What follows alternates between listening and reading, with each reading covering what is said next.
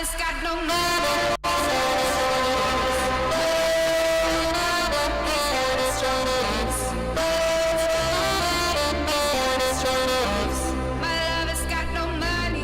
Essen, wie ist die Stimmung? Nochmal, wie ist die Stimmung, Essen? Okay.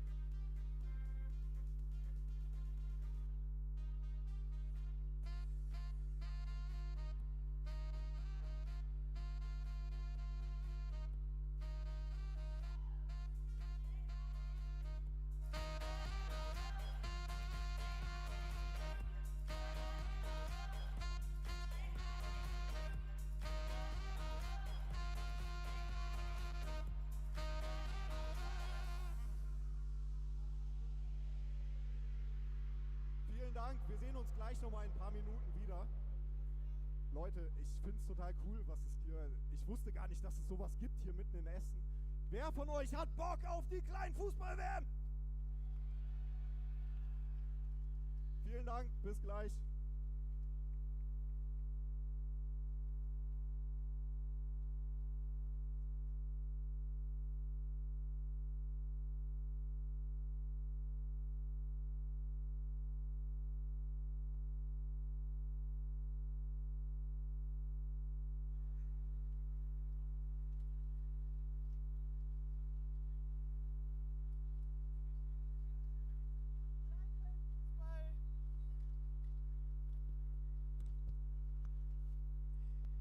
Kleinfeldfußball ist zurück in Essen und das mit dem dicken, fetten Ausrufezeichen.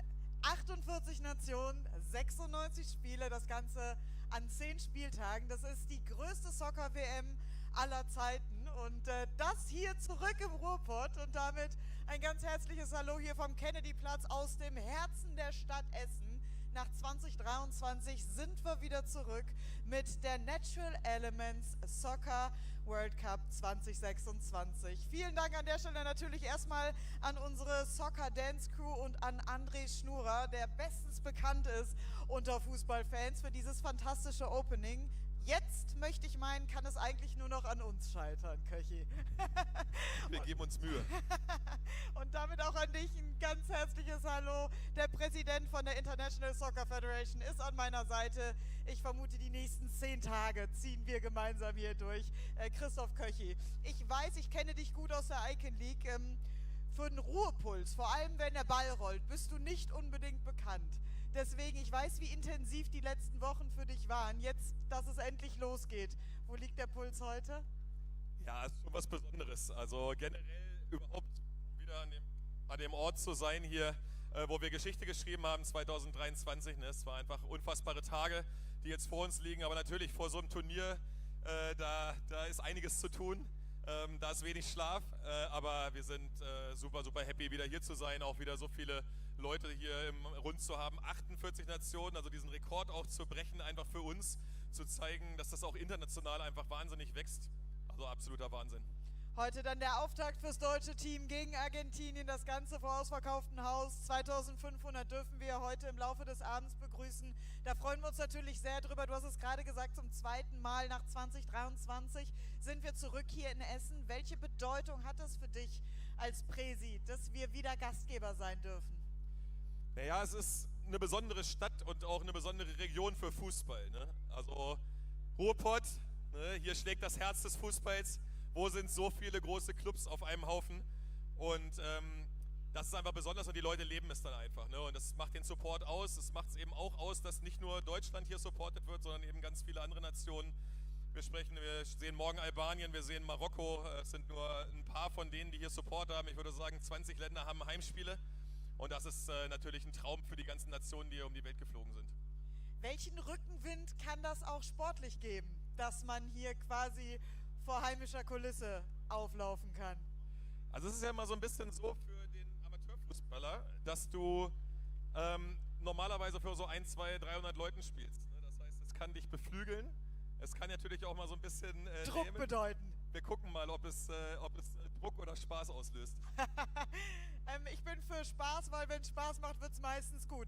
Ich schaue mich einmal kurz um, denn wir sollten noch weitere Gäste zu uns in die Runde bekommen. Kommt gerne zu mir, da stehen sie doch schon bereit. Das ist zum einen Thomas Kufen, der Oberbürgermeister der Stadt Essen. Gerne einmal herzlich applaudieren.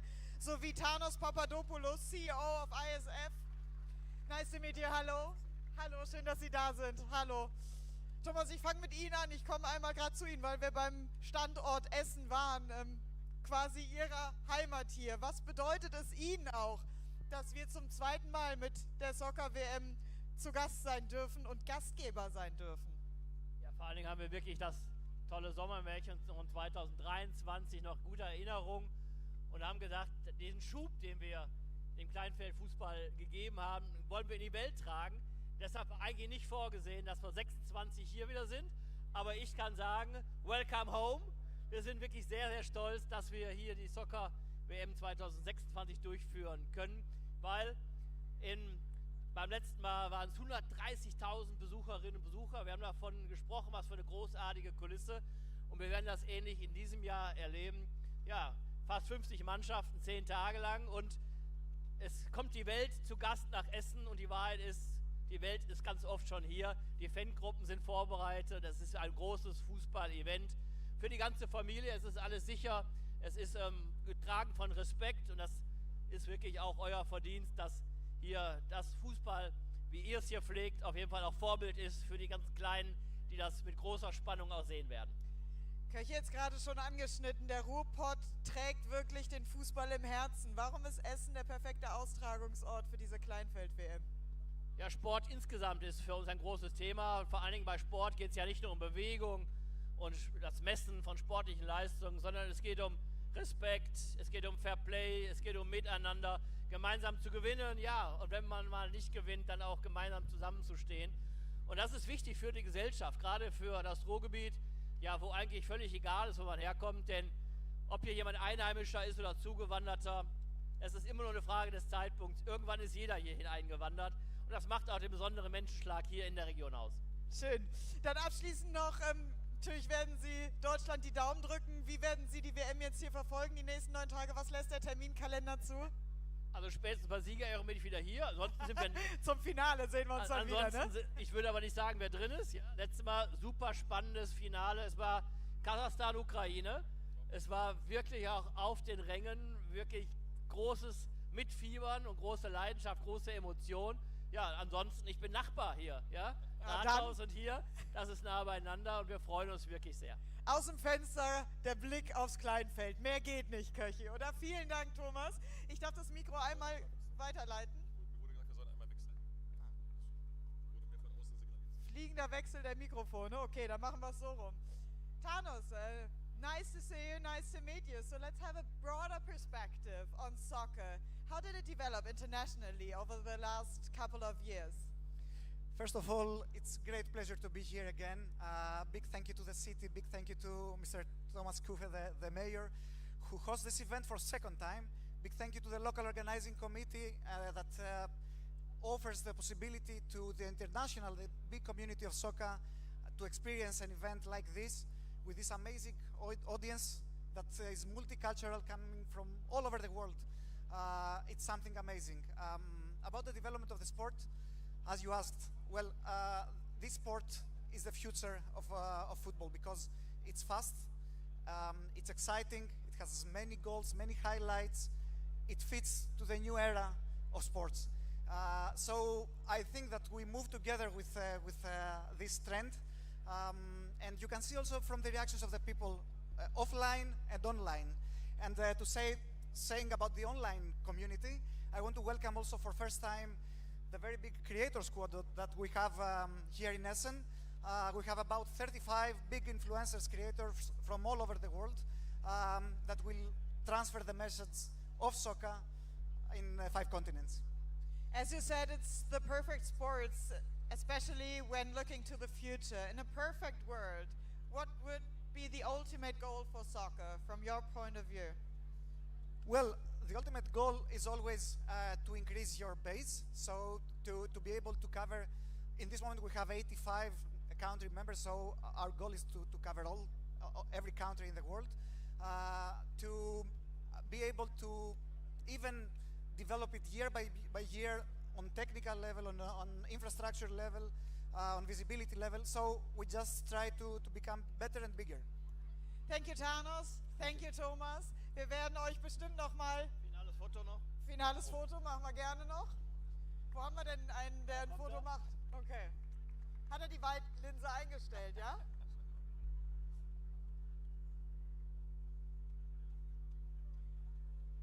Ja? Okay. Daumen hoch. Vielen Dank. Dankeschön. Wir sehen uns die nächsten 10 Tage bestimmt noch mal. Thank you, Thanos.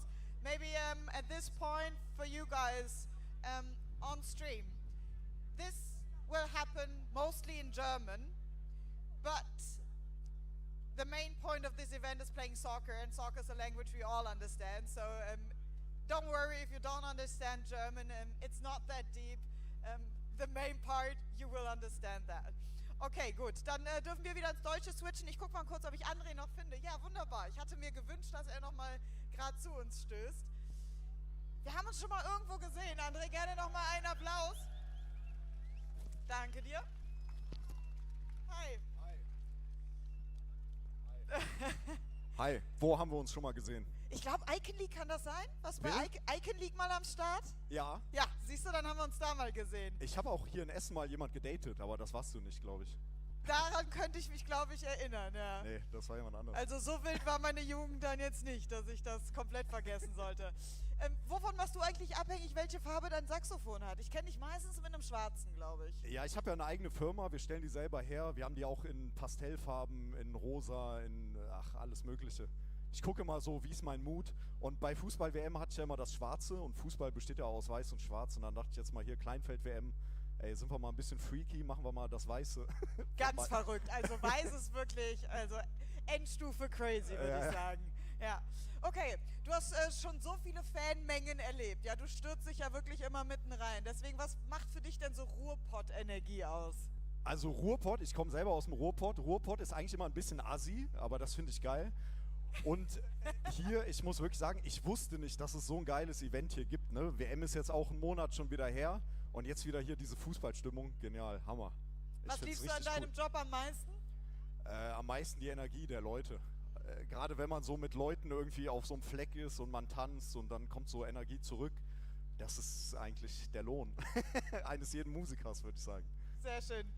Verrat uns gerne zum Abschluss noch den einen Moment, den du nie vergessen wirst. Der eine Moment, boah, es gab so viele. Such dir einen aus, wir sind unter uns. Ich glaube, was immer richtig krass ist, wenn man Leute kennenlernt und checkt, ey, die sind wie man selber. So, die haben auch ihre Probleme, die haben auch ihre Sorgen, Ängste. Das ist immer schön irgendwie, weil es auch nur normale Leute sind, wie wir alle. Endlich normale Leute Genau, hier im Ruhrpott, ne? Vielen Dank, André. Wir sehen dich gleich nochmal, hören dich vor allem gleich nochmal. Das ist entscheidend. Bis gleich, Leute. Jetzt landen wir hier ganz schnell noch in der Presse mit irgendwelchen Date-Geschichten. So entstehen nämlich Gerüchte. Köchi, bist du gleich bei dem Interview mit Benny Hövedes noch am Start? Ja. Super, weil dann wollen wir auch noch ein bisschen sportlich werden. Jetzt wollen wir aber erstmal die Protagonisten begrüßen, um die es dann jetzt die nächsten, hoffentlich 10 Tage gehen wird. Und das sind die Jungs auf dem Platz. Und vorher machen wir André nochmal. Ja, kein Problem, wir bleiben flexibel. Dann bitte, André, dann würde ich sagen, fliegender Wechsel, wir klatschen uns wieder ab und die Bühne ist erstmal wieder deine. Ist super, weil das gibt mir die Möglichkeit, einmal das Gerüst hochzuklettern, um dann die Jungs hier auf den Platz zu rufen. Geil, habt ihr nochmal Bock auf ein bisschen Party? Nee. Habt ihr Bock auf ein bisschen Party? Geil, wir gucken, ob der DJ noch was am Start hat. Geil.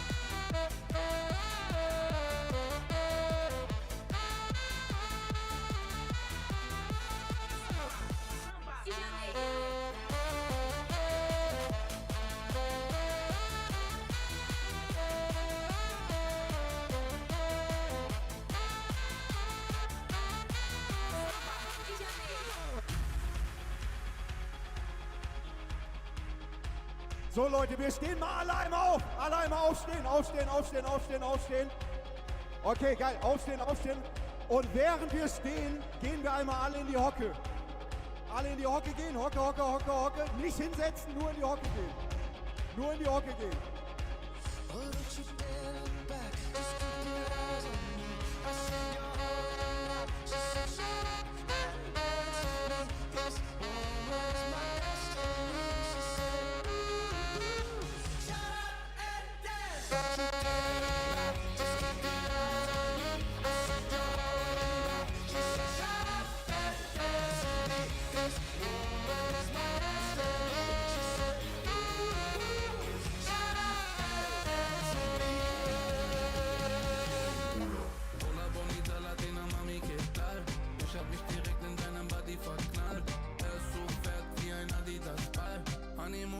Beat auf den Bahamas klein. Wegen dir bin ich noch immer variabel. Zeig mir deine Kurven und ich fahr Slalom. Links, rechts, bitte mach gerne.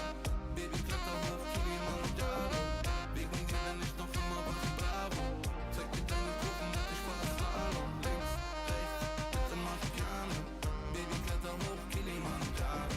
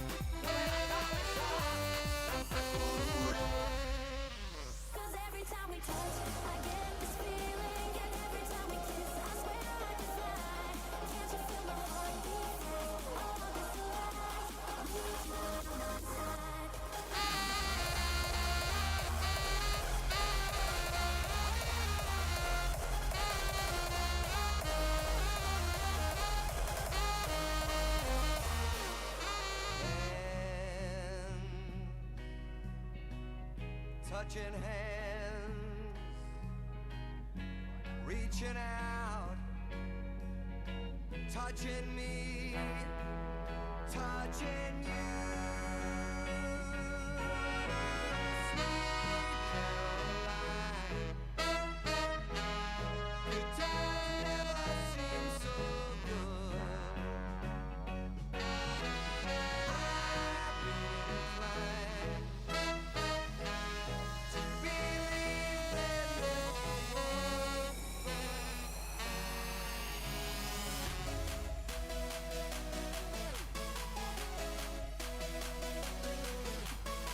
Leute, wir klatschen noch mal alle zusammen.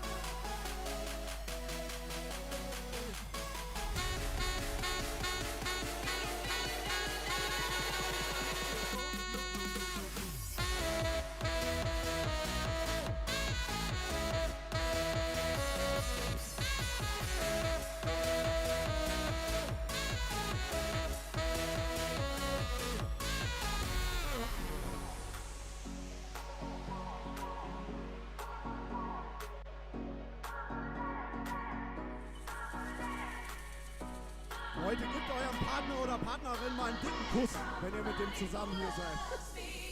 Oh, schön, guck mal.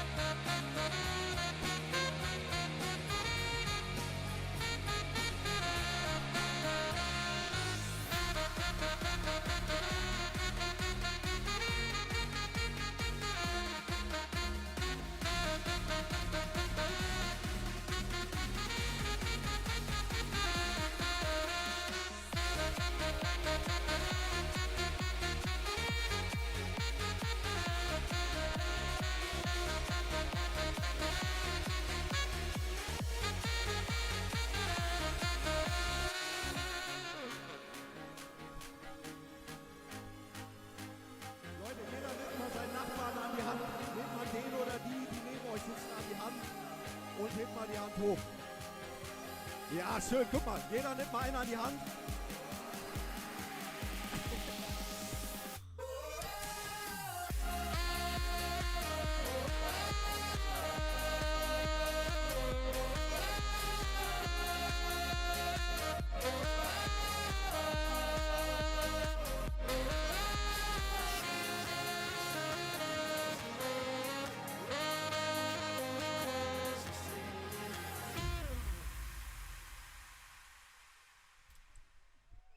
Dankeschön, vielen, vielen Dank. Leute, ich hab noch eine letzte Frage, bevor ich hier weg bin. Wer von euch glaubt, dass heute Argentinien gewinnt? Okay, und wer von euch glaubt, dass heute Deutschland gewinnt? Ciao, ciao, macht's gut. Ja, perfekt, die Stimmung passt schon mal. Wir begrüßen jetzt in wenigen Sekunden das deutsche Team und da würde ich doch anregen, dass wir einfach mal alle aufstehen und komplett ausrasten, wenn die Jungs ins Stadion einlaufen. Perfekt, der André hat euch doch schon warm gemacht, also da dürfte es ja kein Problem geben.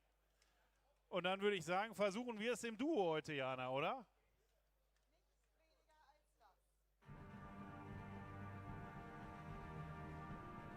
Das Energiebündel Duracell mit eingebauter Batterie. Er läuft und trägt seit diesem Turnier sogar die Kapitänsbinde. Das heißt, es ist sein erstes WM-Spiel als Kapitän.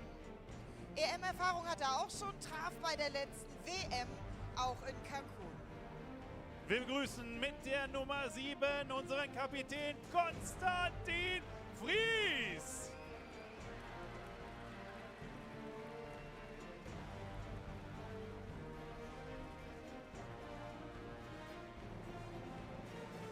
Der wohl bekannteste Mann im Kader, Ex-Bundesliga-Profi, Station unter anderem bei Werder Bremen, VfL Wolfsburg und Union Berlin. Ihr wisst jetzt schon, um wen es sich handelt.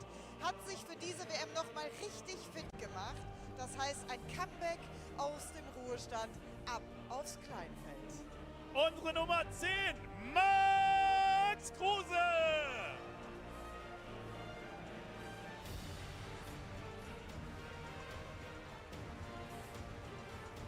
Er ist der Edeltechniker, macht die schnellsten Richtungswechsel im Team. Championship-Ring mit dem FC One Football in der Icon League und jetzt auch hier am Start für Team Deutschland. Begrüßt mit der Nummer 17 Fuad Aknima.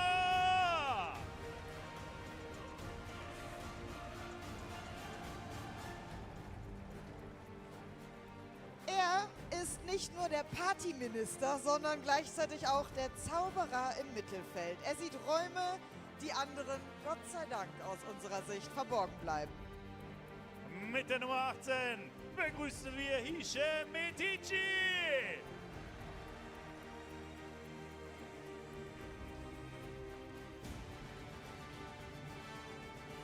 Wir kennen ihn als Torwart von Berlin City und in der Icon League ist er zu einer echten Größe auf dem Kleinfeld gereift. Hier als WM-Debütant am Start.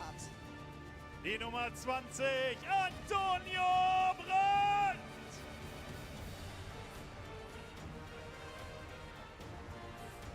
Er hat schon einige Turniere und viele Ligen hinter sich und hat überall sein Können gezeigt. Er hat in Wattenscheid gespielt, wohnt im Ruhrgebiet, ist also ein echter Ruhrgebietler und heute bedeutet das für ihn Heimspiel.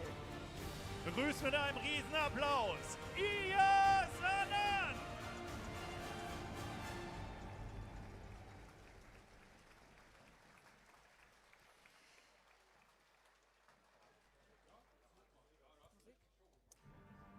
Er ist der aggressive Leader in der Defensive. In Saison Nummer 3 war er Champion der Icon League mit DNA Athletics und auch er feiert heute sein WM-Debüt. Mit der Nummer 23 kommt ins Stadion Rafael Kobrowski.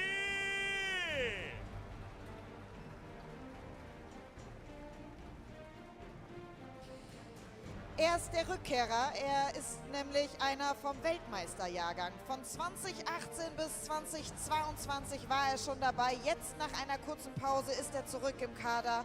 Und was für ein Comeback. Er ist der dienstälteste Spieler im Team.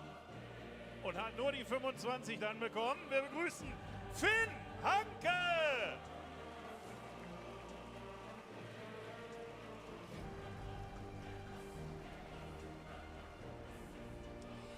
Auch ihn kennen wir aus der Icon League, kommt ebenfalls von Berlin City. Körperlich ein richtig starker Spieler mit einem ordentlichen linken Fuß.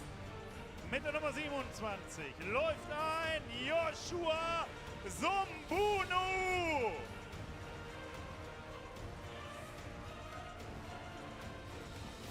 Er ist unser Sturmtank, enorm durchsetzungsfähig und gut für die ein oder andere gefährliche Aktion.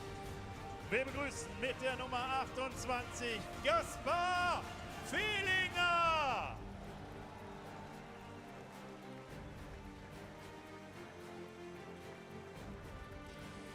Er hat wirklich das gesamte Kleinfeld-Game durchgespielt. Er war nämlich in nahezu allen Ligen einmal unterwegs. In der Icon League und in der Kings League beide Male gewonnen. Und jetzt für Deutschland seit der letzten WM in Cancun auch mit am Start. Dort im Viertelfinale übrigens der wichtigste Penalty, der auf seine Kappe geht. Einmal ausrasten für unsere Nummer 30, Amacikic.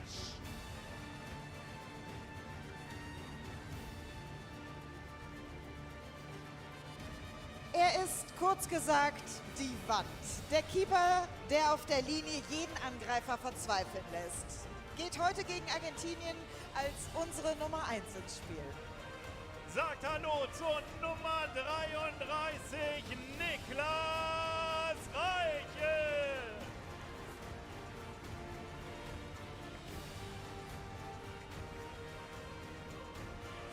Er ist ein fantastischer Dribbler und taucht Gott sei Dank immer in den richtigen Räumen auf und hat dann auch meistens noch die richtige Idee. Nur mit dem Handshake, das sollten wir beide noch mal üben. Wir begrüßen mit der Nummer 95 Paul Kohlstedt.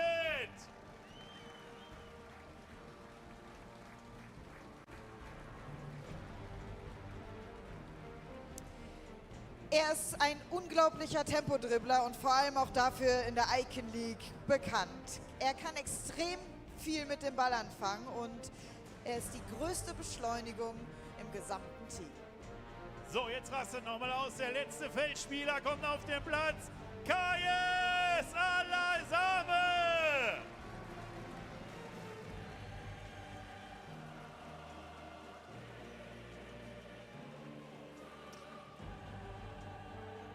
Und damit kommen wir jetzt zu den Männern, die die Verantwortung tragen, und zwar an der Seitenlinie. Seit rund 3 Monaten ist er im Amt. Es ist also seine erste Weltmeisterschaft als Cheftrainer. Als Spieler war er aber bereits 2018 mit dabei und darf sich deshalb Weltmeister schimpfen. In der magischen Nacht von Lissabon stand er auf dem Feld und im Tor. Herzlich willkommen, Bundestrainer Kim Sippel!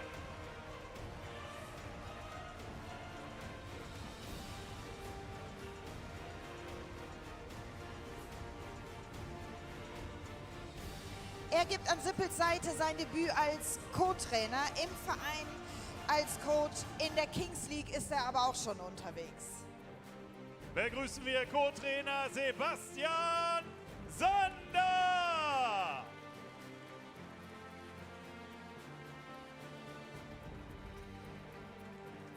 Er ist langjähriger Co-Trainer des FC One Football, somit also auch in Season 1 in der Icon League Champion geworden und bringt damit jede Menge Kleinfeld-Titelerfahrung mit. Wir begrüßen Norman Oelsmann!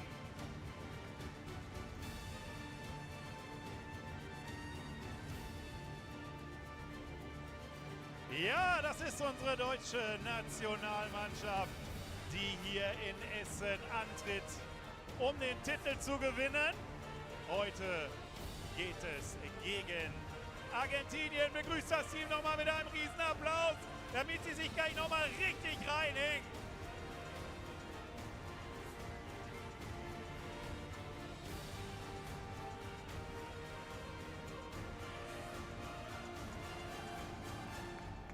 So, ich sehe schon, die Stimmung ist auf dem Höhepunkt fast. Wollen wir noch mal kurz einen Stimmungstest machen? Wo sind die Fans aus Argentinien? Wo sind denn die Fans aus Deutschland? Ey Leute, das kann doch noch nicht alles gewesen sein. Wir sind hier in Essen. Der Oberbürgermeister muss aus dem Büro fallen und in Dortmund müssen sie neidisch werden. Wo sind die Fans aus Deutschland?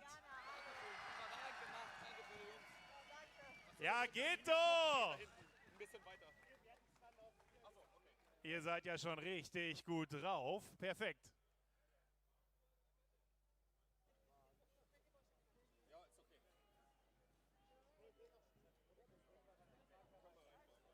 So.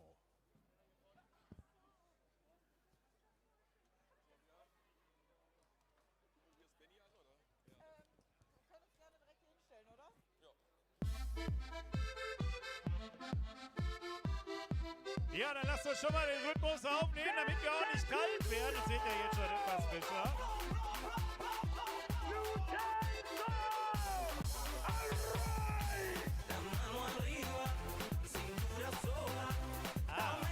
Das Team von Argentinien kann natürlich auch gerne auf den Platz kommen. Und sie begrüßen wir natürlich auch mit einem riesen Applaus. Herzlich willkommen, Argentinien!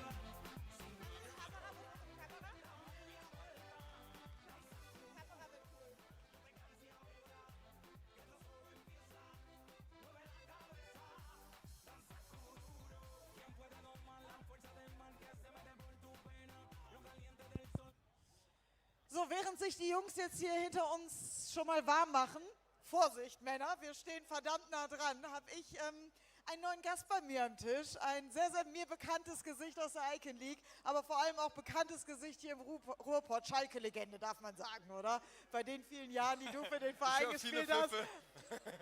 Ruhrpott ist Ruhrpott, Jungs und Mädels.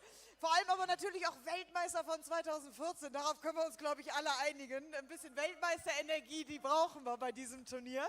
Benny Hürwitz ist am Start. Schön, dass du da bist.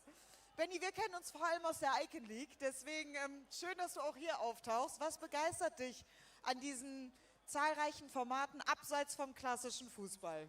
Naja, ich finde es schon spannend, wie viele 1-gegen-1-Situationen dabei sind, wie viele Aktionen einfach aufs Tor gehen. Das ist Unterhaltung, das ist richtig. Also im 11 gegen 11 hast du ja schon viele taktische Facetten dabei, wo du tief stehende Gegner hast und beim Kleinfeldfußball geht es immer nach vorne. Da ist immer Powerplay angesagt, du spielst wie gesagt ganz viele 1 gegen 1 Situationen, das macht einfach Spaß zuzugucken. Und da wird nicht jeder Rückpass als ein taktisches Mittel analysiert, ne? Sondern da gilt auch einfach mal schießen, einfach mal So drauf. ist es. Ja, gut, die alten, guten Grundregeln des Fußballs. Lass uns mal ein bisschen in Erinnerung schwelgen, weil jetzt geht es heute zum Auftakt fürs deutsche Team ausgerechnet gegen Argentinien und da war ja was 2014. Ich habe mich gefragt, wie viel weißt du eigentlich noch von dem Spiel, aber auch von dem Tag grundsätzlich? Ja, die ehrliche Antwort ist gar nicht so viel, weil so viel ist einfach an dir vorbeigezogen wie so ein Film. Lustigerweise haben wir ja einen Film damals draus gemacht, die Mannschaft hieß, und dann saß ich nachher im Kino und habe mir die Szenen angeguckt und dachte mir, ach, so viele Chancen hatte Argentinien. Also tatsächlich ist gar nicht so viel hängen geblieben und vieles musste man sich nachher so zusammenbauen, die ganzen Puzzleteile. Aber der große Moment, als man den Pokal hochhebt, der bleibt natürlich für ewig. Ja, ich dachte jetzt Schürrle-Götze-Moment, den sprichst du an. Tatsächlich, also das war einer der emotionalsten Momente für mich, weil als Mario das Tor gemacht hat, ist alles so von mir abgeflossen. Ich bin damals weinend in diese Jubeltraube reingelaufen, weil das so emotional war, weil wir alle gespürt haben, wir sind so nah dran am Erfolg.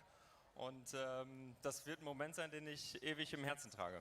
Du hattest tatsächlich auch Pfostenschuss oder Lattenschuss, irgendwas war auch dabei bei dir im Finale, ne? Ich habe eine Minute vor der Halbzeitpause gegen den Pfosten geköpft. Ja, Ja, also, genau. Da hätte ich das Tor machen müssen tatsächlich. Ja, gut, dann nochmal Doppeldanke an Mario, dass der es dann nochmal hinten ausgeglichen hat.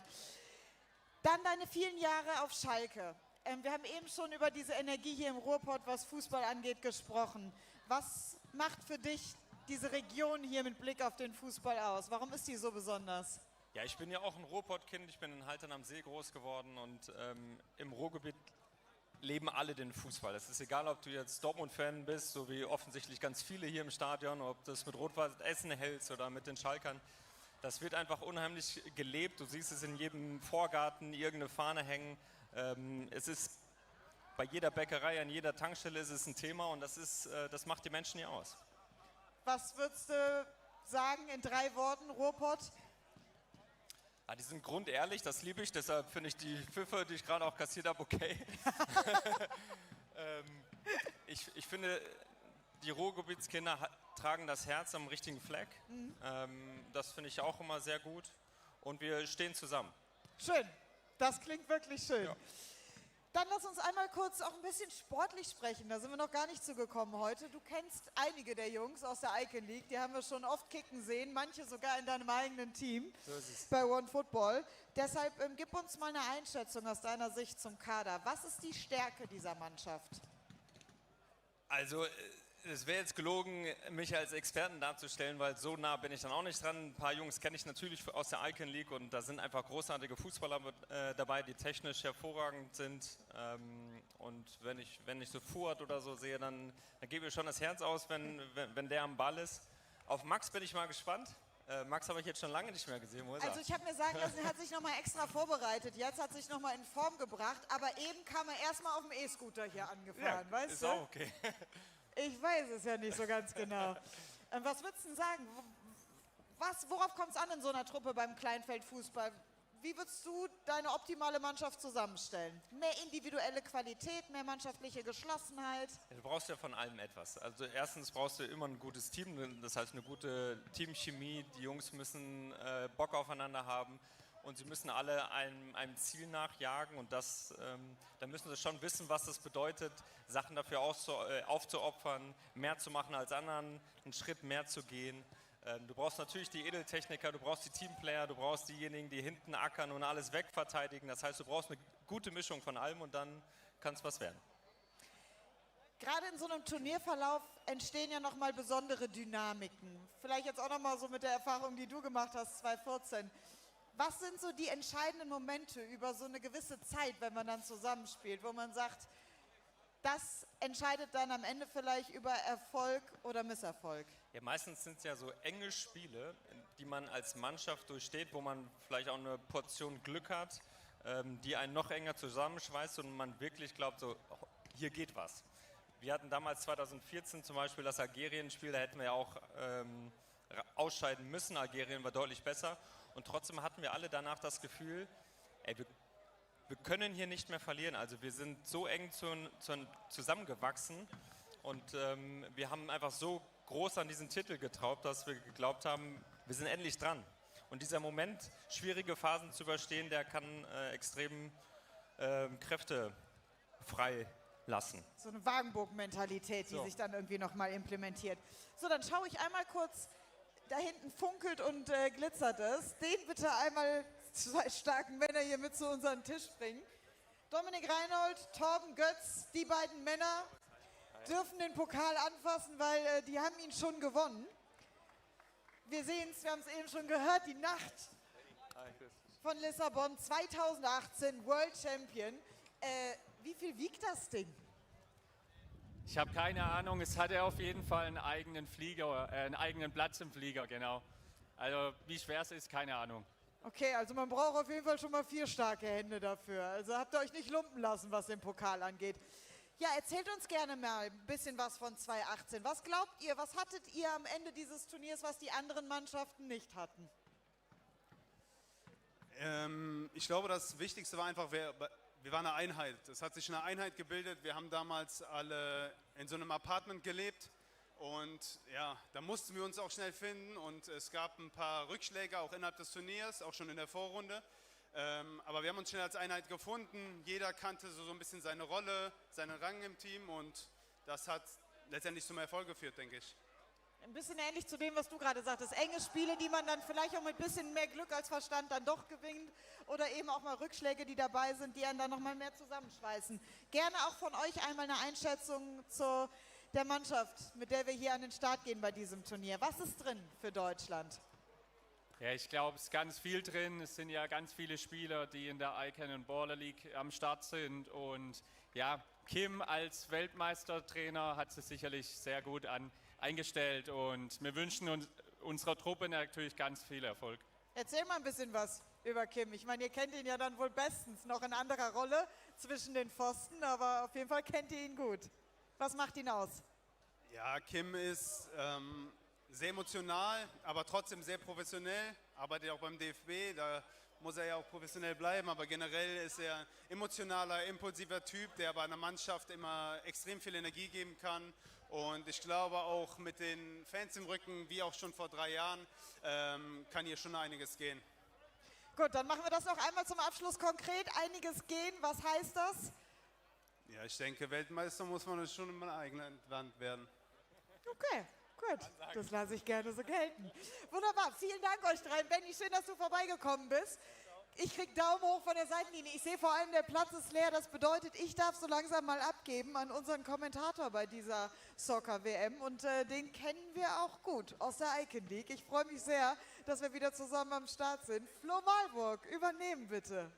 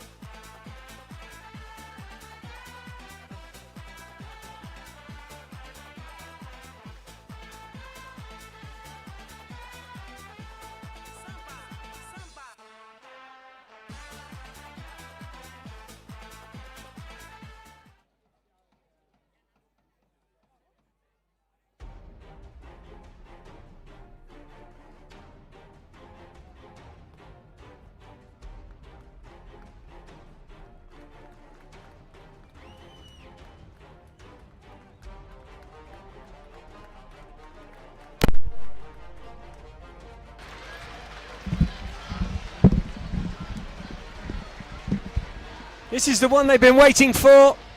It's the host nation, Germany, up against Argentina. And that is a tie to whet the appetite no matter what the format. An expectant home crowd here in Essen, Germany, back in the Kennedy Platz for the first time since the World Cup was hosted here in 2023. It's a full house and expectations and hopes are high.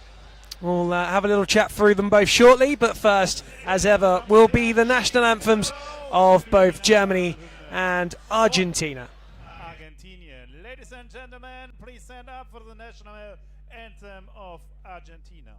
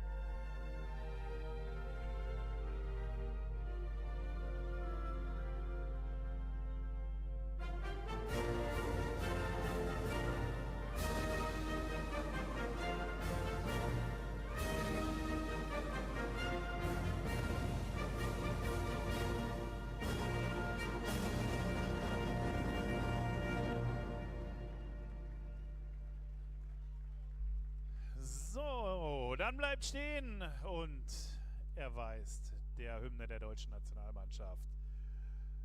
Die Möglichkeit, ihr dürft alle recht herzlich mitsingen, wer textsicher ist.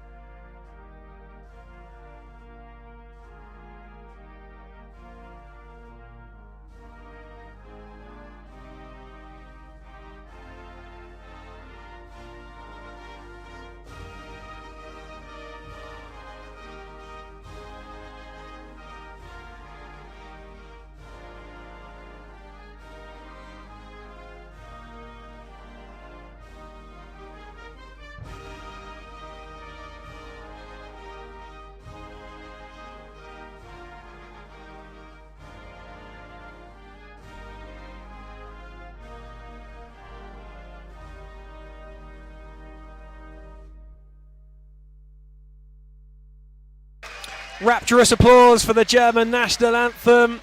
And as I mentioned, an expectant home crowd. Germany have tried to pull out all the stops in terms of selection to try and ensure that this team goes far.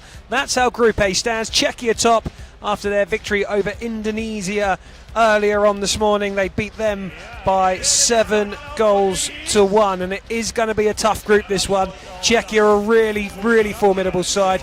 So too, these two sides playing. There's Germany then. Quite a few of these players have won the Icon League. There's a couple of ex-professionals in there as well. It's a side that was kind of torn up again after the World Cup and then Albania in the Euro Cup earlier on in the year. They really are trying to find the formula, Germany. 2018 winners, no trophies since. That's your referees, Artis Kenins of Latvia, and the two referees from Slovenia, Iztok and Simon.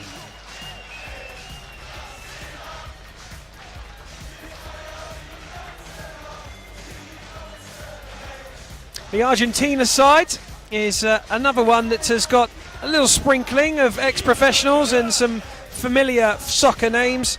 The most important, probably number 10, Patricio Malizia, who is the goal getter for Argentina.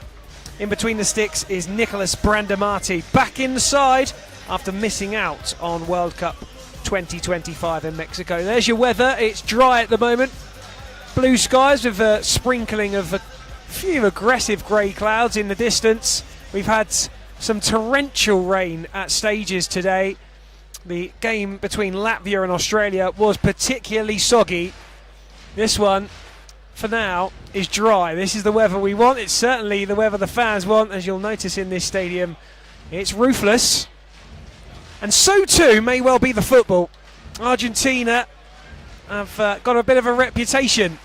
I don't know if you've heard about it, but that goes through all formats of soccer, be it 11s, 6s or 7s.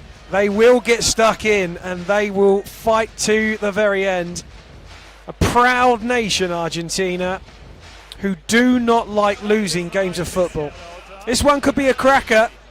It's the very first time that the two sides have met. Incredible, really. They've played 11 World Cups between them and 82 games.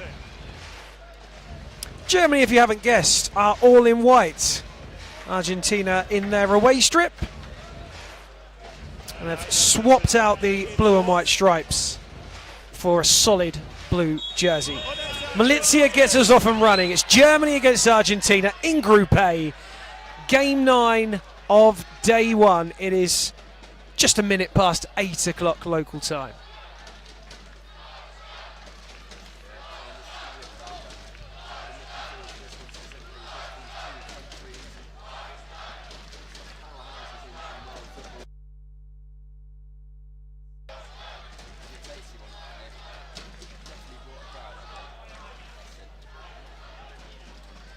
There's Frois letting rip early in the game, testing Argentinian hands.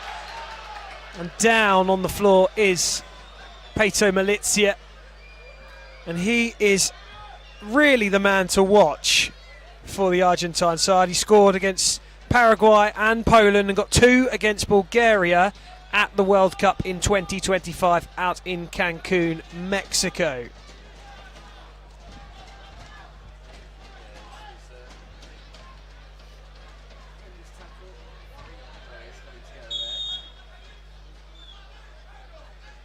Sure to be one with plenty of full-blooded challenges.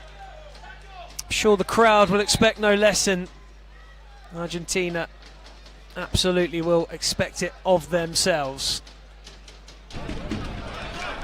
Chance for Germany just to relax with a little bit of possession as Argentina camp inside their own half and allow a strike from range that goes wide of the post, but it went wide via a deflection. The shot coming in from Fuad Agnima, who is a former German futsal international, debuted in futsal against England.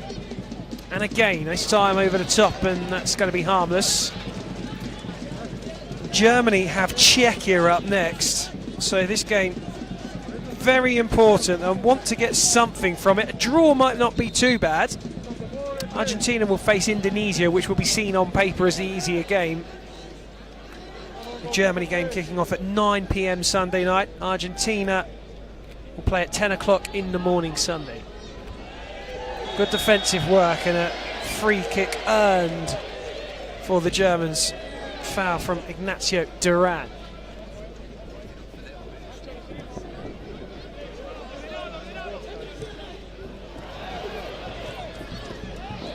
There was a chance on the angle, and it was just a half chance. It was no easy task to try and steer that towards goal from Paul Kostet. And wide of the post will be an Argentina goal kick. In between the sticks is Brandemati, and he sends it long, and there's a little bit of backing in from Duran. So it will be German free kick, and Germany make an entire outfield change.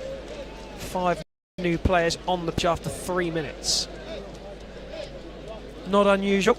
A lot of the top sides do it. There's Joshua Sumbunu. Cut out and tidied up in the end by Carbone. A delayed reaction as Duran goes to ground, and forward come the Germans at pace.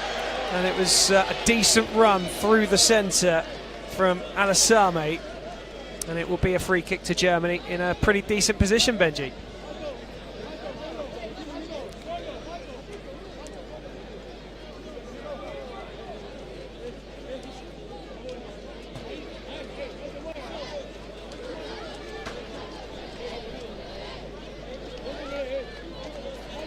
Well, have Germany got a little trick up their sleeve? Kim Sippel knows plenty about mini football, and he knows a lot about German soccer, and he knows how this game's played. Might not be the shot. It is this time, and it's blocked. Out will come Antonio Brandt.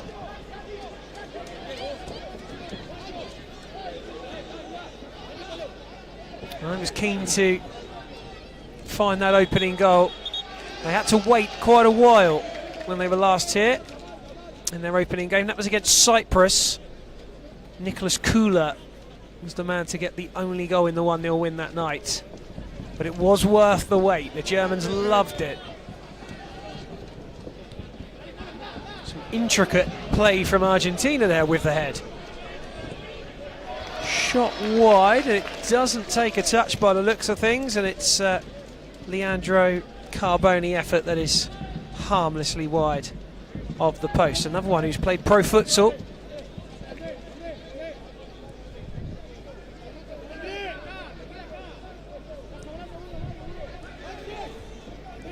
Germany are about to make themselves the joint second most games played. They are going to move ahead of Croatia for the time being. They're both locked on the same amount of games. 54 major tournament appearances. Germany have the 6th most wins with 30 as it stands. Nicely played, but Argentina with quite a high concentration of numbers inside that penalty area. Bad news for German fans is that Germany do have the 3rd most defeats of any of the soccer nations in major tournaments, major games. They've lost 20. Only Belgium and Ireland have lost more than Germany.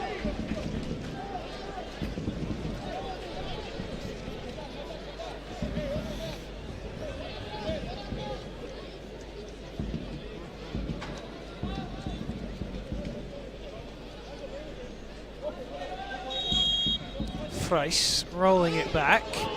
Touch and shot and block. Was there a nudge there? Yes, there was. Artis Kenin saw it. It will be a free kick to Argentina. Still a pretty healthy win percentage, though, for Germany, 55.55. Forward comes Kolstedt. Freis! Goal! It's the skipper who puts Germany in front on their opening night, in front of their very own fans.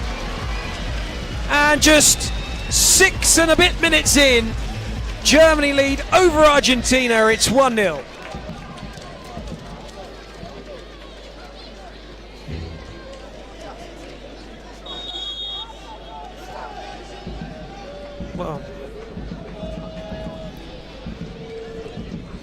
Well, yeah, talk about audacity. I mean, the audacity to try and nick that goal from Freus. I think it's just crossed the line.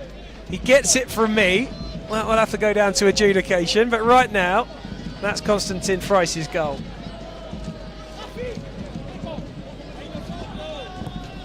Bobrovsky's playing it into the area, but Argentina have it at feet with Suarez. Stolen, though, and then a bit of a tangle is going to go Argentina's way.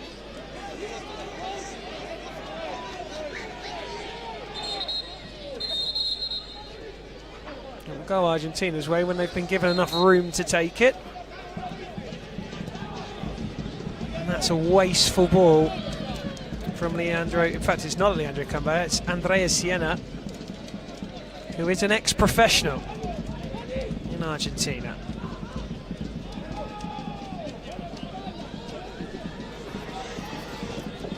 Rapid shot at the near post, but wide of Nicolas Brandemati. Didn't make the World Cup in 2025. Did play in Oman in 24 at the World Cup there.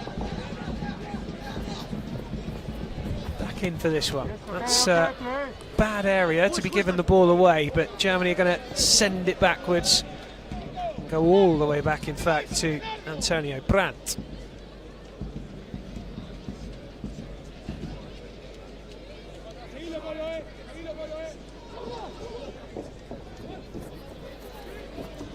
Well, there he is now. You can see he's a futsal player, can't you? That little roll over the top of the ball. Freust, the goal scorer. Nemo with a couple of step overs, but can't get it through that Argentinian back line.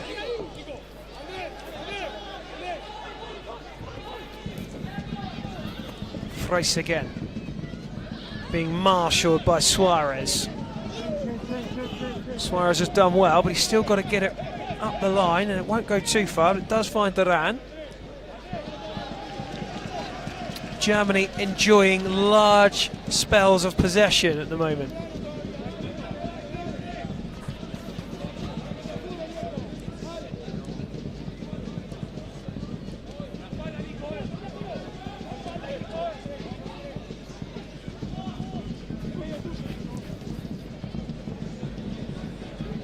Duran will drive down the Argentinian left channel. Chops back out onto that left peg, but a good interception, and Germany will have a chance to counter. There are more blue shirts back there than white at the moment, though. Prodded away by Siena.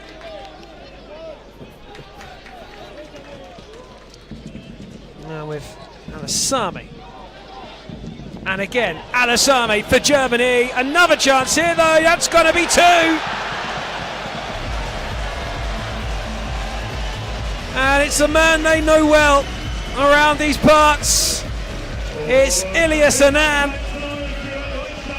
2 goals against Libya in the World Cup in 2024. Back in World Cup duties, back in a German shirt, back in the goals. Germany 2, Argentina 0.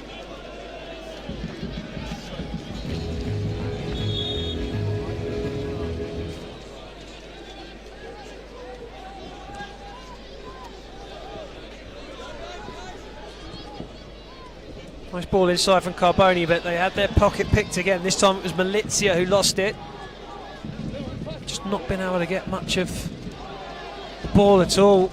Germany really have been at it.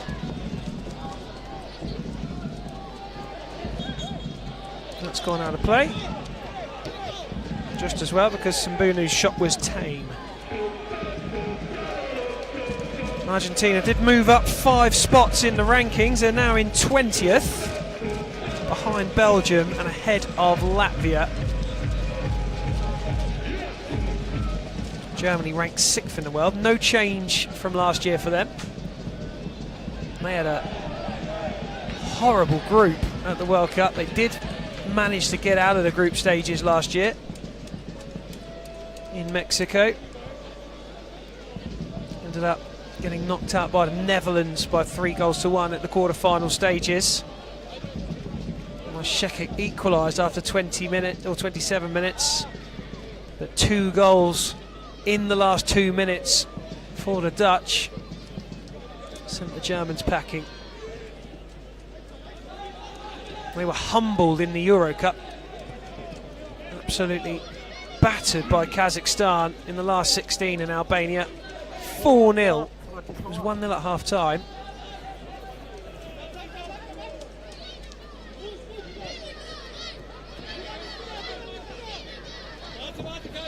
Asame.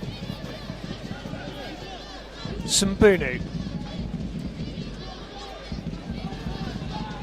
Tichi's ball through, and that's nice play. Just nobody there to touch it home at the back post. The danger isn't over yet, though.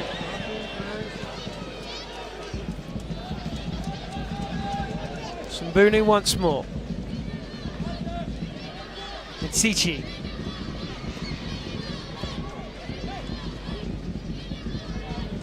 Cruiser off the bar. Oh no, he is a player. Former German international, 14 caps and 4 goals. Very well received when he was called onto the pitch to greet the fans beforehand. That's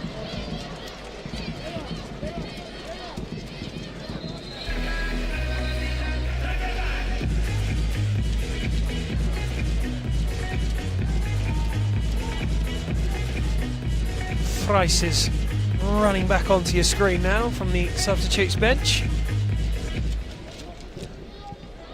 Good save initially. It was a little perhaps for the cameras. That's a nice touch down. Second, third touch not quite as good. And just a little bitty in those last 30 seconds and a little aggressive. Not anything we didn't expect. Let's go.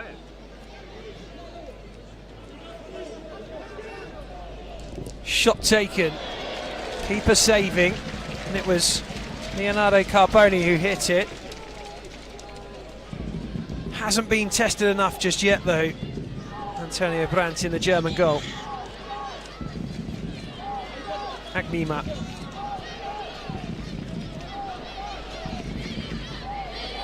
Shakic. He's thought about the spectacular for a moment, thinks better of it, tries again this time, takes a deflection and turned in. Well, Germany are in cruise control after 15 minutes of soccer. And Finn Hanke, in his first German appearance in the soccer tournament, has got Germany's third goal, 3-0.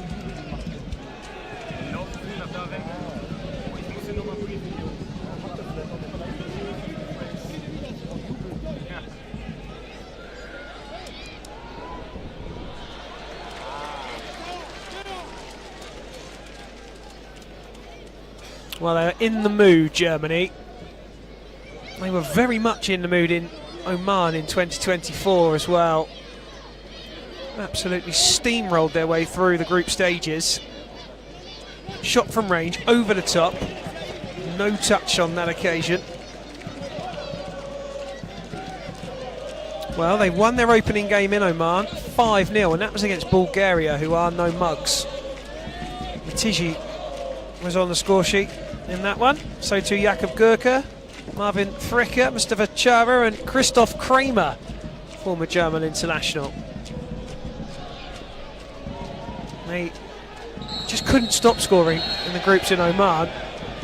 Beat Georgia 6-2, beat Libya 7-3, beat Serbia 4-2. Ended up losing on penalties to Romania in the last 16 after a 1-1 draw. Tim Sulmer scored after 9 minutes, but Radu Burciu of Romania found the equaliser.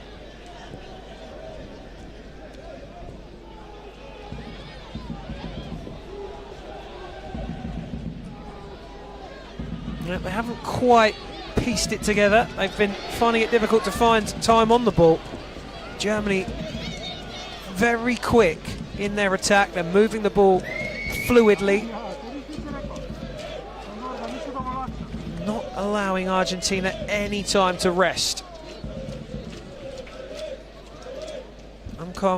On comes rather the German assault again.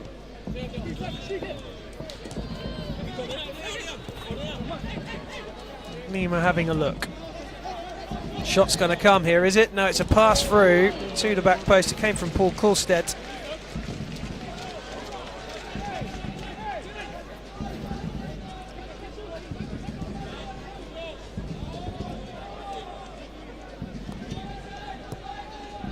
Boca up the line for Rodriguez. Just a little bit of tension again between a few of the players.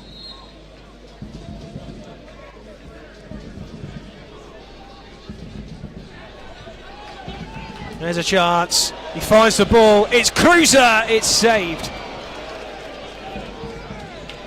Robust challenge. And again, there's a little bit of afters. Malizia just hanging out a leg. I think it was Matici who he just gave a little clip to. Needs to be careful, Malizia. He was sent off for that kind of thing in the World Cup last year.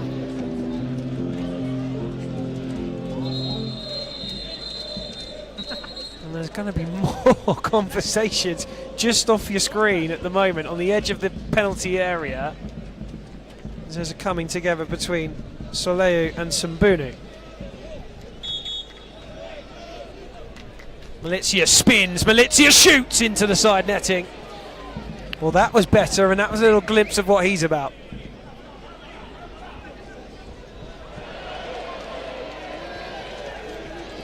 Superb from Matici, wasn't it? Here come Germany then on the cutback. Wasn't really a cutback though, was it in the end? A slice on the outside of the boot. Well, tenacious, but a little too tenacious from Kulstedt. Argentina have a free kick. This could be the game where it comes in handy, but it ended up in smiles, which is nice. And there is another free kick, and all of a sudden, it's just getting a little fiery.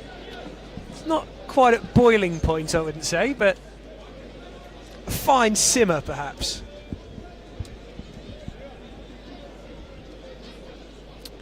Right, 2 interested parties currently. Malizia is interested in everything, no matter the occasion. He's in and around the conversation.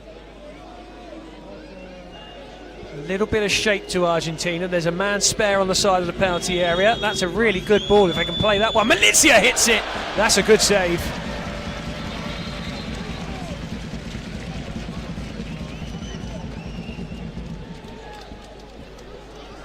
Kick in Argentina.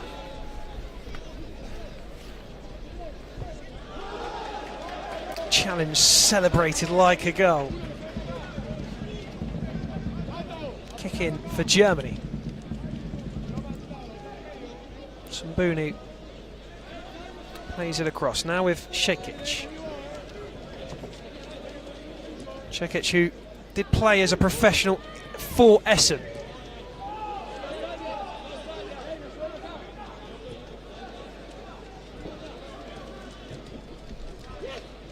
Cruz. Sambuni. Into added time of the first half. And that is that. Well, they couldn't have asked for a much better start than that, the German crowd. In the Kennedy-Platz of Essen, Germany. Against Argentina. They lead by 3-0. Goals courtesy of Konstantin Freus, Ilias Anan and Finn Hanke. Just a few minutes break. We'll go through the highlights with you. Benji and I are going to take a break as well, and we'll catch you in just a few. Und wenn das Schiedsgericht aus dem Mittelkreis gehen würde, könnten wir starten. So.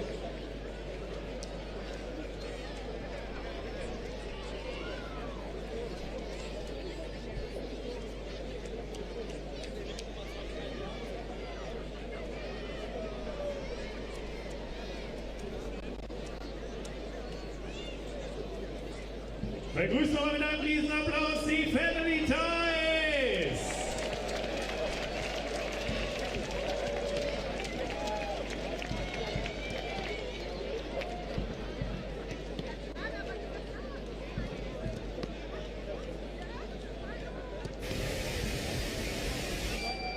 Welcome. Number 1, body movement. No sitting still. Number 2, don't touch the glass.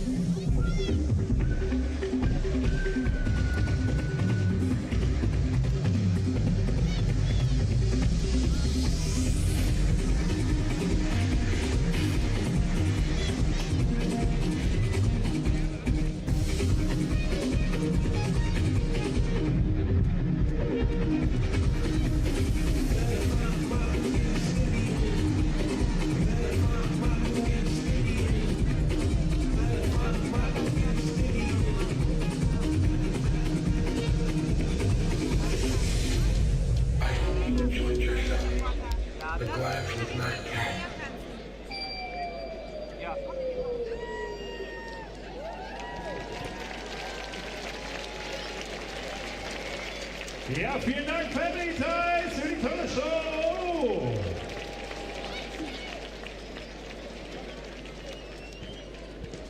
Also Leute, nach dem Spiel Deutschland gegen Argentinien geht es weiter mit dem Spiel Rumänien gegen Spanien. Spanien ist amtierender Europameister. Also gibt es keinen Grund, nach diesem Spiel nach Hause zu gehen.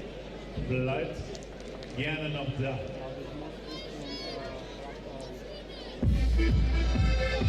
So, wollen wir mal wieder ein bisschen warm werden? Jetzt habt ihr genug Punkte. Bit of half-time entertainment for you.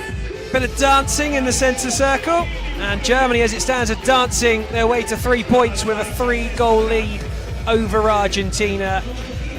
Argentina just haven't had any answers so far for Germany, who have been powerful, pacey, and pretty lethal in front of goal. And they're going to have to put in a big shift in the next 20 minutes if they're going to do anything about this German onslaught. There has been a change in the German sticks. Nicholas Reichel is in, and there nearly was another one in the back of the Argentine net. They've got it now, but only for a second. They just seem to be outnumbered everywhere at the moment. German players look so fit all over the pitch, gobbling up the surface area. And Nansball gets it back. Chance to shoot. It was a shot, and it came in from Matici. Cannoned into the German number 28, Gaspard Ferlinger, who was at Cologne as a youth player. There was that header.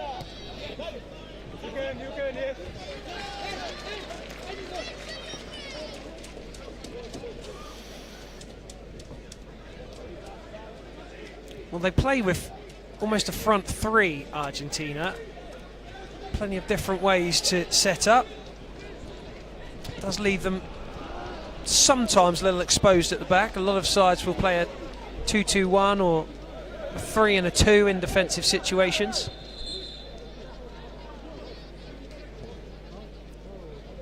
Conversations in the corner. Not 100% sure why. I think most likely because the ball wasn't touching both lines. Shot blocked by Malizia.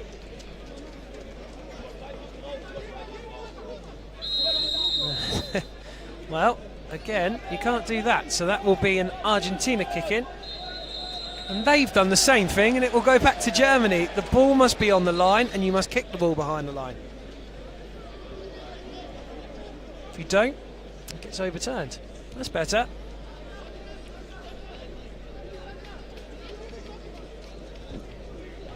Still that pace and energy about Germany at the moment, who sense blood. They want more.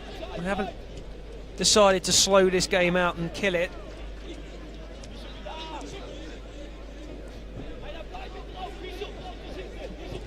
Well, there's a free man just lurking at the near post, and somehow that stays out. It was a Salome who was just hanging around in front of goal. No offsides in soccer.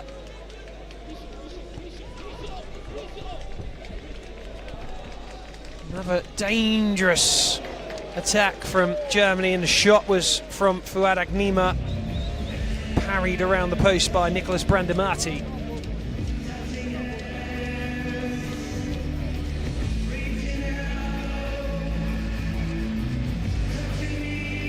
Artis Kellens ensuring that the ball is on both lines where they meet. Thruis will hit one and drives it over the bar into the netting. Unfortunately for him, not the netting he was after. Germany were the very first Soccer World Cup winners in 2018 out in Lisbon. Their best finish since then, though, is fourth, and that was back in 2022, losing to Poland in the third place game. So, long overdue, a decent run in a big tournament, Germany. Quarter-finalists last year, last 16 in 24, last 16 in 23.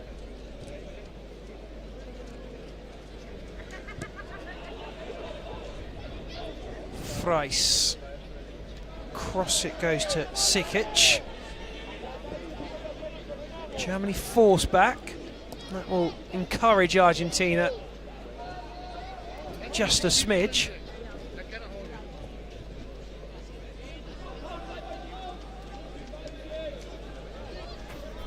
Sekic.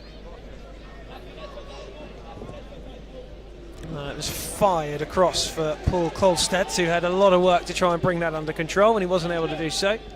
Lizia takes the restart, and that's got to be a foul. And then Artis Kennens, who went to blow his whistle quite vehemently, crossed his arms and said no.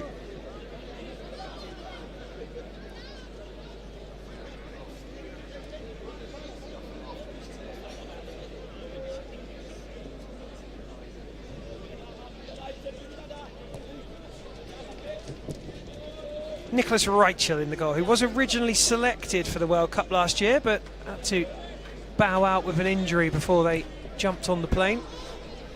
No Lucas Betts this time around. Has been predominantly the German #1 for the last few years. He had a really good Euro Cup.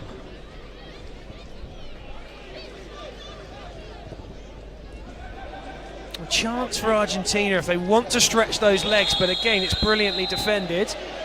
A free kick given and a yellow card. Well, that's the first of the game.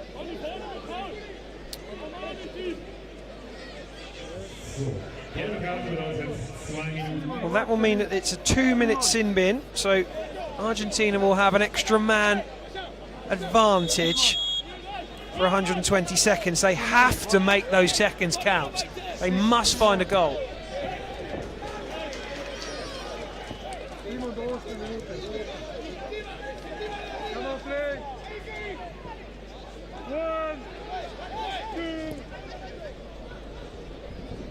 Oh, that's got to be handball. No, says Artis Kennens. Lizia's ball is really loose, and he'll be really disappointed with that. Lizia's the man who's gone closest for Argentina with a free kick, but other than that, very few and far between the opportunities to pick from. And efficient is ever the word for Germans. That is exactly what they've been tonight. Well, Argentina, I think, are readying a substitution. I just wondered for a second if they were going to go with a fly keeper and make it 6 outfield players against 4 outfield players, but not to be. And there's Cruz showing his class. Man's trying his best to get it out of his feet to get the shot away. Not able to do so, but he's worked hard to stop any Argentinian threat.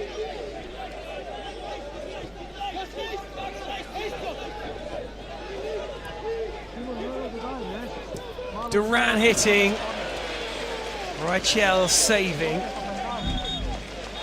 Corner for Argentina. And it's Kevin Ortileb takes it. Malizia. Now Carboni. Malizia once again.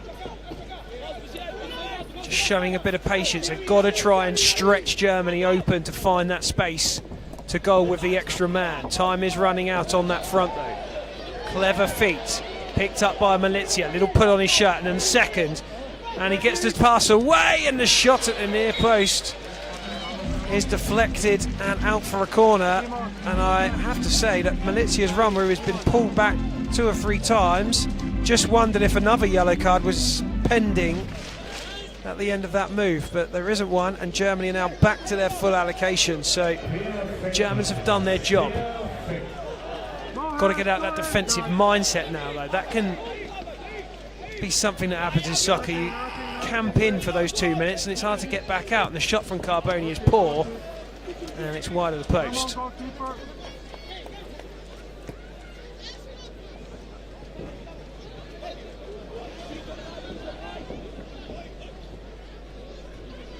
Sambuni. Rachel having a look. Getting it back from Anand. Return is Matici. Anand again on that left-hand side. Gets past Malizia, still he goes. Ball's loose and it's collected by Brandamarty.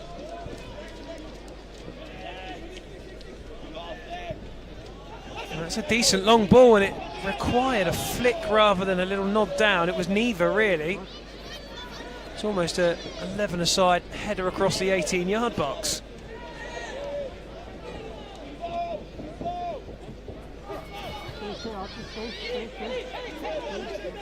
Malizia won't give it up. Just a little over enthusiastic. Free kick for Germany.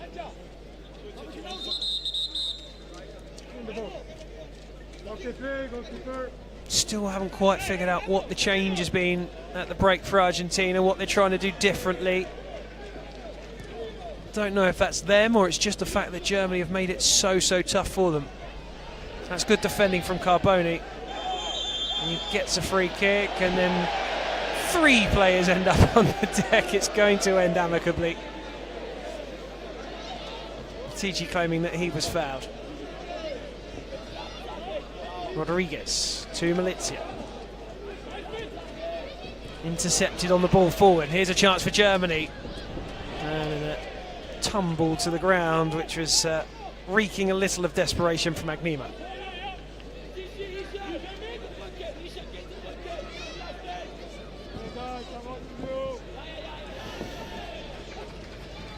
Well, Argentina are adapting and changing, trying to go long, but it's a little too floaty. It's got to be a little flatter, come in a little sharper.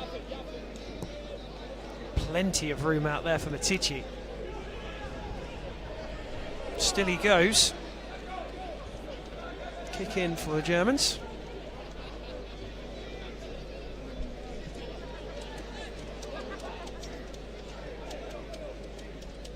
And Anand's ball down the line.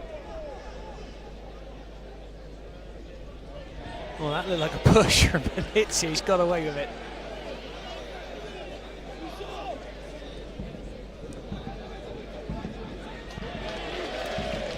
Well, they've both had a go, haven't they?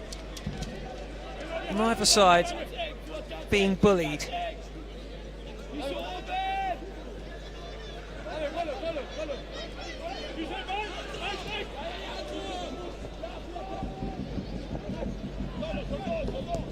Alboni's shot was going to head towards the corner, but it was blocked off. Argentina have it for a second. Matici trying to do something about that. Nice little dink through for Malizia. Didn't want it enough there, and now Germany will pounce into the box, into the net. It's 4. Konstantin Freus gets his second goal of the game after giving Germany a 1-0 lead earlier on in the game. And that, if it wasn't already, has got to be that surely. Germany are rampant in their opening game of Group A.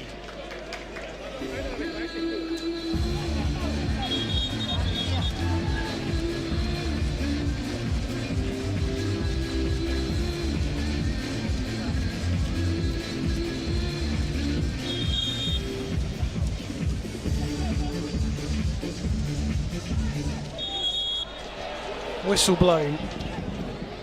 Amasame didn't like it. Doesn't matter. Ball given away. Oh, that was late. I did wonder if a card was going to come, but they've kept them in the pocket. Running away as quickly as he could was Nicolas Suarez. Played in Argentina's 3rd tier, Suarez.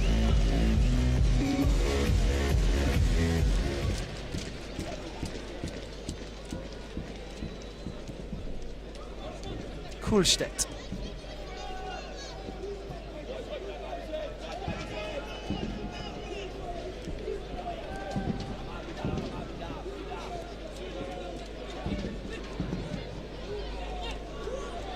Shekic. There's space. There's another effort, and this time wide of the post. quite come off. Looked lively though, isn't he, at times?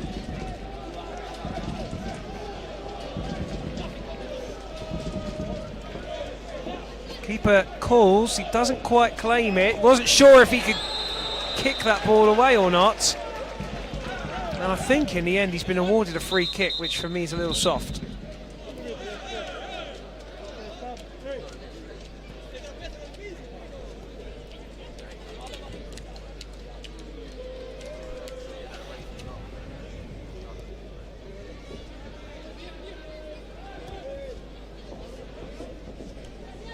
Well, this is game 9.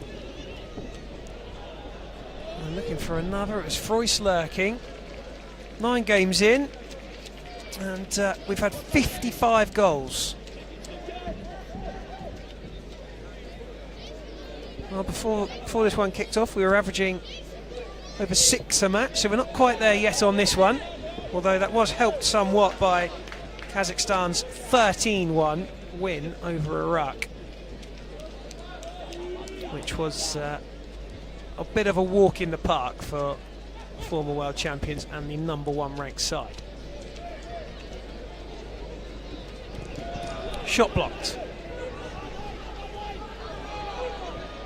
Well, he did well actually there, because it was never under control. Dumont gets himself a kick in.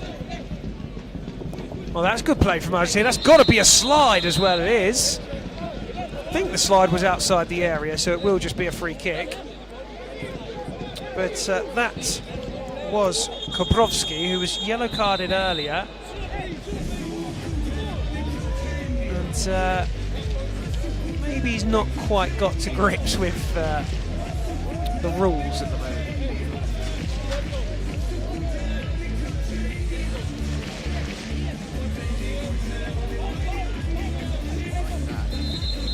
Well, the question's got to be, was it in the area, which I think they are having a slight look at. If it is, then it's got to be a soccer penalty, but they are shaping up for the free kick, so it looks as though it's been cleared. Suarez over it. Rodriguez having a good look at it. All of the Argentines just nestled at the back edge of that area there. That's a really loose, poor effort. He's got another bite at the cherry. And has that gone in? No, not yet. And then another poor attempt from Suarez. How did that stay out?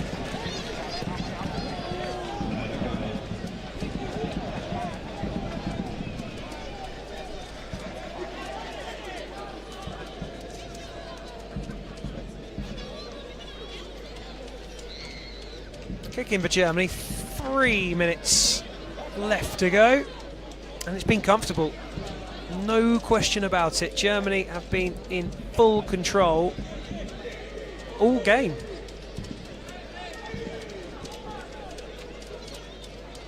Sambunu playing the 1-2s at the moment with Shekic. Those orangey pink boots.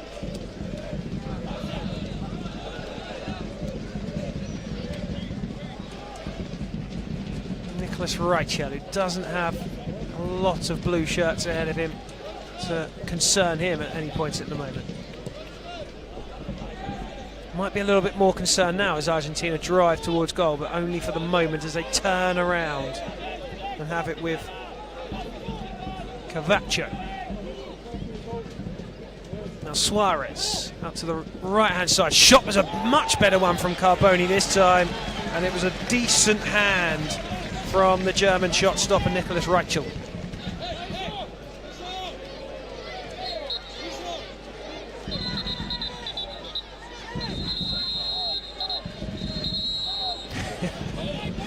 Argentina trying to get on with it. They're aware that time is running out, but rules are rules.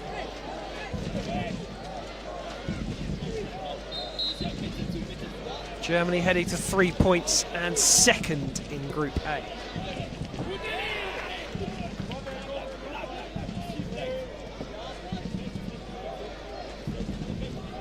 They'll have a chance to make top spot theirs in the next game against Czechia on Sunday. It was a little loose for a second, but it's ended up in the mitts of Reichel.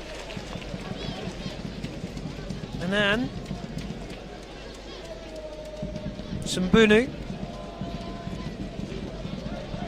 Cruiser.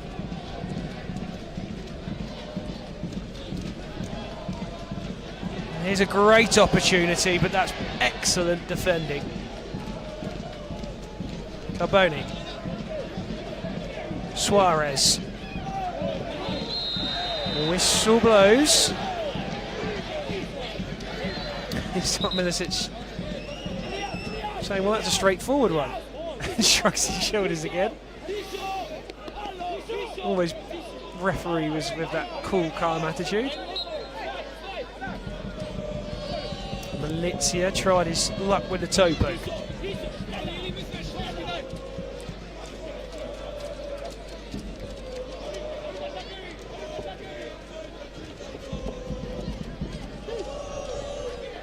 Suarez for Malizia. Good defending and poked out by Matici, who I think's had an excellent game for Germany. Well, that's it. Germany very, very convincing in their opening Group A game against Argentina. Konstantin Freuss with the first and the last goal of the game. Ilias Annan and Finn Hanke with the other two. And it's back to the drawing board for Argentina. Coming up next on the hour, Romania against European champion Spain. Don't go anywhere, we'll be back for that one. I'm going to run down to the pitch, see if we can grab an interview.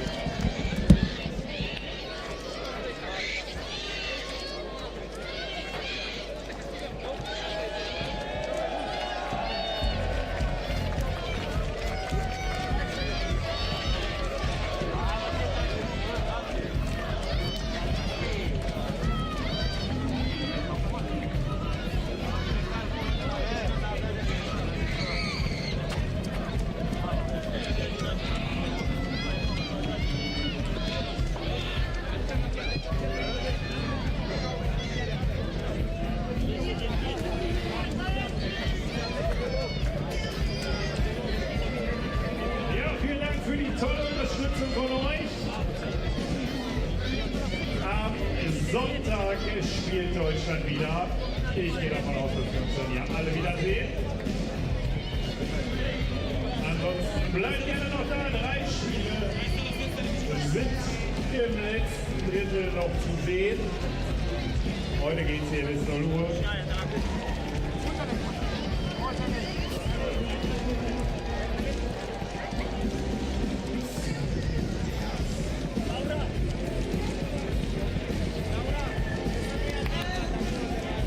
So, und auf dem Platz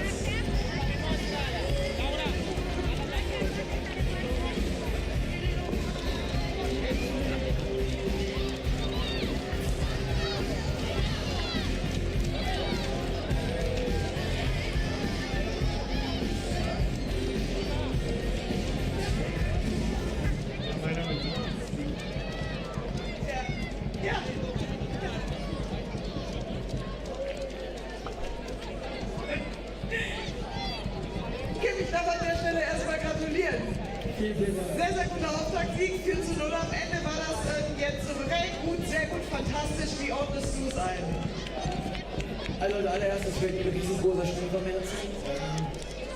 Wir haben einen super Test gehabt. Wir hatten sehr, sehr viele Situationen, die es im Turnier noch geben wird, schon erlebt. Aber ich glaube, es ist ganz was anderes, mit einem eigenen Stadion, eigenen Fans hier aufzulaufen. Flutlicht, Eröffnungsspiel in der WM. Und da muss ich großes Kompliment an die Jungs machen. Die haben das hervorragend gezeigt heute. Conny Friese ist zu uns gekommen, der Doppelpacker. Vielleicht einmal an dich die Frage, wie viel Nervosität war am Anfang mit dabei? Oh, ich muss sagen, am Anfang, als wir hergelaufen sind, hat das so ein bisschen begonnen. Man hat so die Stimmung aufgesaugt und dann kamen die Argentinier singend zu uns zum Warm-up. Da ist so ein bisschen losgegangen dann. Und dann, als wir eingelaufen sind, diese Arena gesehen haben, das war dann schon richtig geil. Und aber nervös nicht. Ich glaube mehr, wir hatten Bock, dass es endlich losgeht. Also, ja. Spätestens nach deinem Eröffnungstor dann hier zu eurem Start lief es dann auch wirklich rund. Du weißt, du hast noch ein paar Spielchen, ne? Ich höre, die Stimme ist jetzt schon angeschlagen. Ja, es war eine sehr intensive Vorbereitung, aber ich glaube, das Turnier wird jetzt noch intensiver. morgen gönne ich mir einen Tag Pause, bisschen Milch mit Honig und eigentlich brauche ich gar nicht so viel coachen, weil die Jungs verstanden haben, worum es geht und es einfach sehr, sehr gut umsetzen. Ruhe habe ich immer wieder von der Bank gehört. Ich saß hinter dir in deinem Rücken. Immer wieder, dass du zur Ruhe gemahnt hast. Ballkontrolle. Sind das die Punkte, die du jetzt bis Sonntag, bis zu eurem nächsten Gegner, Tschechien heißt der, mit dem Team besprechen wirst?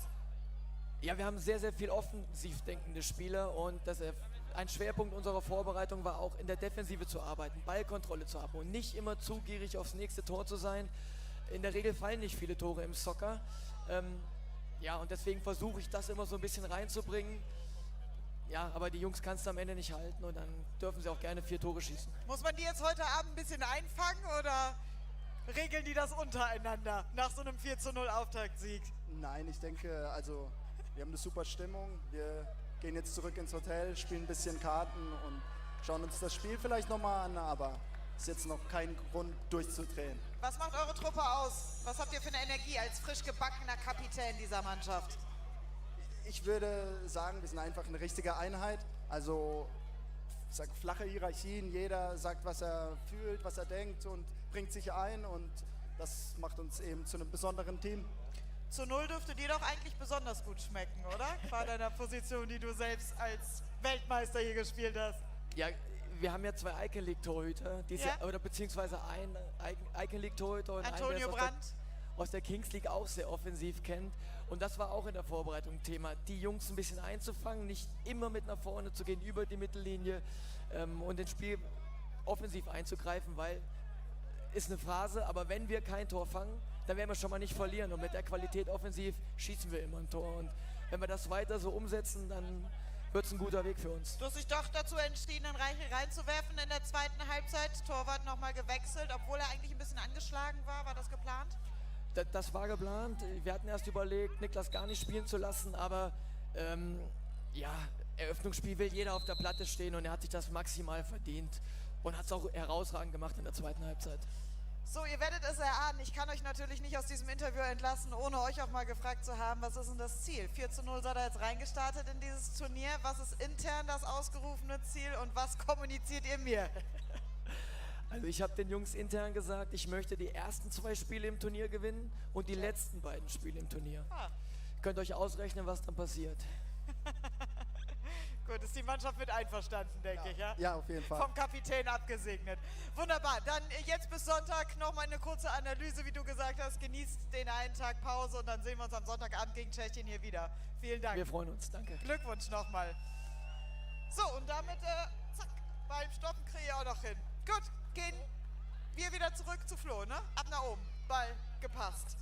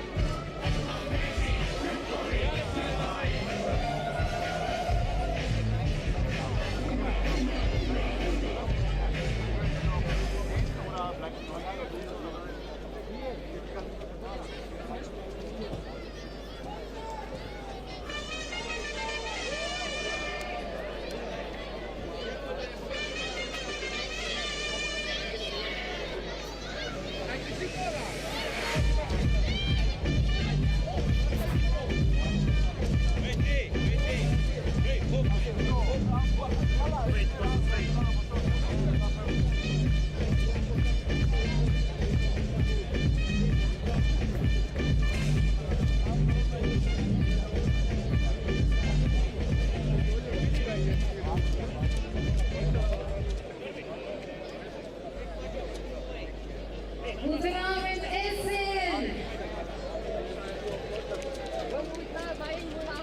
And we are ready for another Everybody have match. sheet pads? Yes. Yes, please. Look, We don't have come inside if you don't have a sheet pads, okay? Romania. Okay, just us. España, Spain! Papa, ich zeig dem Fett, ich weiß.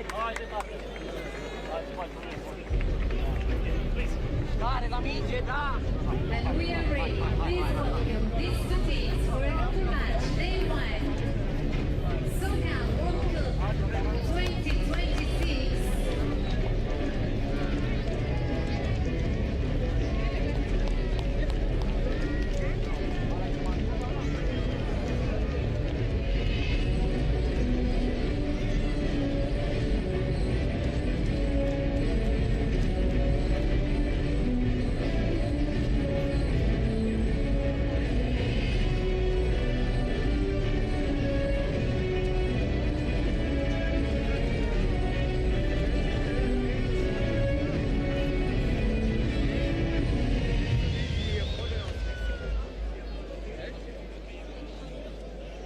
And now we'll listen the national anthem of Spain.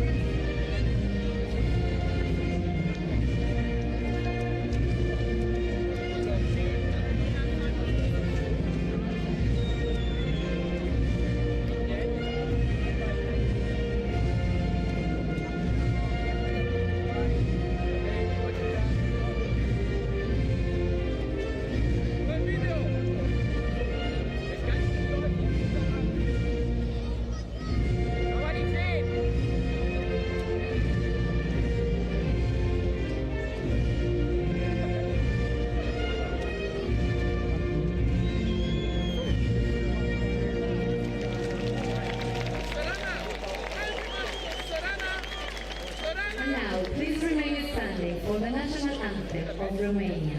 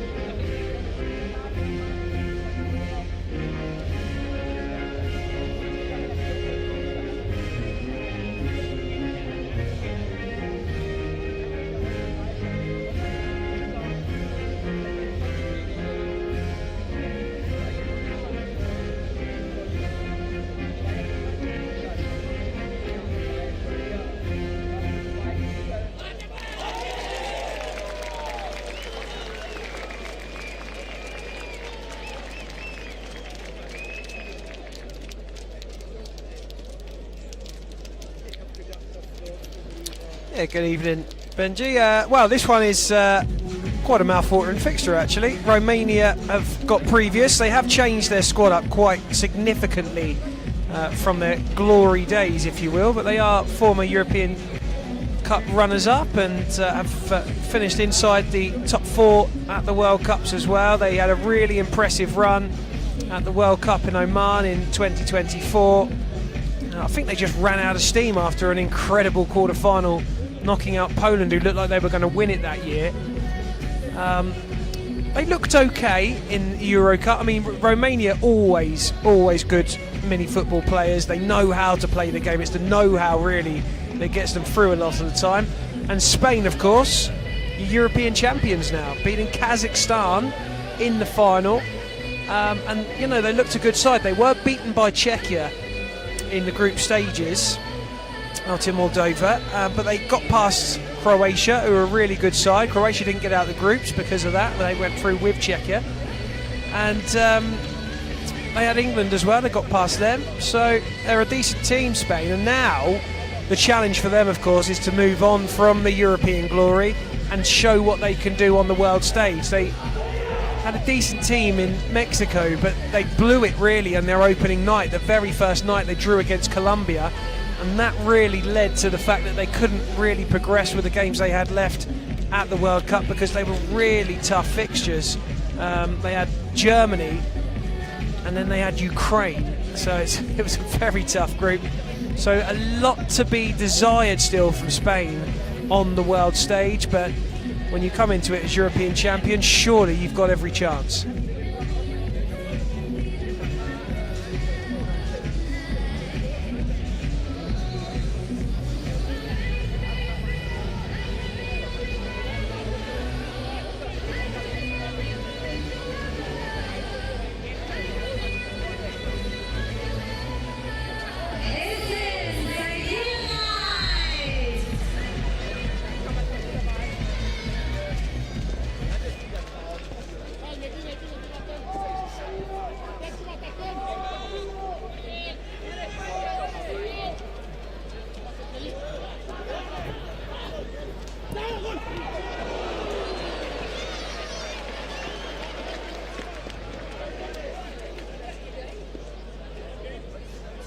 He's got excellent feet, Martino. He's a very good goalkeeper, but he too has them great feet. He can pass, he's got silky skill, and as you can see, he can shoot.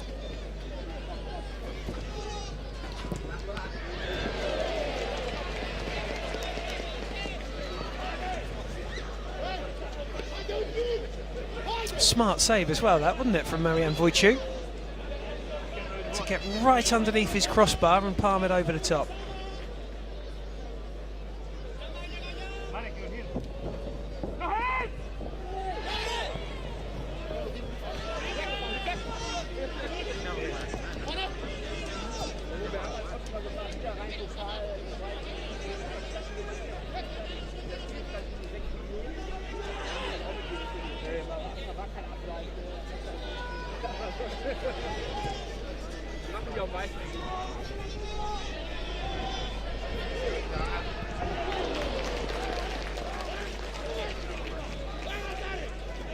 Nice from Stanger, wasn't it? A little drop of the shoulder, moved it out onto the left foot, found some space. Martino's showing what he can do with his hands as well.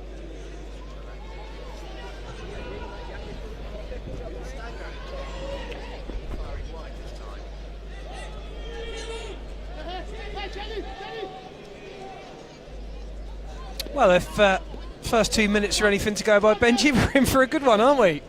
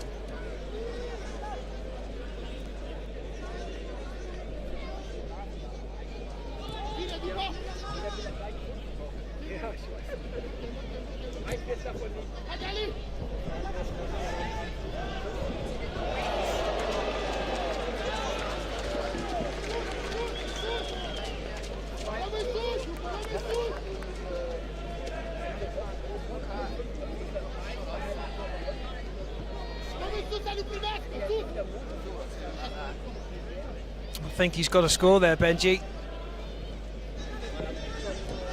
Wasn't far out. Plenty of goal to aim at. Didn't hit the target, it's the biggest disappointment.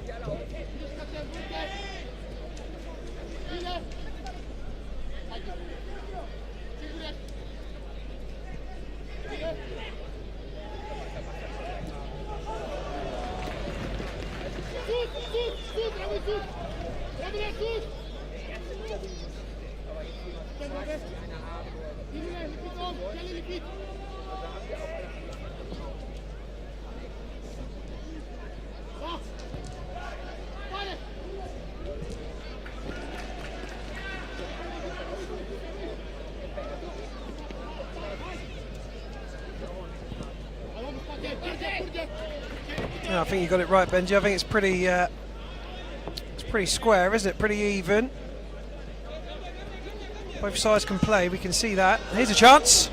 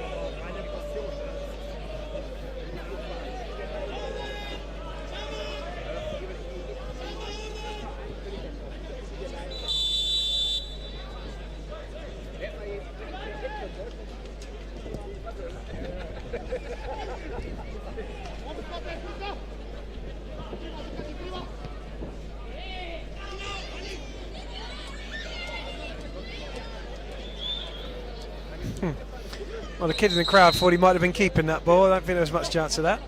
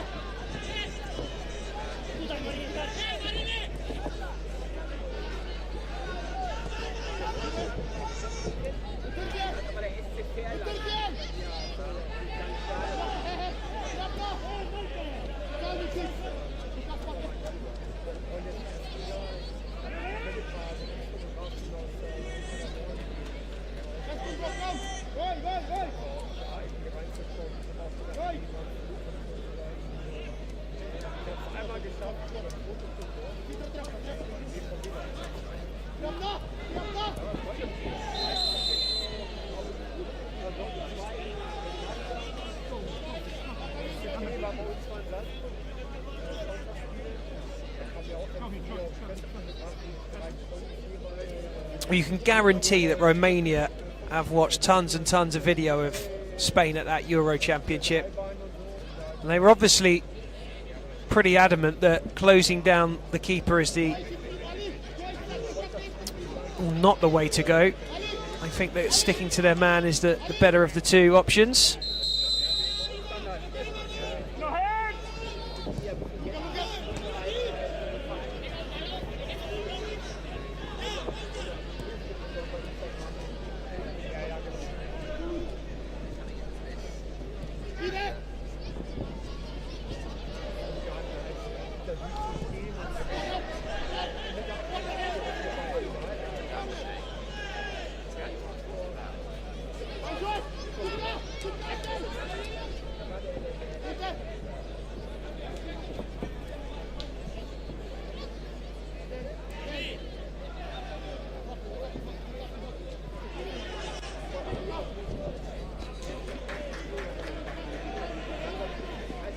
Not a good ball that from Villar, was it? Asking a lot of his teammate on that occasion. Put him under pressure.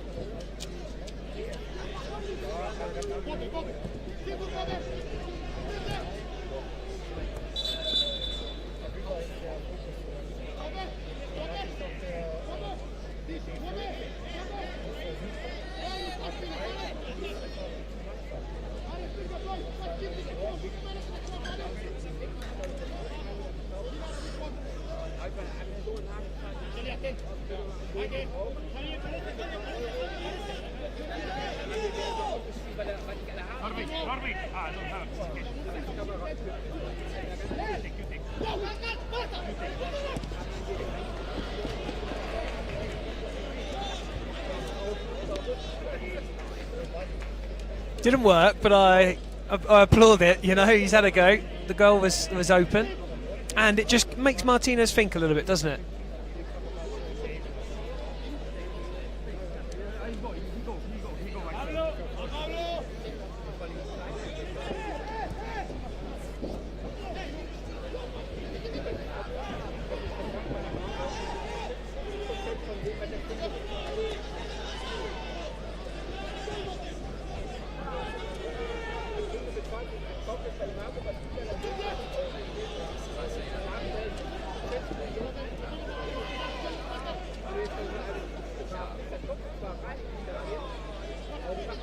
Interesting, because Romania seem to be going man for man when they're defending. Spain tend to go with 3 at the back and 2 up top, and it's not overly employed, the man-to-man marking system in soccer.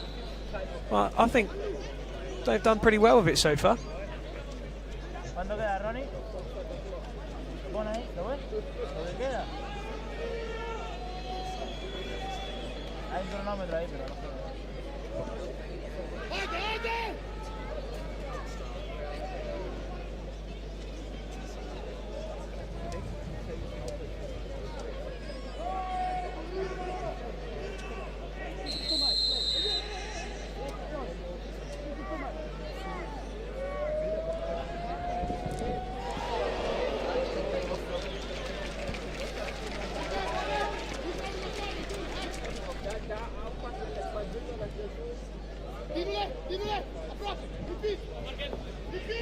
That's what makes Romania dangerous, is they know how to play soccer. They've got every detail down.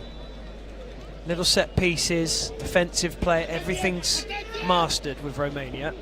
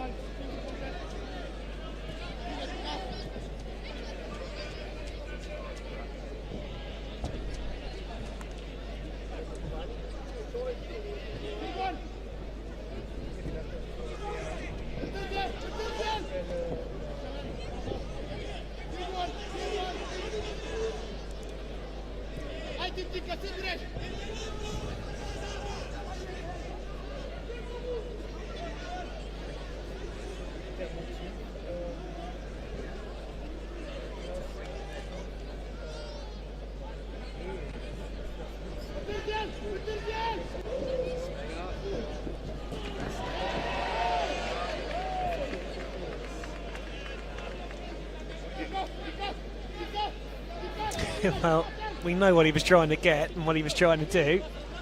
Kostas Koutsianos, the Greek ref, was pretty quick to tell him to get up.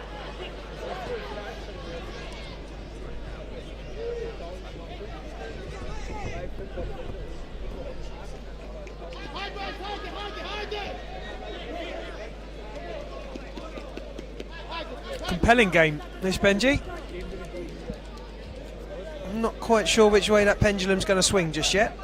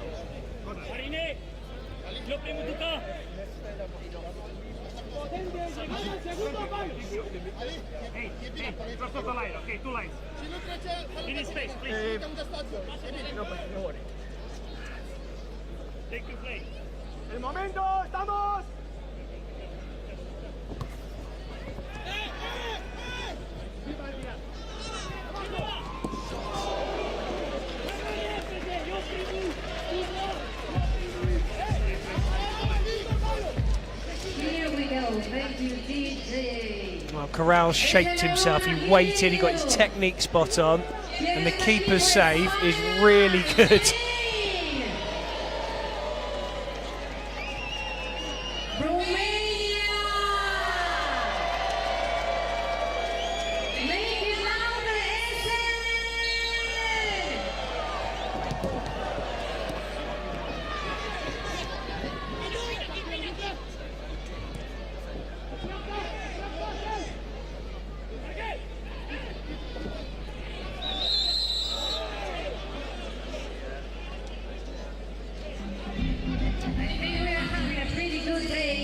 More of a shirt pull, wasn't it? Took plenty of it.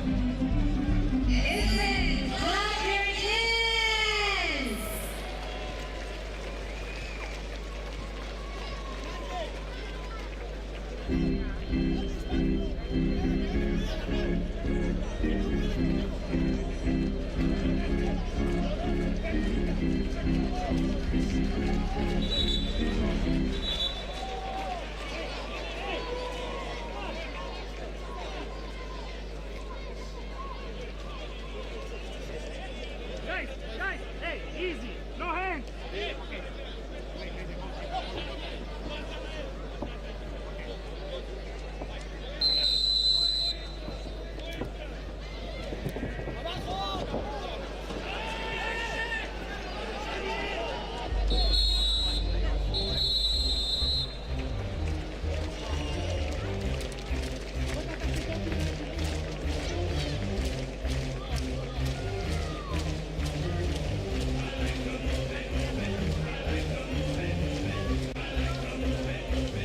And I like to move it to Essen.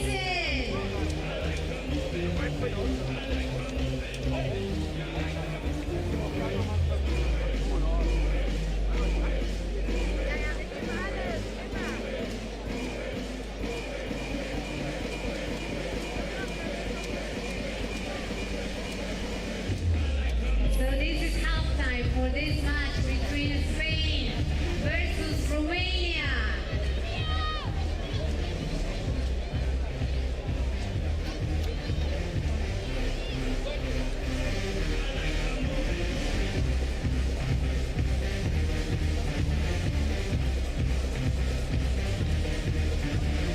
And I really want to see you, Essen. Are you having a good time?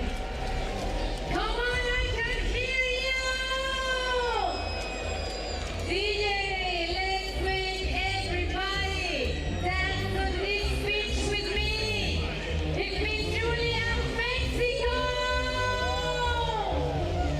I'm here from Cancun, so I come all the way from Cancun to Essen, and I'm really freezing, and I need you to help me feel warm, Essen!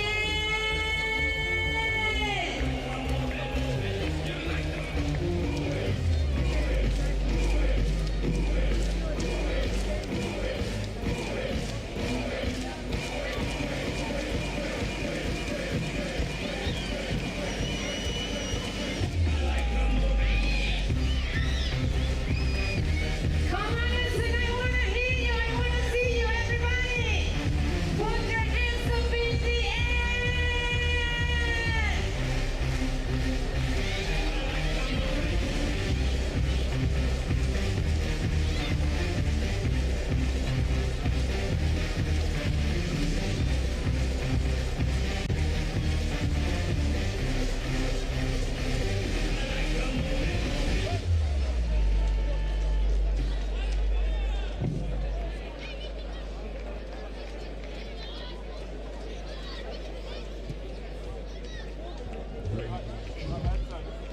Bring the action. When you're in the club, you're gonna turn shit up. You're gonna turn shit up. You're gonna turn shit up. When we're up in the club, all eyes on us. All eyes on us. All eyes on us. See the boys in the club, they watching us. They watching us. They watching us. Everybody in the club, all eyes on us. All eyes on us. All eyes on us. I wanna scream and shout and let it all out. And scream and shout and let it out. We say oh, we oh, we oh, we oh. We say oh, we oh, we oh, we oh. I wanna scream and shout and let it all out. And scream and shout and let it out. We say oh, we oh, we oh, we oh. Y estamos listos para el segundo tiempo, para todos los que hablen español por aquí. So we are ready for the second half of this match. Oh yeah. España!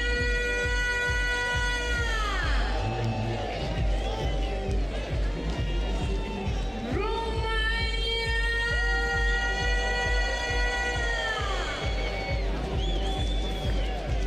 And Deutschland!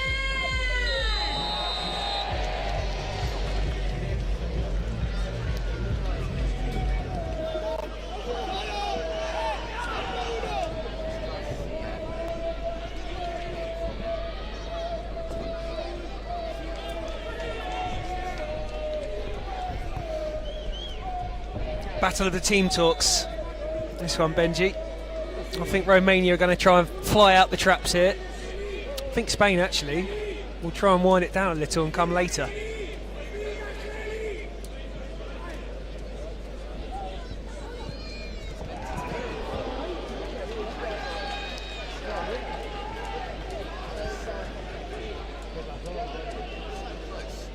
Romanian coach furious about that. They don't make those mistakes on set pieces, Romanians.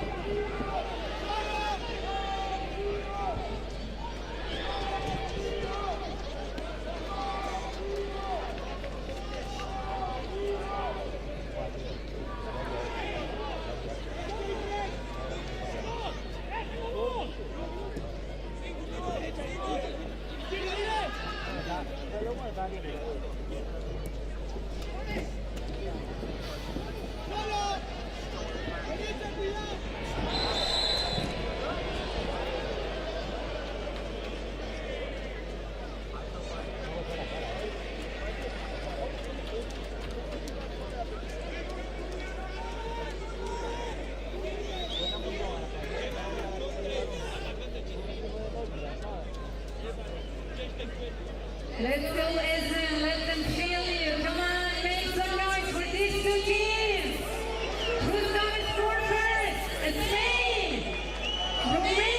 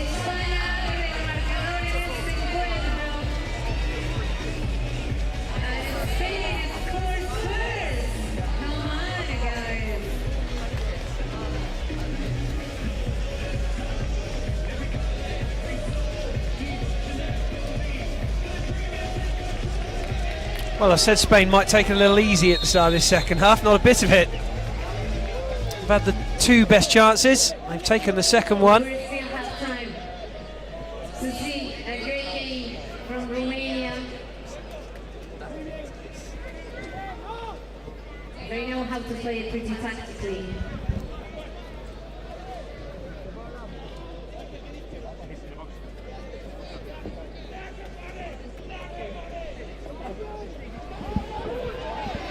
There's the shot. It's deflected. Goalkeeper is still up there. F-Teamy. And it's cleared off the line. Andakapa. Andakapa. Parading forward.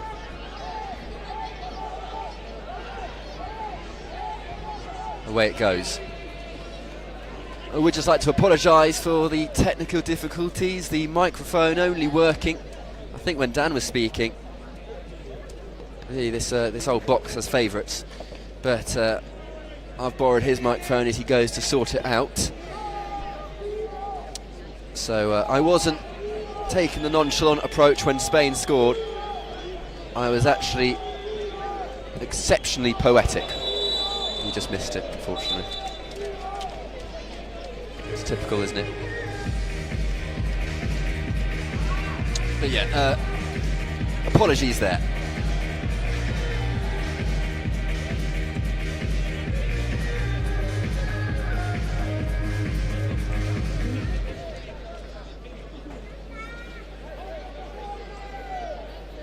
So yeah, it was Javier Samarin with the goal, wasn't it? A very well taken goal. It was Vitor Barriola who just come on, who had played in Markel Garcia, and it was Javier Samarin Perez with the tap in, dragging it into the bottom corner just in case the finish wasn't good enough. He had to place the cherry on top with the accuracy.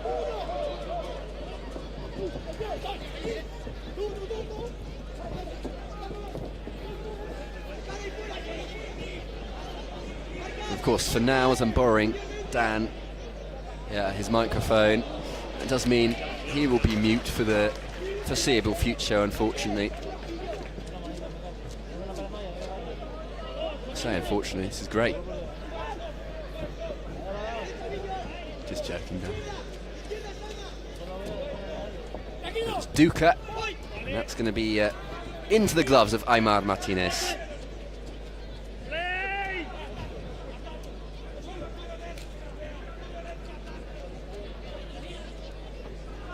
Martinez. It's come into Romanian hands, and that's going to be worrisome for Spain, though they've dealt with it well. Andacapa, of course, an ex-professional. Andacapa, his last professional season was the 2023-24 season. He played 7 seasons professionally, 214 competitive matches, 15 goals for the likes of Eibar, Levante, Getafe, and most iconically, Andacapa played in the Basque region for Athletic Club de Bilbao. Here he is now, Andacapa, trying to lift it past Marius Ionescu.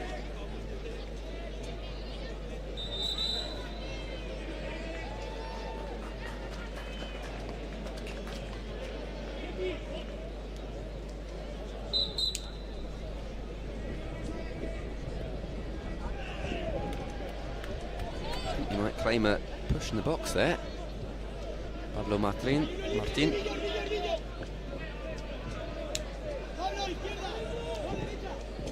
Montiano, it's fallen rather unkindly, and the strike is saved. Razwan Eftimi,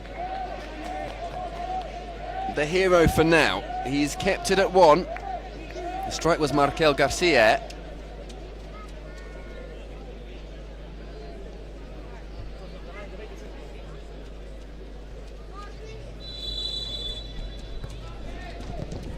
And that was Aitor Pijar.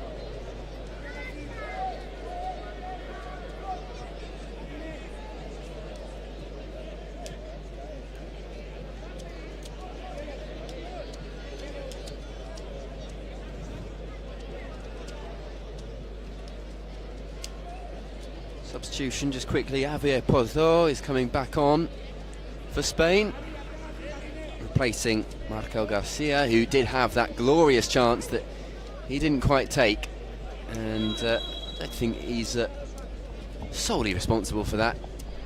And that was a very good delivery indeed, zipping high past that box. Romania making changes as we speak. Do you know what, when those players do flood on from the sidelines, it is a bit of a handful for Spain to deal with, because suddenly they've got 3-4 players they don't have the location of. They're checking their shoulder, wondering which run they're going to make. It is a pivotal moment, really, if you think about it, and perhaps clever management-wise to make all those substitutes at the same time.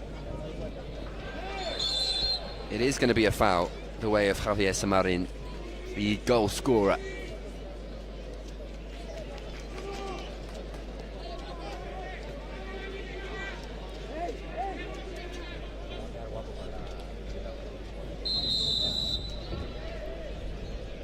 Martinez.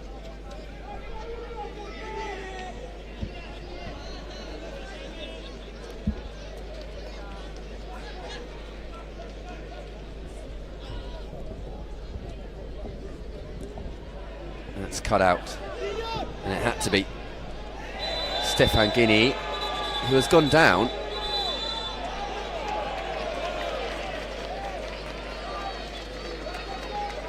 Well, I'll tell you what, I've got him in my notes that he's 15, Stefan Guinea. I think he's now 17. But they do, on record, also have Tudor Simon, Romania, who is 52. That's a heavy dichotomy in terms of age. Romania just sharing possession. Andacapa forced to press. Can the ball be delivered into a dangerous area? Solaru to Bobby. And the strike is Arin Robu, and it's well wide. And a sigh of relief all around for this Spanish side. 10 minutes to go Can they hold on to that 1-0 lead? That is the question on everybody's lips, and that is the question that ultimately will decide a lot of things, not just this match, but momentum for games to come. A very important 3 points for either side. It is Guinea.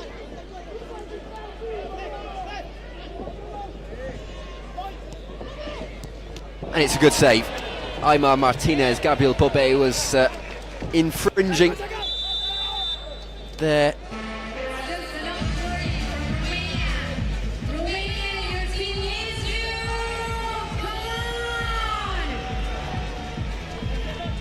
That's all the way out. FTME. Solaru. Bobé. Solaru. Back this way. Romania are playing it safe, almost, which is paradoxical. Bobé was on the reach around. Now the strike comes, and it's blocked as soon as it came. Guinea back to FTME. Solaru. Stefan Stanga. Solaru. And the Kappa. What can he do?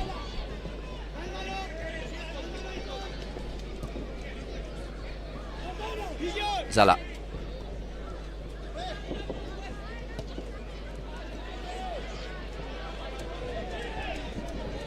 It's Corral. I thought Gia had to return to keeper.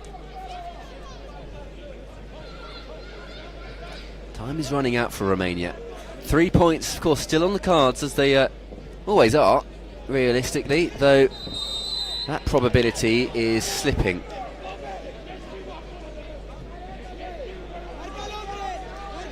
Referee on that far side, making his opinion known and then some. Dinu. That's not going to work out in his favour. It's scarcely going to reach the next yellow shirt, and I don't mind that at all, actually, from Emmanuel Corral, and I'll tell you why. That's just making time, forcing Romania back on Tienu. And that did look a hand on the neck, and that certainly is more egregious. It will be a yellow card and a sin bin for Ayanut Munteanu. 2 minutes out for the Romanian number 13.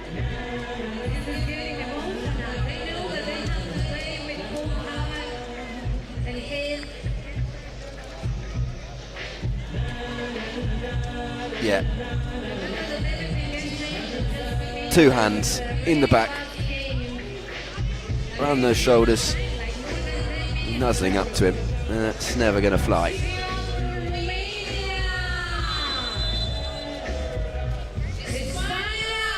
He was looking for that far post, Markel Garcia, and he nearly got there, if not for the keeper. Romania has a strong game, so they need to prove their skills now on the pitch.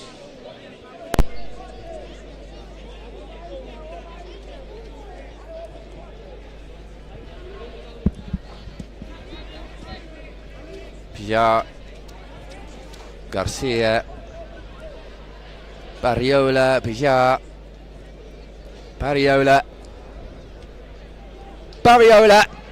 saved, parried away, crucially. Pia, Barriola, again, switching the plate. Rascon. Might have come back to Barriola, it has done, but only so it will change hands yet again. This time, Romanian possession. Well, I might be back with you, Benji. We'll find out in just a sec. Well, I can hear you loud and clear, Dan. I'm not sure if the stream can. I hope they can. Otherwise, it sounds like I'm talking to myself.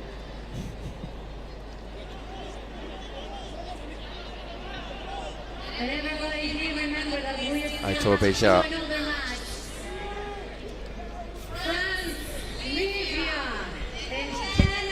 Garcia, another fantastic save from Razwan Eftimi.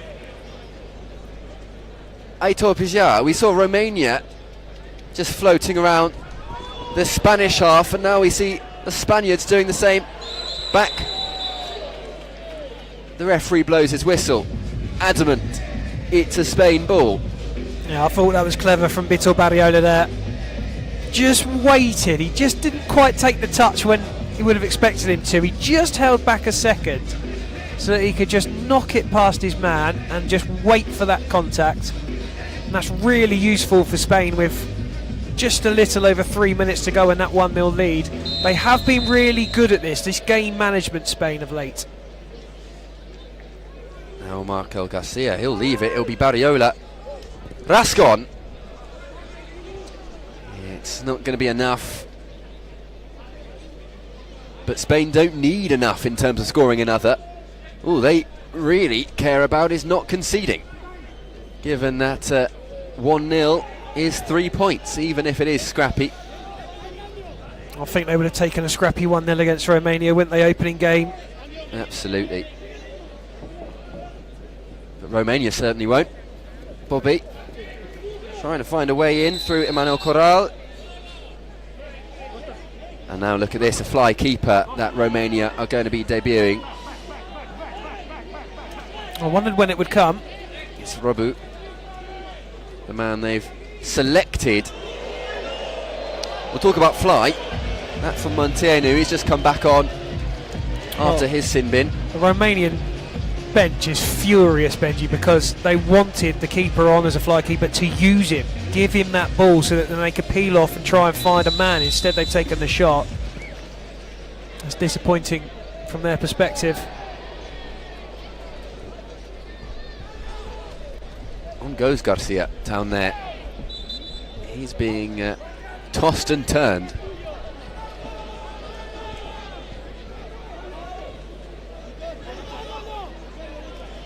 Romania clearly confident they'll be able to maintain this level of possession, as if it does slip, Spain through on goal.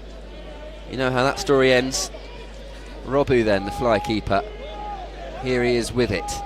If you're going to have the extra man, you're going to need those extra runs to overload Spain to get the goal. But if this pays off for Romania, then you can only commend the management.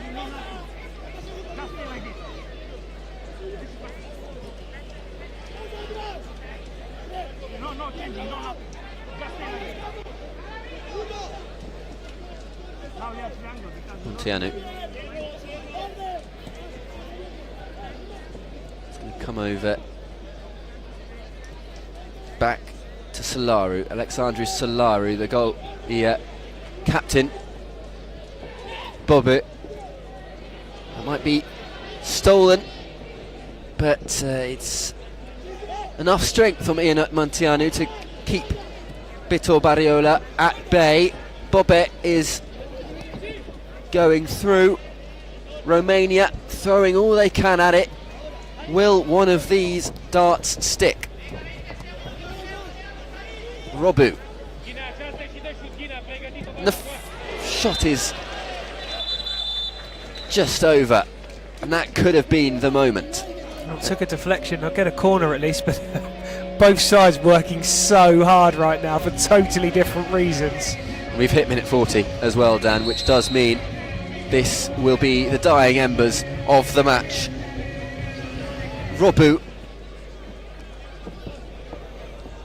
Solaru, Robu, he's got to look up, he's got to shoot one of these players. Solaru again. Munteanu.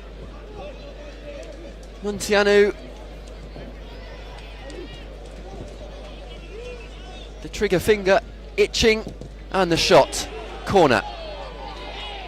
It is a corner. Romania do get another chance. but it's wide yet again. It's the fly keeper, Alin Robu. Spain just waiting this one out, and I think that will be enough. Aymar Martinez launching it over, Ander Capo chesting it down, and Spain are victorious. They held on as tight as they could, and they've made the jump. That 1-0 will be enough to claim 3 points in a difficult group. And I tell you what, Spain will be chuffed with that. The goal came from Javier Samarin not long into the second half, a simple tap in after a team goal, and that is that. So full time, Romania 0, Spain 1. I'm going to try and get down there and hopefully pitch an interview to one of these.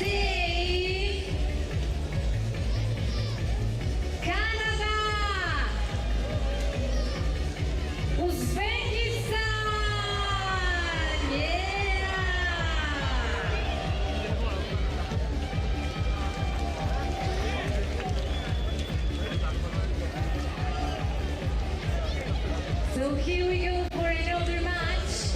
And listen, I have to tell you something. There is something that I need you to. I want you to help me with something, Essen. Es ist mein erstes Mal in Deutschland und ich freue mich sehr, hier zu sein. And I need you to help me, Essen, because I'm going to take you from here to Cancun. So you all are going to be on my video, okay? DJ! Let's make everybody put their hands in the air for me!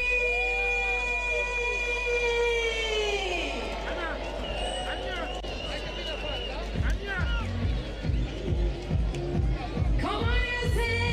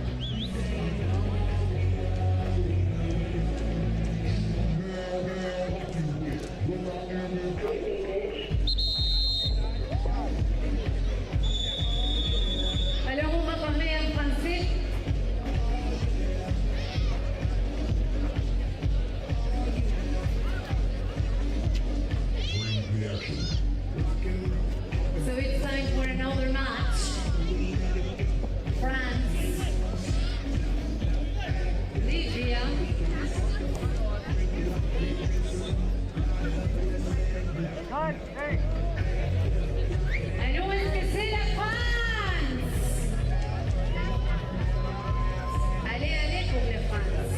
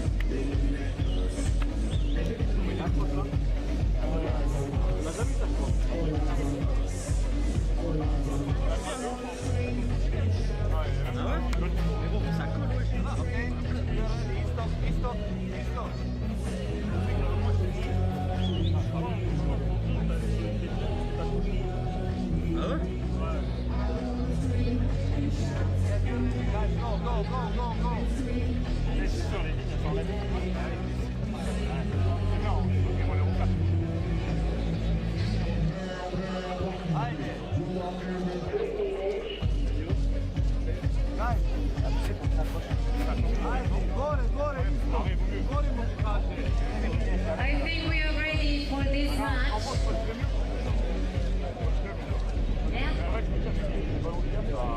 Okay, go guys.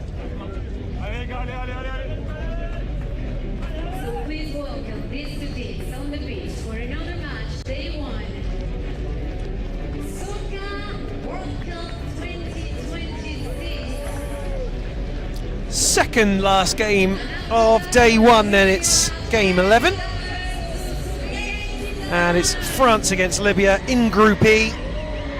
We saw Australia and Latvia play each other earlier on in this group. Australia ran out 4-0 winners. And they look very good. Going to be formidable opposition. And France will play Australia at 2 o'clock on Sunday.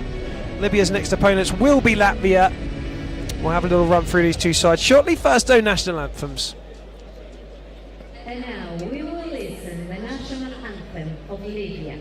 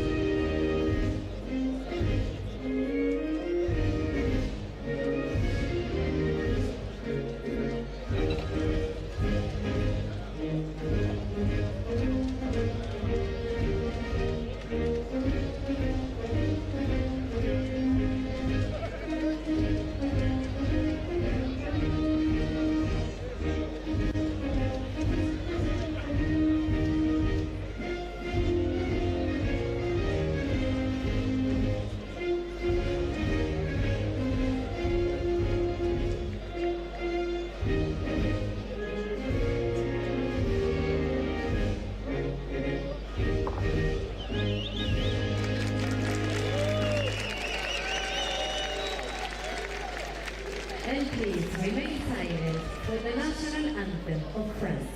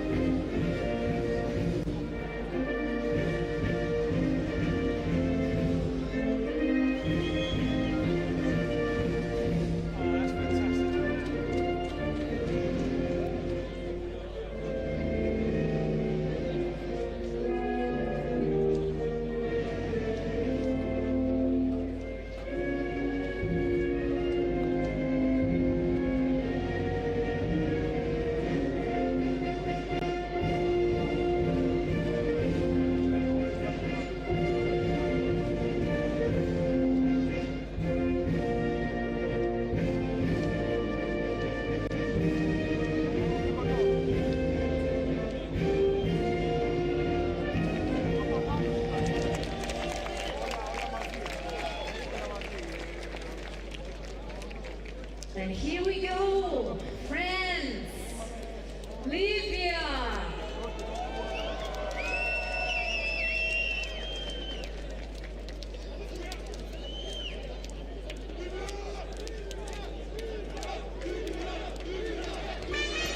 There's your French team then, led by head coach Hugo Batat. Hugo Batat's the goalkeeper, I was about to say in a little while. Hugo de Silveira. Hugo Batat is one of the players who got goalkeeper of the year at the Euros who isn't in the squad. There we go, that's better, isn't it? France, of course, were Euro runners-up in 2025. There are your referees, Simon Gerlich, Carlos Eduardo and Iztok Milicic. And France, not quite as impressive in the World Cup in 2025, but they had a hell of a group.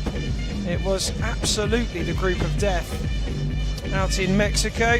Kazakhstan, Netherlands and Uruguay. They got a good draw against Kazakhstan, 1-1 draw. An incredible game against the Netherlands, ended by 5-4 in defeat. And they beat Uruguay 2-1. Behind in the first minute, Colachico, who plays tonight on 17, and Verplonk with the goals. Libya in the same group as Kazakhstan and Ukraine in 2023 when they were here. Both of those sides in their group made the final that year, so they haven't had it easy when it comes to group stages either. Still relatively warm here in Germany, although it is certainly hoodie weather at this point. Short still very much on in the commentary box though. Libya running them through their final chats, and they've played 11 games at major soccer tournaments. They have lost them all. They are looking for their first win, maybe even just a draw will do to get them off and running. A point against France would be a good one. Their first tournament was in 2022, although they didn't attend, so those first 3 defeats all went down as byes. But they have been around in the 2023 World Cup, as I mentioned earlier. They were also out in Oman. They faced the likes of Georgia and Germany. Had a really, really good game against Germany, actually. One of the most enjoyable of the tournament out in Oman. They also played against Bulgaria out there, and Serbia as well, so some decent opposition. And if you look through the 11 games they've played and the opposition they face, could be forgiven for saying that Libya have had it tough.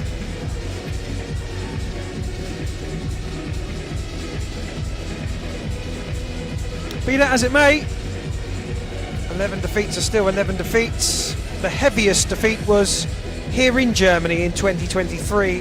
They lost by 10-2 against Ukraine. Shaladi was sent off in this one after 30 minutes. Off and running then. France, of course, in blue, white and red. Libya in the red jerseys. Can Libya get their first points on the board? Their first victory recorded at a World Cup against France. Take some doing. Anything's possible in this wonderful game we call soccer. Benji's alongside me. Hello. Well, obviously Libya have a point to prove, and a team that plays with a point to prove is a team to be wary of. So anything can happen today, I do think. We've seen stranger before. France are a side that can turn up and really turn up, and fail to turn up at all at times. Libya will be hoping for the latter. They were magnificent in the Euros in Moldova in 2025, getting to that final, losing out to Poland in the end. It hasn't quite happened since. 26 Euros were okay. I'd love to see France really hit their stride. That's the it.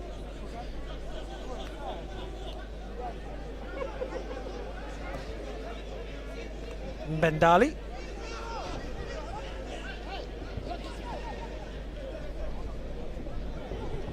Nice play from Lebag, but can't really get it across. In fact, he has eventually made it into the penalty area with that ball, and the whistle's blown by the Brazilian official, and it will be a free kick to Libya.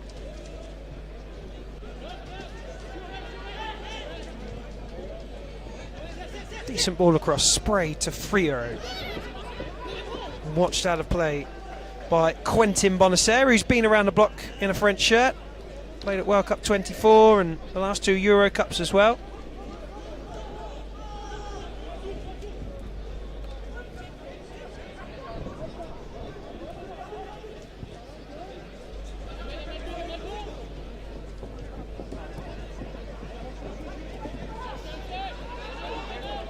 The bag.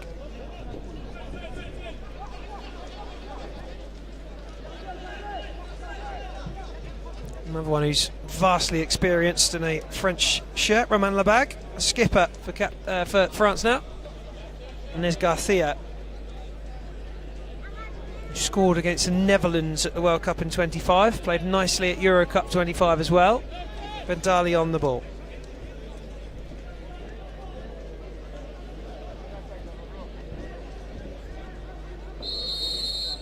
Whistle's blown and it will go Libya's way.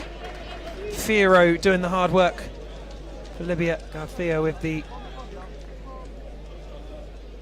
foul on the Libyan man, and it will be goalkeeper Abida who gently edges forward up to the halfway line. Might take the shot on and does. Ends up inside the penalty box. Ball is won by Firo. Now with Ba.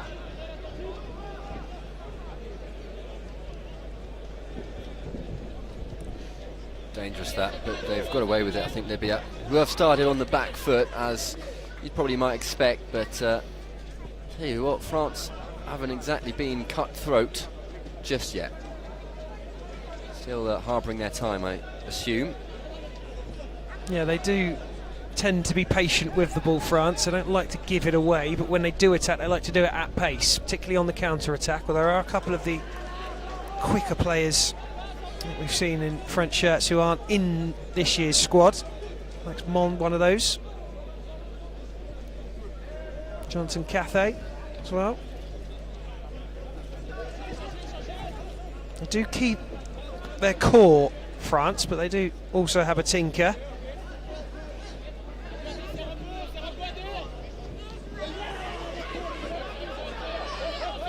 Garcia to Legrou. And then to Lebag.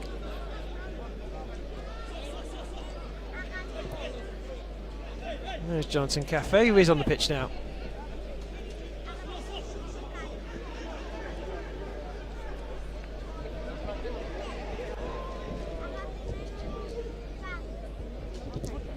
Well, it's neat and tidy. Just lacking that little killer edge. Let's put it in the onion bag, but we're only 5 minutes in. Give them some breathing space. France do have a win over Libya, but it was in 2022, which means it was a bye, so this will be the first time they physically play against each other.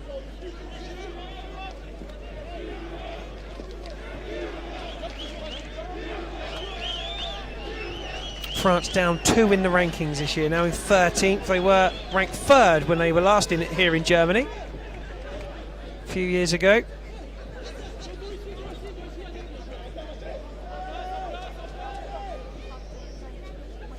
They were the 6th top scorers last time they visited this country for a World Cup. 20 goals to France's name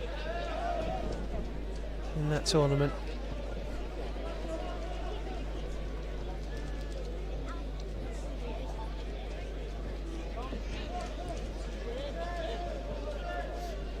Maybe just able to move the ball now themselves.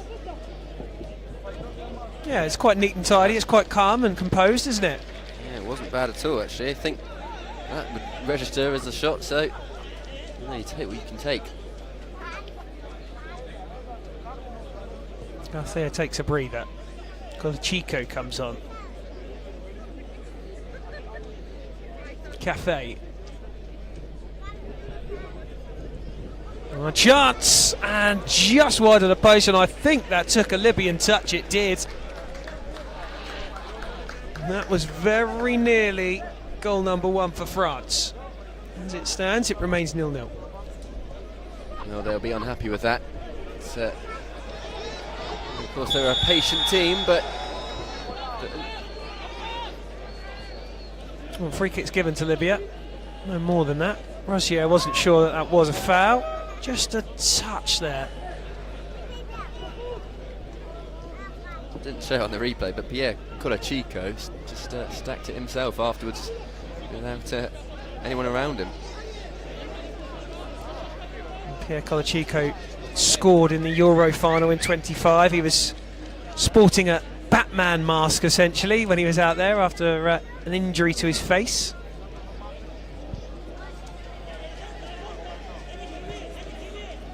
Bendali scored the French opener in the quarter-final win over Ukraine at the Euro Cup in 25.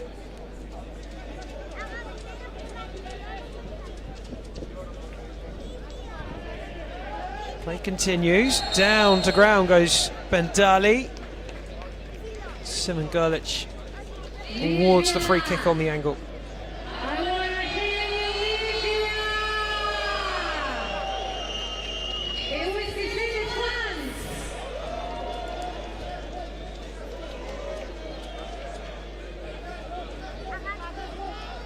Well, that's Colachico stood over it. Bendali lurking at the bottom right corner of your screen on the edge of the area. And if Colachico can slide it to Bendali at a decent speed, they'll have a pretty much open goal to aim at. Easier said than done. And it's Colachico to Bendali, and it wasn't good enough. And a free kick against the French for a push is soft. And it just hands the possession straight back to Libya in a decent position.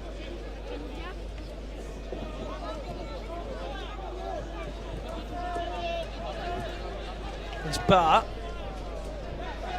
taking the scenic route,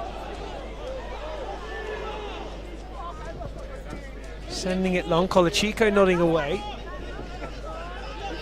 Rosier under pressure, got the tiniest of touches in the back, but as soon as he felt it, he went to ground and was awarded the free kick. And Bonacer gives it to Yastier.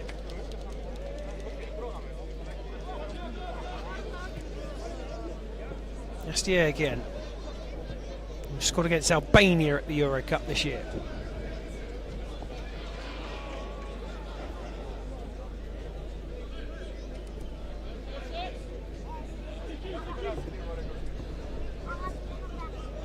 Jonathan Cafe. Rosier just air kicks it because he got a little touch on his way through, and there's a yellow card. Well, it's Saar who's got that yellow. I assume from your reaction, Benji, you felt that was a little rough on him. I just think it's quite early. I don't know, I don't think there's much contact in there. I think, do you know what, the dramaticism of that shot meant that he was just hooked on the follow through, and I don't know, I wouldn't personally blame Ahmed Saeed too much for that, but the referee's decision is final. Well, it means that they've got 2 minutes with an extra man now, France. Can they make it count? Well, almost. Rosier was the man who struck it. Hits the upright as he tried to curl it into that top bin. Sad. Parry, chance, goal. France have made that advantage count. And Pierre Colachico has made that advantage count. And France lead the game. 11 minutes in, it's France 1, it's Libya 0. Well, the goalkeeper Abidallah El Greal, he'll feel disheartened by that. He spilled it and wasn't quick enough for the follow-up by Colachico, but it's a difficult one to take. And only 5 players on the pitch as well. It's going to be that little bit more difficult as a goalkeeper. Those attacks have been an onslaught. Here's another maybe. And they may feel hard done by as well with that yellow, as you said, Benji. It almost felt as though the contact came because of the backlift as he went to take the shot rather than the defender committing a foul. It's very slapstick almost, and that's why, to me, a yellow felt harsh, but I think the referee was behind him. maybe from the angle that referee saw it from, it looked a little bit more. Well, it might also be interpretation of rule as well. If he felt he had a clear shot on goal and it led to a foul, perhaps that could be the reasoning. Referee's far more clued up on it than us, I would suggest. Colachico, the man who's given France the 1-goal advantage. Now of Assad. With Bonacer, who has Fouzzedine Abal waiting in the wings on the bench.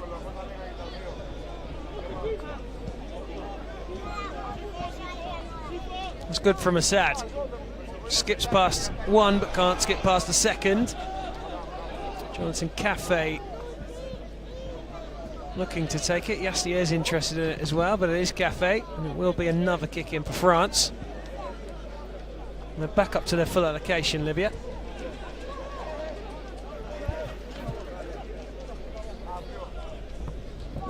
That was a useful ball in, dangerous area, but it's cleared away and Colachico will recycle. Cross to Cafe. Scored against Moldova in the Euro Cup in 25. In Chisinau, the capital city.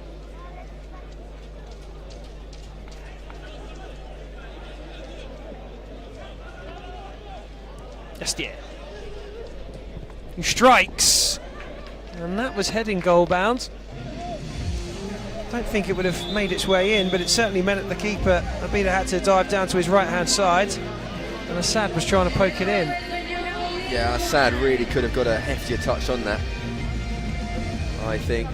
Well, Cafe's done really well, and was he fouled? No, he's committed the foul, and it will be a free kick to Libya. Thought for a second that France might have had a penalty, but it wasn't to be. It will be Libya's turn to touch the ball.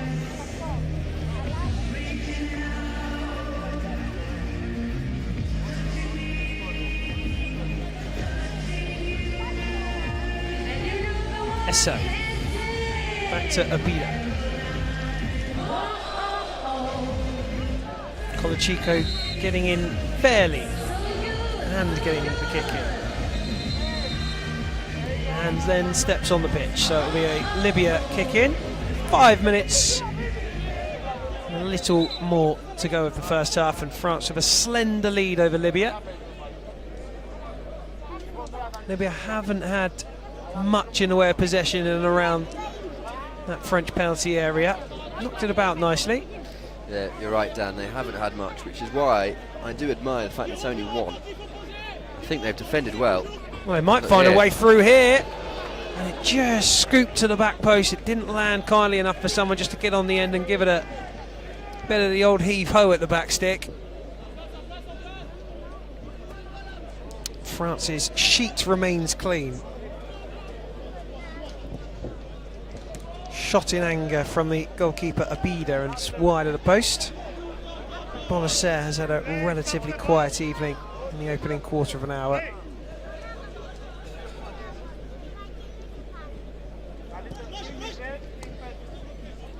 .56 goals in 10 matches so far today, and into game 11 we're on to 57.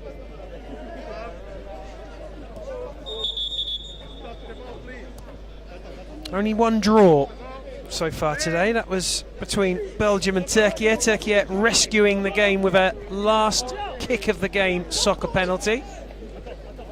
Belgium a little wasteful. Could have put the game to bed. It didn't. And Turkey have found a way. They battled hard for it. It's Baris Bakhchar, wasn't it, with the last kick of the game? What a moment.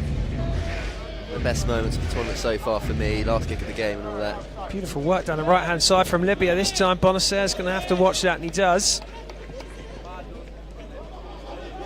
Well, the smallest winning margin today is the game prior to this one. It was Spain who beat Romania by a single goal to nil. Biggest win of the day. Kazakhstan 13-1 victors against Iraq. And here comes Garcia. Could well be that 13-1 ends up being the biggest of the tournament. Certainly Iraq will hope it doesn't get any bigger than that. Yeah, Iraq only notified of their inclusion, so I think 2 days before. So they had a difficult hand to deal with. No, they certainly did. It doesn't get any more difficult than Kazakhstan. Yeah, and they were on top form as well. Well, let's have a look to see how much of a nose through the record books you've been having, Benji. Who got the record win in Essen, Germany in 2023? Is it Oman? It's good, but it's not right. England. 18-0 winners against Qatar. That was my second guess. Libya in possession with 2 minutes left of allotted time.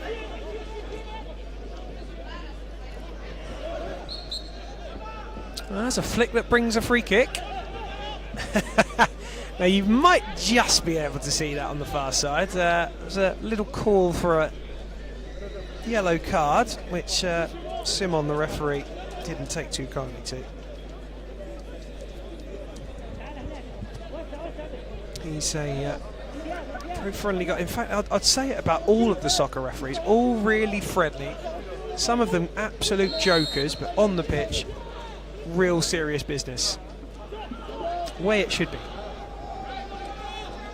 Well, there's an effort. Now, I don't mind that. He did have a couple of chaps waiting in the box, but he took the shot on, did Bart. Yeah, I don't mind that at all either. And I do think that will remind France of where they are. That 1 goal advantage isn't comfortable, neither is that. Well, it's not going to stay in, it's going to run away, and it's going to run away for a Libya kick in.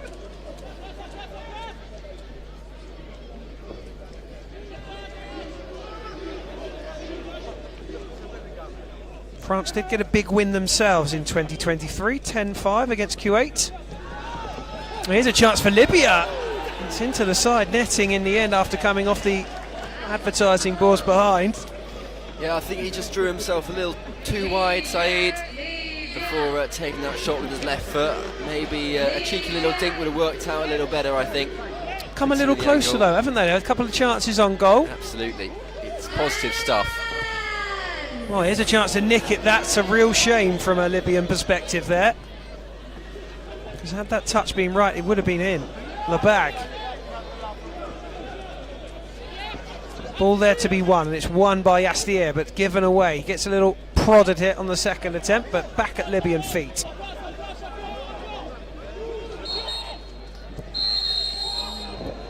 Well, that's half time.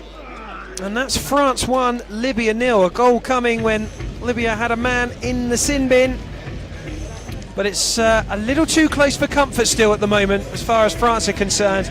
Libya have had a couple of chances towards the back end of the first half. It's not over, it's just 1-0. And in a few minutes' time, we'll resume with the second half. France 1, Libya 0.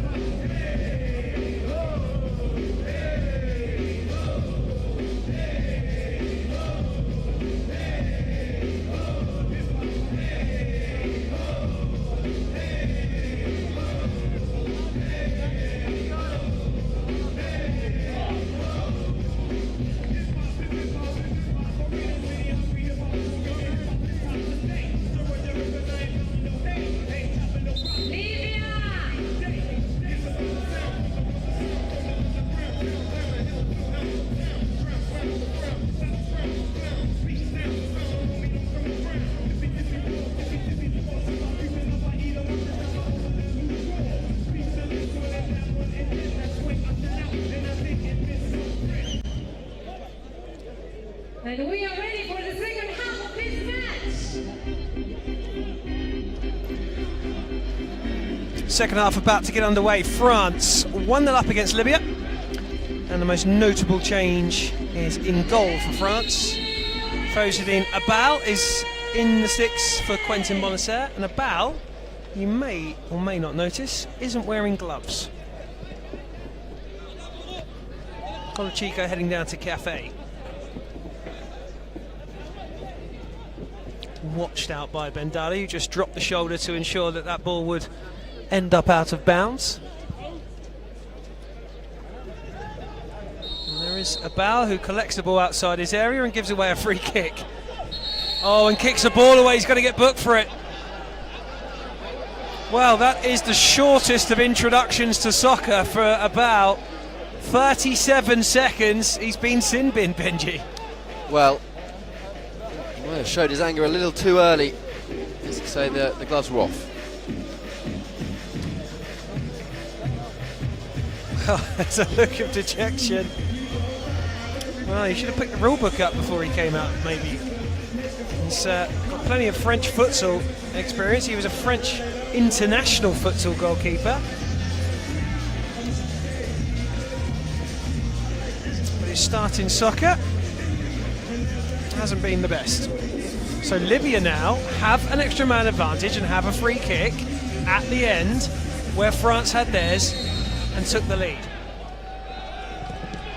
Brilliant block. Monacer back in the French goal a lot sooner than he probably anticipated. Lovely from the keeper, not quite so lovely with the strike, but Abida was elegant as he just dinked his way past the French attacker, which I think was Colachico. And Colachico has been holding his hamstring a little bit. Keep a close eye on him.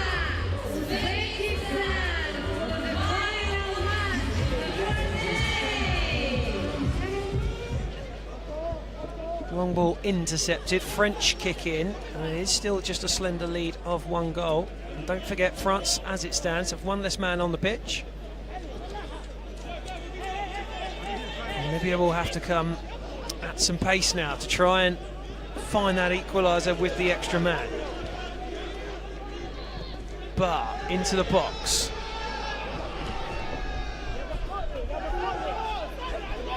Libya need to capitalise here. It's Bar, and it's blocked by Bendali.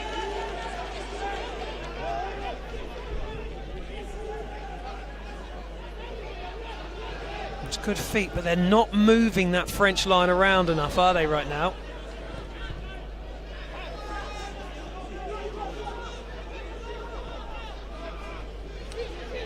Compact quadrant. That's better, though. That's close. That's blocked, and that's headed over. It's a poor header. He's got a lot of time, and he really should be doing better from that sort of range. He doesn't keep it down. It's an opportunity that has flown in by Al Shuwashin. Well, Libya are in possession still, and as it stands still, they do have that extra man. Time is running out. Absi, cross it goes. Absi once more. And the goal! Well, Libya have found that way back. And just in time, a second or two before France were back to their allotted 6 on the pitch. It is level. It is France 1, Libya 1. Oh, talk about capitalising on things. Al Ajami, who will most certainly enjoy that one. You can see by his reaction, he's keeping it cool. But Libya getting one back is crucial at this stage of the game. Zico nets for Libya. Good.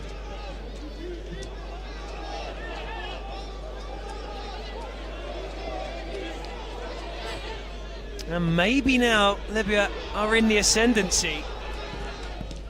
I did mention in previous games that when you have a sin bin and you go into that defensive mode, it's hard sometimes to switch back out of it, and Libya really are going for it, and it's that man again, Zico, bursting down the centre.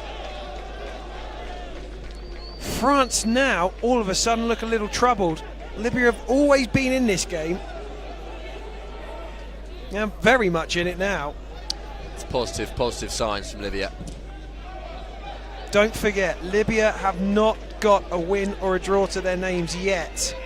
This could be the night, but there is a quarter of an hour to go. And that was just begging for a touch as the ball went through from Absi.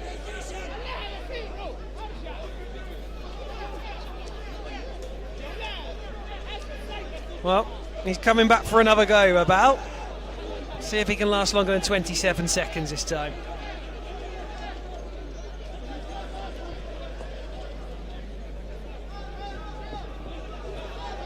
Garcia. Nicely played down the French right-hand side, but they have to come back. Libya have been impressive. Restricting France. Shape's been good. And the press has been good when they've needed it as well.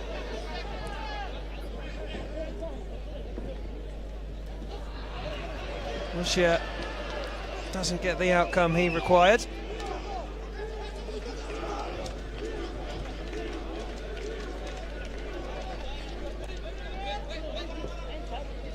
Bia sends it. Nodded down nicely into the path of Bar. Thea getting there, but he's got a big tussle on with Esso. Esso a little too heavy-handed.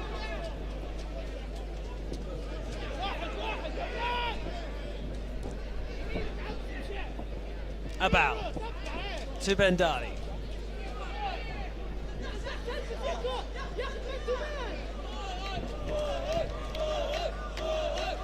Garcia. I do love that Abal's not wearing gloves though. Such a nice touch. You always get those sort of tidbits about teams, and that's just something that I suppose he has idiosyncratically decided is him. Where is it? Point more effectively, as I just saw. There must be other advantages we're not clued up on.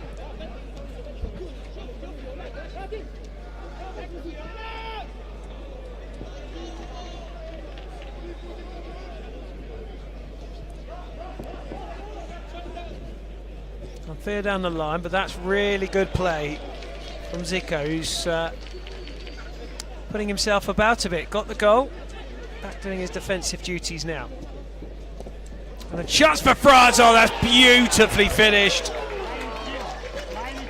Dylan Rosier returning to the squad for the first time since Essen in 23. He just needed a second, or a split second, and he turned and fizzed it in. 2-1 France. Well, that's going to be a huge blow for Libya. It's a good finish, it's off the post, it's unsavable. And yeah, all that hard work and momentum that Libya worked for, disappearing. A moment of quality. Bendali plays it into the area, trying to thread it through with Sadri Assat. Made his debut at the Euro Cup earlier on this year.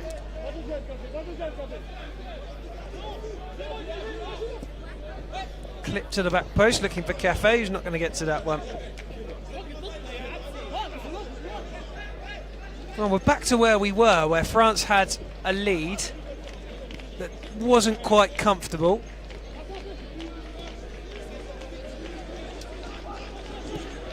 It's touch and go, but France have the advantage. And Suri losing to Cafe, backtracking, no free kick there is eventually. And Suri saying it was him who was fouled. Johnson Cafe not in total agreement. So a French free kick. Tillegru. He's another who's been around a long time. The bag did open up, but he went to Colachico. Across it goes. Keeper saves. The bag was busting a gut to try and get that final touch on it after playing the ball out wide right, out wide left, I should say. Put the teeth back in. It was a good save, actually. He managed just to hold it to the floor so that the bag couldn't get that touch. It's instinct, really. Bida. Oh, it's hit the crossbar. Abao left it. And that was either excellent from Abao to know, or slightly miscalculated.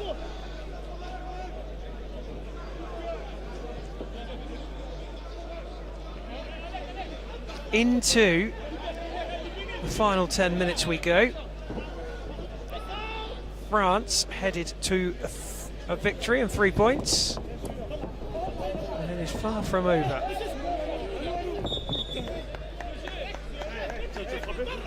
It's going to be France's ball down in the corner. The bag will take it.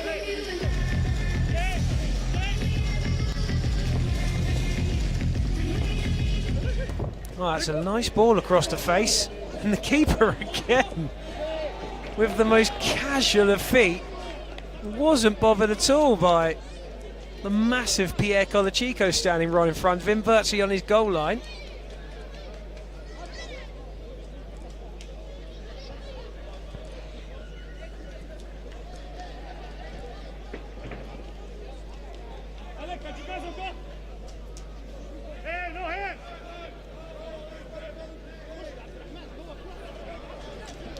Abao able to demonstrate what he can do with his feet as he comes out of his area, advances up towards that halfway line. Bendali. Castier. Well, there's a chance. Couldn't get on the end of it though, and back doing his duties was Bendali. Sent long this time. The bag claiming it took a Libyan touch. Not to be, and it will be a Libyan goal kick, and they've got on with it quickly. It's Mansouri on the ball. And now with Bini. And Eze. Kept in well on the far side, but 2 blue shirts for company and eventually run out of play by Abdo.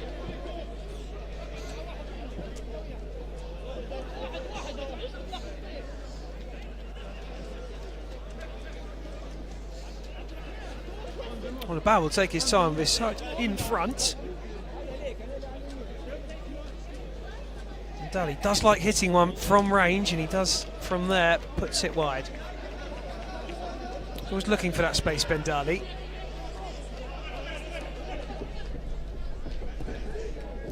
He intercepts, but Libya will collect it for a kick in.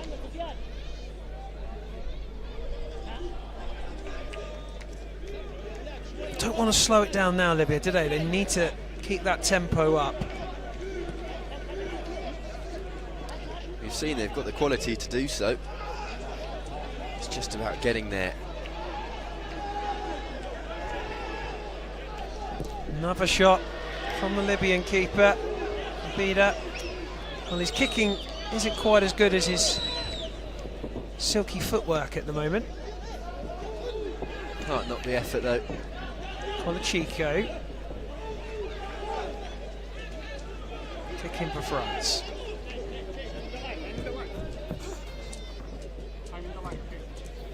Now Bendali. Good defending from Ba.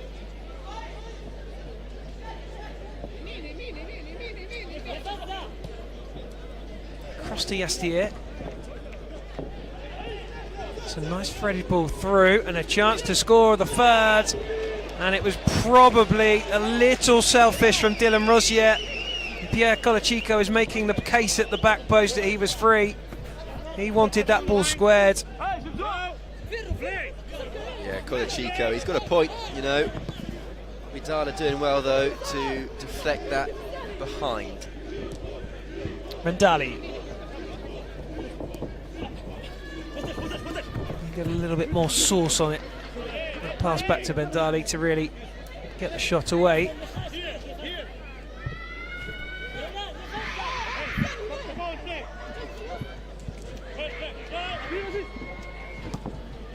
And that did take a hand to push it over.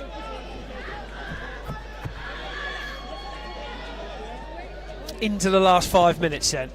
Still just that 1 goal lead for France.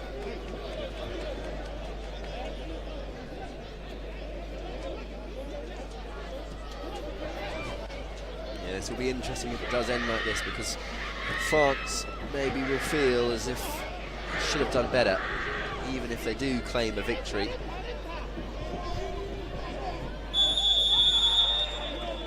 In terms of two soccer nations, France is much more prestigious. Yeah, Libya have given them a good old fight here in the penultimate fixture of the opening day. We've got Uzbekistan and Canada up next. FYI. Well, it's Sa that you're looking at there, and it appears to me like it's a finger injury or a wrist injury. He's off the pitch, well, coming off the pitch now, as you can see. It's an odd one. On we go.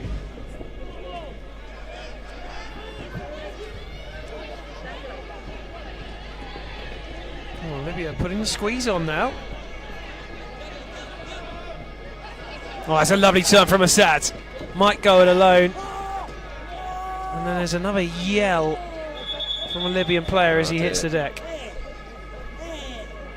Zico, goal scorer. Well, once he knows there's not going to be any repercussions, he's back up to his feet pretty quickly, so... Libya have it. Chance to break with Absi. Good work from Bendali. That's France's ball as well.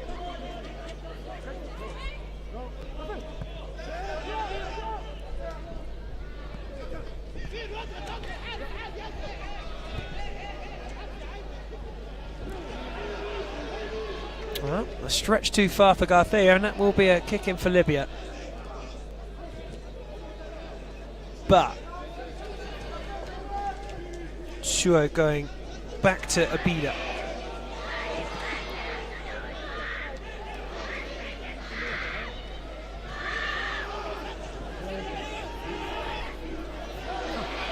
No free kick there. Dive is the signal from the referee. Suo went to ground.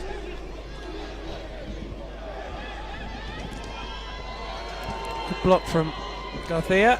Cafe trying to get the loose ball. Nicely worked back though by Absi. And here he is now. But fires into French leg in the shape of Dylan Rosier. Bar again.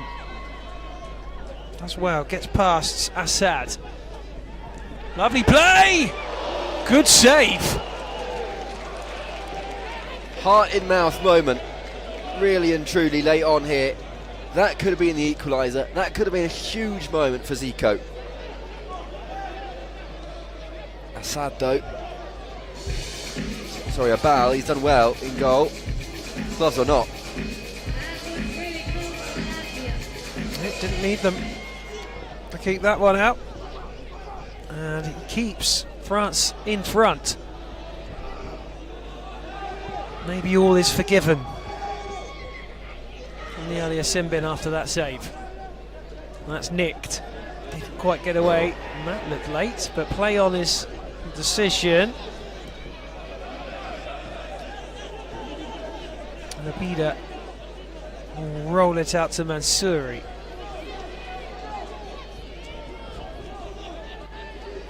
That is not Zico, isn't it? The goal scorer. Pushed down into the box. Bendali looking to get away. Nice ball from Ben Darley. Out comes the keeper and clears. Thea brings it under control nicely. That's a lovely ball from the keeper, who does well under pressure. Might be last play this. Yeah, that was a really useful ball, wasn't it, to keep it in as well. Draw that corner, tick that clock down. Will be a little bit of added time here, maybe a couple of minutes. France are going to have to just watch this one out. Legrue to Yastier. Fazadine Abab. Not a good touch from Yastier. Libya still coming. Into the box they go. It's saved. And there's another lovely little drop of the shoulder and turn from Rosier. So much potential in that there. You felt at Abu Bakr is they are.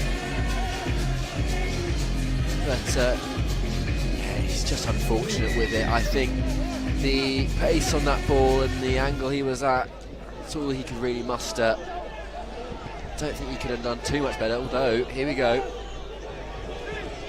That's nice play from Libya. France have to be very smart here. Abida, surely he's not going to shoot again. He's not had his shooting boots on. He doesn't, he goes to the left-hand side. Still interested though. France holding on at the end. Clear. Cleared away, but I reckon there's still time for one last attack. Who knows, maybe even two in soccer. They say it only takes a second to score a goal. It only takes half a second in soccer.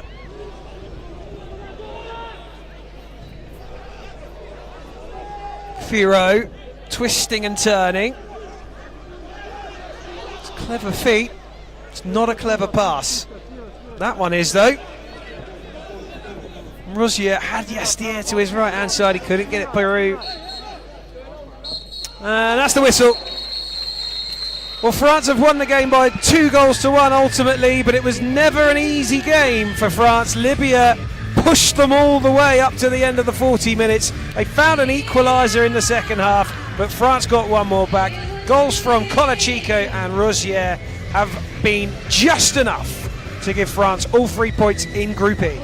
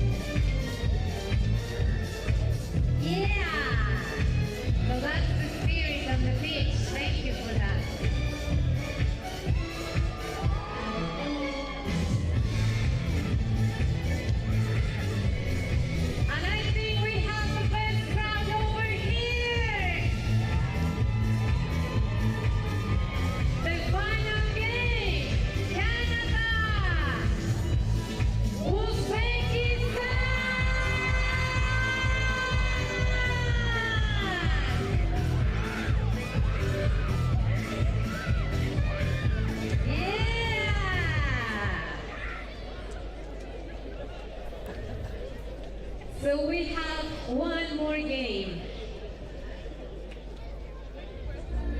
On this first day, to end up with this first day of Socca World Cup Essen 2026.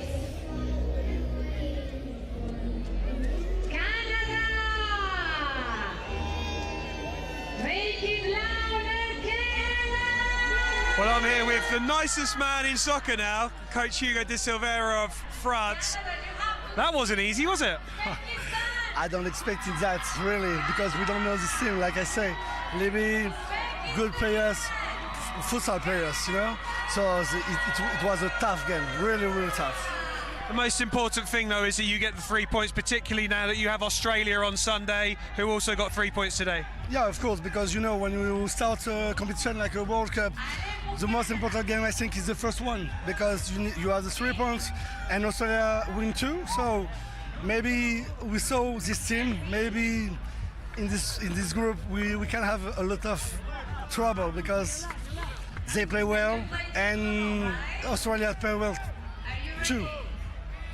The most difficult for us is to know exactly what you have to do. We have to, you know me, I want to play. But sometimes it's okay, you have to think, play it's good, but we have to think intelligence. I don't know the word, but we will do the best. Have you ever had a debut that you saw for 27 seconds before a sin bin? Sorry? Have you ever seen a debut before and then a sin bin after 27 seconds? No. Maybe the rule book needs to be consulted on this. Exactly. But you're confident now you can go into the game, top the group with a win over Australia, who looked a good side earlier on. Look, we will try to be first because it's necessary, and for the mentality of the guys because we don't have a lot of time playing and training together. So to be confident. I want only the first place, really, because when you are first, you make some, I don't know the word exactly, you know, the mentality of the group is better when you be first, you know? So we do the best, we try. They'll always try and play good football as well with this guy. France have won, they've beaten Libya by 2-1, second right now with Australia to play on Sunday.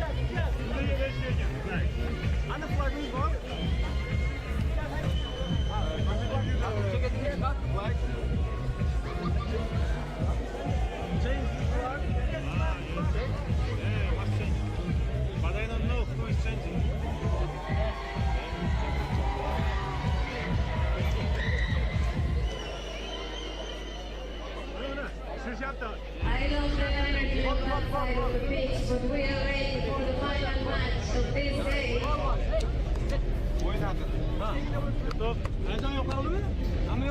on, guys. So please welcome these two teams on the field for the final match, day 1. Essen 2026 Socca World Cup.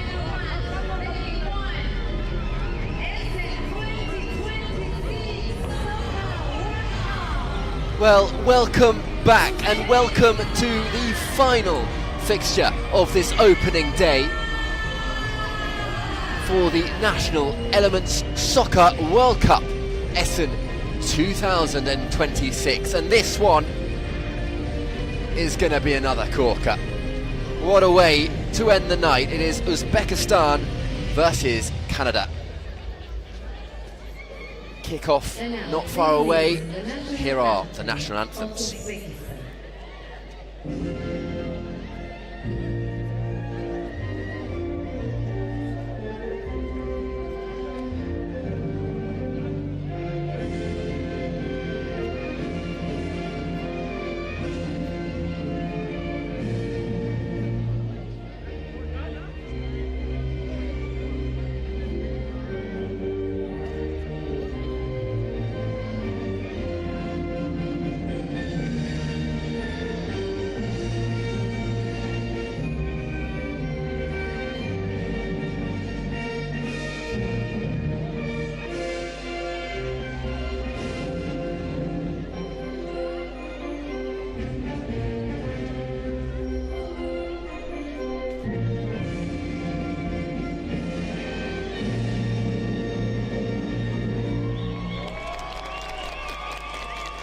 And now, please remain standing for the national anthem of Canada.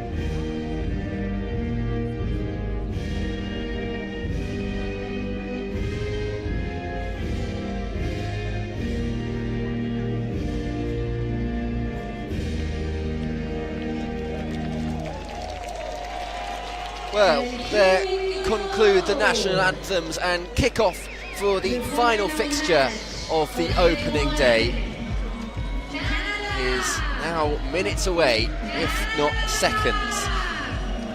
There's Canada's team for this evening, the coach Goran Zivkovic. Now this Canadian team has been through a lot. They actually were part of the founding roster in 2018 for the very first Soccer World Cup, but didn't show their face again until the Copa America in 2024. That was followed by the World Cup in 2024 in Oman, and then the Copa America of 25 and the World Cup of 25. So although they started out as one of the founding few, it's actually been a recent resurgence for Canada competitively and international level. Uzbekistan, on the other hand, are fresh faces. Yes, they are showing themselves for the first time in a Soccer World Cup. It is their debut. They've got a lot to live up to, but at the same time, no real pressure at all. It is their game to win and Canada's to lose. Canada have just come off the back of their most recent World Cup, which was Mexico 2025. They finished third in Group C. Now they're in Group J alongside Spain and Romania, two very difficult opponents to have in your group. Alongside Uzbekistan, of course, who they are playing as we speak. Dan, what do you think about Canada in this group? Evening, Benjamin. Evening, everyone. Well, it's a must-win game for me, this, for Canada, because, as you mentioned, Romania and Spain in the group. If they were to drop points here, it would be very, very difficult indeed. Canada have worked so hard to put this six-a-side side together. The stuff behind the scenes is phenomenal. They are a really tight-knit bunch. They've got a lot of belief, and they've also, in this squad for this year especially, got a lot of talented players. A lot of these players have played very high-level futsal. They know what the game's about. They're going out to set their stall. They actually won 10-1 on their opening game in Mexico and didn't go through because they had the problem of they had Oman and Bulgaria, two big soccer powerhouses in the same group, and they missed out. So they've got to go one better in this World Cup. They've definitely got the ability. Have they got the know-how? We'll find out. Uzbekistan are actually a side in small football that are pretty good. They really do kind of run the show in a lot of other formats of small football. So I don't expect them to be any mugs. And we don't know. We just don't know with Uzbekistan. It is a mystery. And that's going to make it tougher for Canada as well, is that they don't really know who and what they're up against. Yeah, and as you mentioned, that 10-1 victory over Haiti in Mexico last year, it was actually a hat-trick scored by Goran Zivkovic, who is the head coach for today. That got Canada underway, but yeah, he lost to Oman. Oman being the only team that they have played more than once internationally at soccer, and they have lost on both occasions to Oman, Canada. This is a real litmus test for them. That's the shot that has come through from Raheem Rose. I want to be encouraged by that, Canada, because it was a nice, smart move. It was quick. They got themselves into the penalty area. They found some space. Next job is to hit the target. We saw Romania bow out and concede 3 points to arguably a better Spain side, though it was neck and neck for most of that game. 1-0 was the score over in that Spain game, and they are the other two teams in Group J. Spain with the 3 points. Spain currently topping this table. It was Javier Samarin. But there's the first goal for Canada. Raheem Rose over to Adrian Jasic. And they're off the mark. The Canadian national team here. Uzbekistan one down already. That's positive. Very positive indeed for Canada. Certainly is. What a good start. Rose, the man responsible for giving Canada their first win under the regime it's under now, gives them the lead. There's a bright start from Canada. They've got to keep it up though.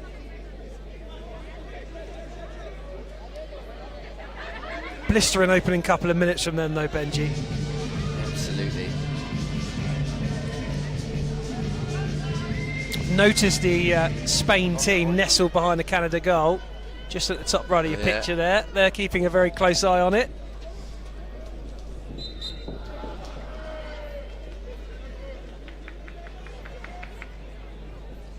I'm not usually one for blushing over kits either, but Canada have turned up in sensational gear this year. That's nice. All nice credit to O'Neill's. Popping red collar on it.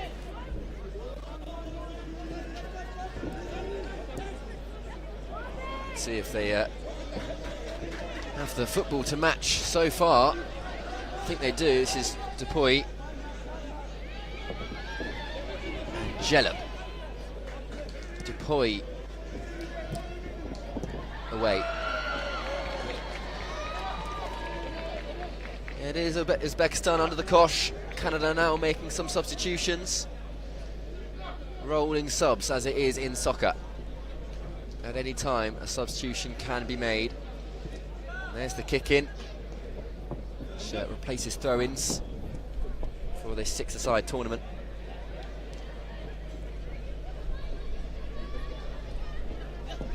He peeled off there, did Benayoun. Canusi had an ambitious eye. Yeah, he chopped it on one foot and the other, didn't he? So he's obviously got 2 feet. Finish left a little to be desired on that occasion.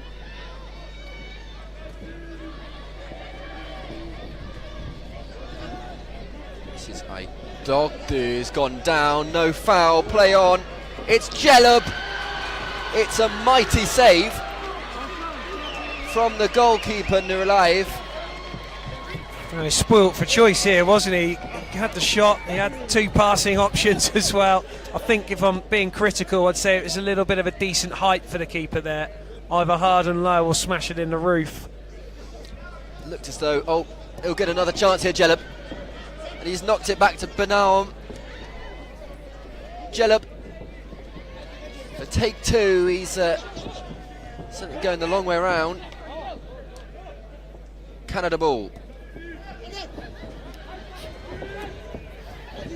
Jellup. And the shot's off. It's not cleared. And the mistake is punished. Aylan Kanusi for number 2. And Canada are off the mark. Well, I said a couple of minutes ago, he's obviously got both feet and he used them both there, didn't he?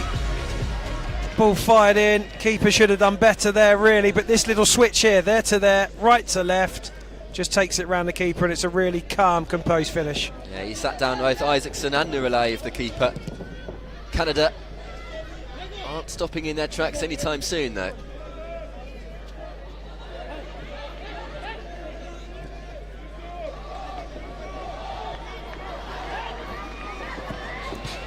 Another go that Aylan Kanusi has at goal.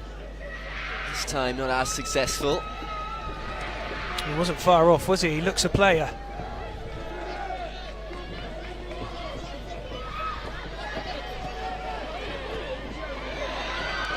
Nicely done, Tabaldi. Just over-committed a little bit that time there, Canada. Just lost their shape a touch and got a bit fortunate with the ricochet, the way the ball fell. Kimov is searching for it. He's got Mark Siegel to battle with over that one.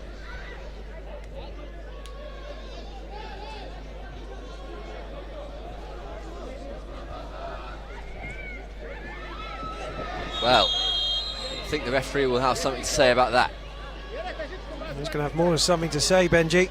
Sami Benaum taken down, through on goal, clear as day. Abdurakim Kocherov is sin bin, so yellow card shown to him. That means 2 minutes. Uzbekistan are 1 down.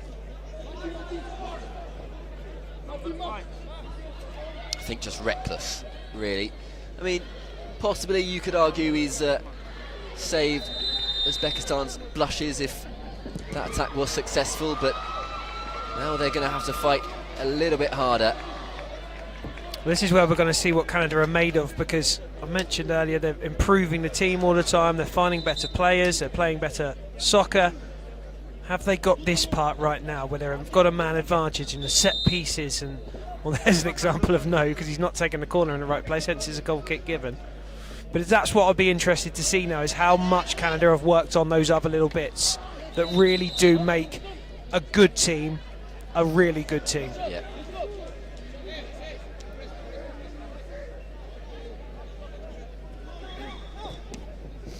Canada, of course, such a uniquely vast country. Most of the north is scarcely inhabited. A lot of those big cities in the south, though, on the American border, that's been left out. Yeah, it does mean they have a diverse range of players to select, from Nunavut to Halifax. It's a lot to pick from. Yeah, and they've really worked hard on the league system, on tournament systems, getting players involved, raising the money.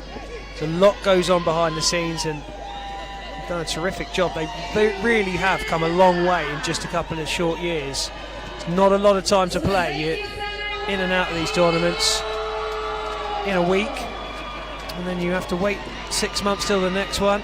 So it's not a lot of time to get yourselves together ready for the next tournament, but Canada have done really well in that regard. They've stitched it together nicely.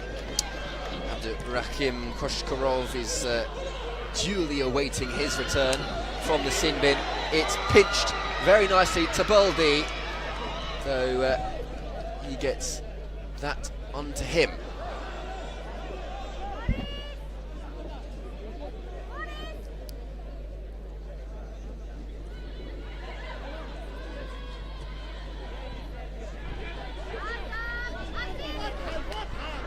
Nice move, really nice move. Sebastian Lopez. Jasic, already a goal to his name. Moved nicely by Mario Andrijanic. And Canada claim yet another on that far side. This is Andrijanic again. Koshkarov is back on, or his replacement at least, is gonna fall very kindly indeed to Sebastian Lopez.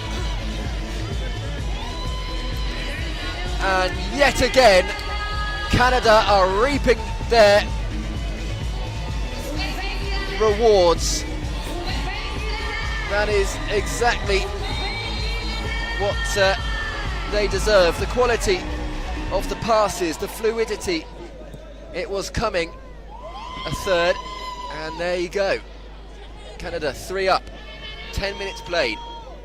Well, he deserved that, Lopez, because he just had a little passage of play where he showed brilliant skill, a lovely no-look pass. Moments later, he's at the back post, tucking one away. He does look versatile, Lopez. Pick it up again. Feinting the shot, he's gone down. It's not him again, is it? Abdurakhim Koshkarov, it is. I like you didn't see it on your screen, but he put his hands up and profusely apologised to Pyotr Stoyanov, the Moldovan referee. Yeah, I don't think he's necessarily in the good books so far. Yet again, Koshkarov. It's not a good tackle in soccer, that, is it? Well, it's not a good tackle in any format, but certainly in soccer when you're not allowed to go to ground like that anyway. And the ball had long since passed when he got down there. Lopez. Really very well worked. Well, there's an example of what I was asking, Benji. There was a plan there, wasn't there? Utilising the byline very well. There's no offsides in soccer. You can just hang there if you want. Well, what about that? Adrian Jasic adds to his tally and adds to Canada's as well. It almost didn't look like it gone in because it just rebounded so cleanly off the advertising boards behind. But it's 4-0. It's Adrian Jasic again. This time, he really had to work for it. He created his own space, and the keeper, Nuleyev, was none to it. This is Jelub pulling it back. It's going to come back out to Jelub, who will claim the kick in. On that far side, it's scooped away by Nuleyev, and beautifully too, because otherwise that would have been a real cracker from Sami Benayoun for number 5. It's come off the post there from Alamanovic. Not convincing now, was he? The Uzbek goalkeeper got away with one. Gauthier. Creeping forward now, Canada, yet again. And they are just going to take pot shots because that Uzbek keeper is, as you say, Dan, looking shaky. So I don't blame the Canadians, not one bit. Andrijanic. It's really neat from Canada, isn't it? Absolutely, Benayoun. Pass and move, pass and move. Jelub over the top nicely. This is Benayoun. He's thumped it at the goalkeeper. I think he had more plentiful options elsewhere. It was an instinctive striker decision.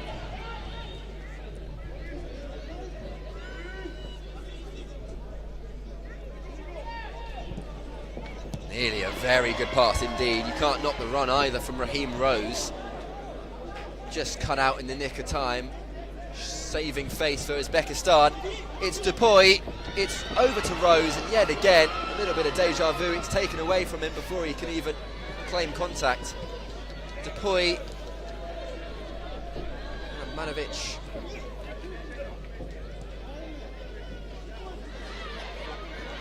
Manovic again.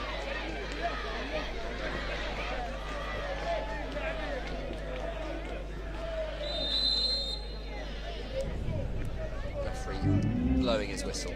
It's another slide, isn't it? Got to watch those Uzbekistan then. Gimmies, so unnecessary. Jelab to restart. He'll do it softly to Raheem Rose, getting it back. It's not a bad idea from Jelab to run directly at him. Uzbekistan trying to force their way into their first concrete attack of sorts.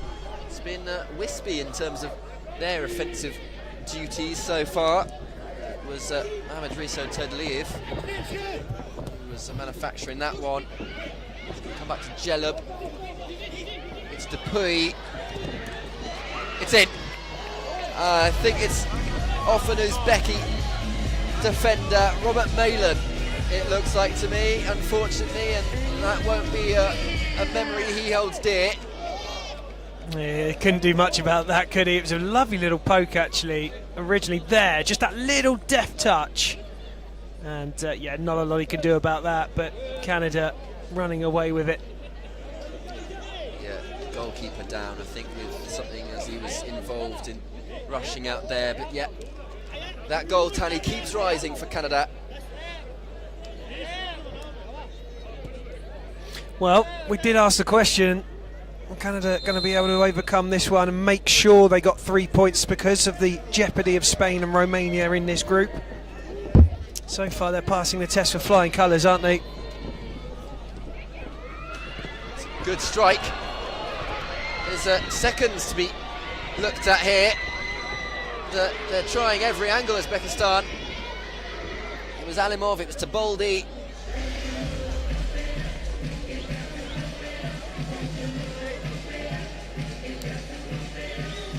Player down is Denis Sarkic. Oh, he's only just come on the pitch, Sarkic. Not the best introduction for him. Smack on the back. He's okay though. Will be a goalkeeper change for Uzbekistan. It's near touchline. The cameras aren't picking up. Lopez, he's on one. Could have been on a second there. Yeah, a little unlucky, but just a touch too heavy. Ball across from Jasic. He himself is on a hat-trick if he gets his third. Ulev has been officially replaced, I think. Yeah, he did injure something in there.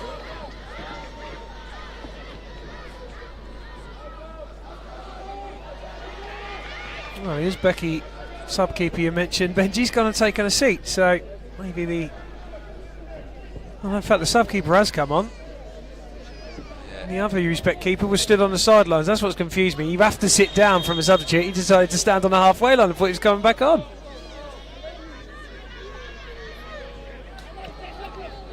This new keeper's getting some attention from the seats behind him.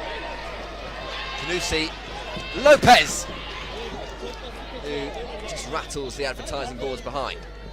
Those two are good, aren't they? Canusi and Lopez link up nicely as well.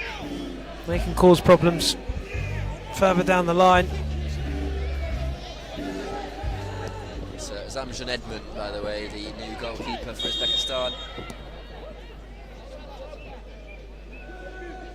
As we tick ever closer to half-time, which is 20 minutes.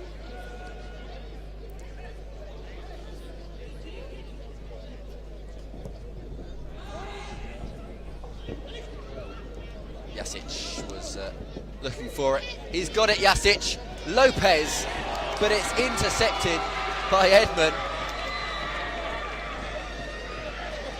Canusi going forward with it, pulling it back. It's off the line. Jasic can't quite squeeze it in. Unbelievable. Ramazan Aydogdu, a hero for now, because there you go.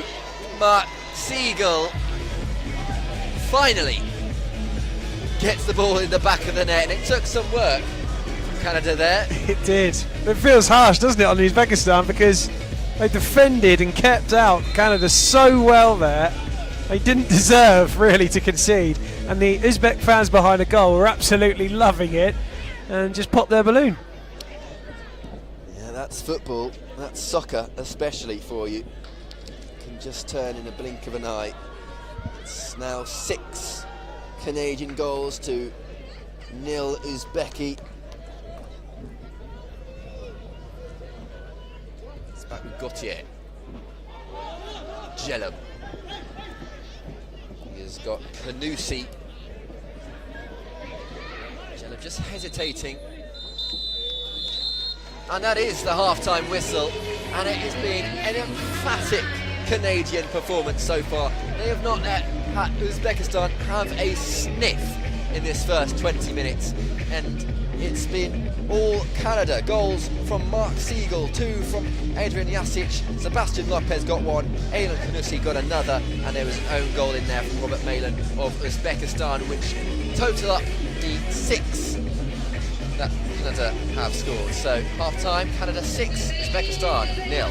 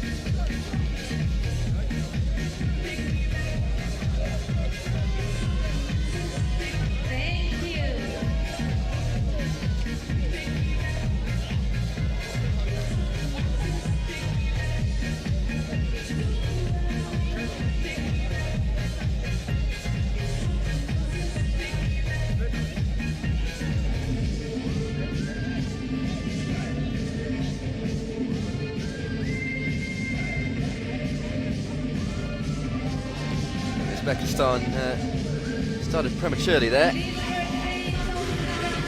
Well, at least they're keen to get back underway, Benji, I guess, but won't be able to play without referees. So you rejoin us for the second half, 20 minutes in this Soccer World Cup Essen 2026, the final fixture of the opening day, which is Canada versus Uzbekistan, but it's been all Canada in this game of 6-a-side. It's certainly been 6 this side. Looking to the second half, let's see what Canada can make of it. Goal difference might not seem important now, but come the end of the group stage, especially in a very tight group with Romania and Spain, it could be crucial. the best third-place teams go through. And so even if Canada only have this to their name, these 3 points, the goal difference will be the difference maker when compared to other groups. Taboldi getting the ball past as many white shirts as he can, and hasn't done too badly. Koshkarov got a few touches in there too. Turdelev has ran the ball out. Well, I don't know if you can see it on your screens, but the Uzbeks, a few of them are swapping ends and still in good spirits on their way round. Banauam is trying to sneak something through.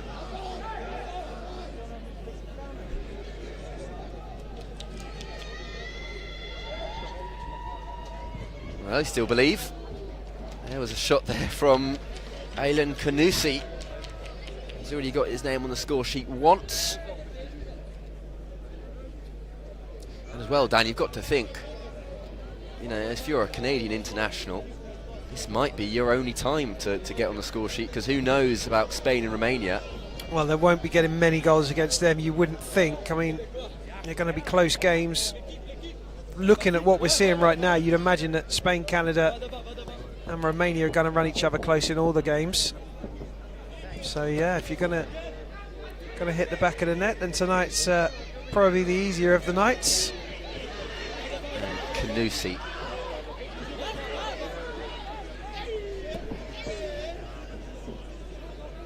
Really like Kanusi. Brilliant opening 20. Great feet.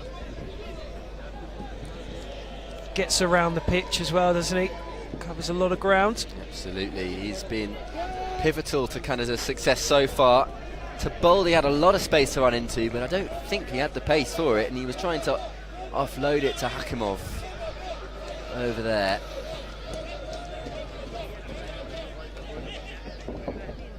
Nicely done by Lopez, who's also been class, top class. This is Jelab. Banauam gets his goal and has his moment under the Essen lights. Sami Banauam for 7, and the number 9 did exactly what was required of him, getting on the end of that Madi Jelab ball. That's as good of a soccer goal as you'll see, that, Benji. Poetry in motion from Canada. Really well worked goal, lovely stuff. Jelab has it again, but Banauam has it again. It's saved, and that's some good footwork indeed from Edmund. He's made a couple of cracking saves, hasn't he, since he's come on?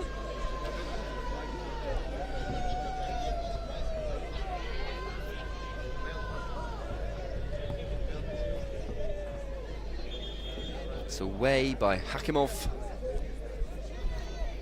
They'll have to bring it back to this kick-in for Canada.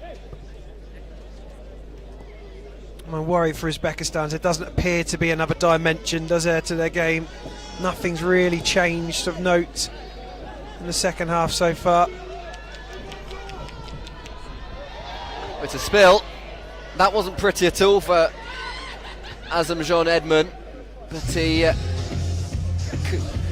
collected it in the end. I think it took a flick on the way through, you know, Benji. I think he just got caught wrong-footed. Yeah, that's a great strike. Aylan Kanusi, and he didn't deserve that going wide. Well, I doubt that's his last shot of the game.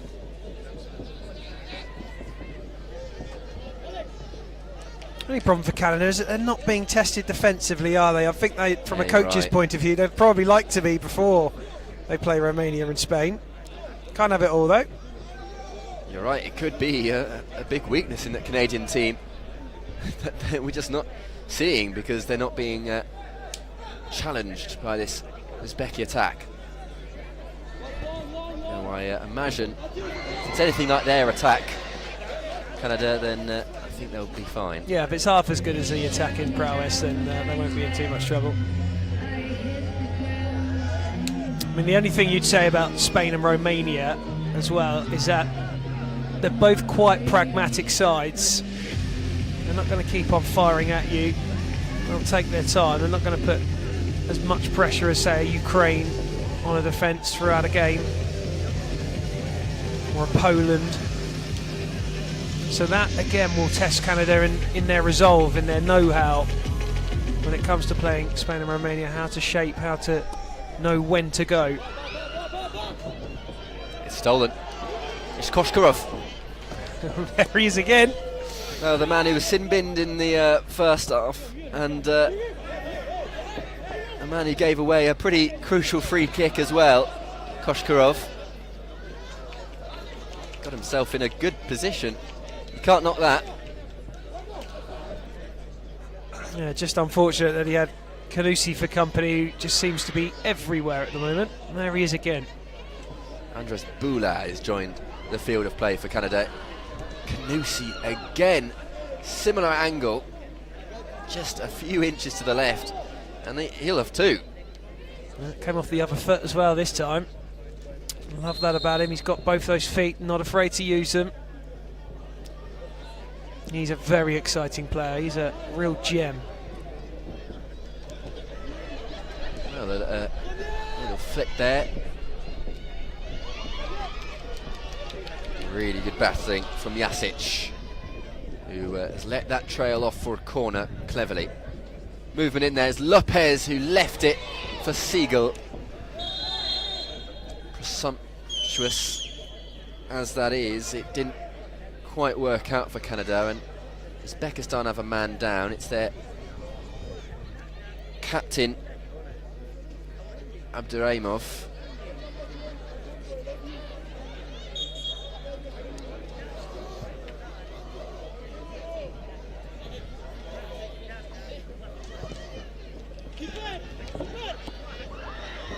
It's punched away. Uzbekistan just testing Canada, I think, for the first time. It's probably the hardest Alex Gauthier has worked. Yeah, I was going to say the same thing, Benji. He's not been tested all that much, has he? Want to keep his eye on a hanging ball under the bright floodlights. Bula stretches out to Raheem Rose on the left-hand side, who's spotted Lopez. Oh, how good is that? Adrian Jasic with his hat-trick. But it's not just an individual achievement, it is a beautiful team goal, Dan. Oh, it's sumptuous, isn't it? So good from Canada.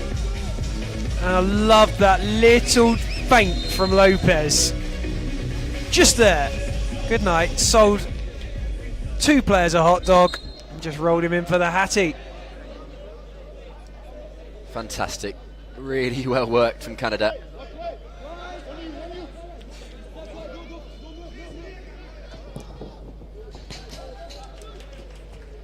Well, I guess, you know, you just got to have a go sometimes, haven't you? You can't knock it.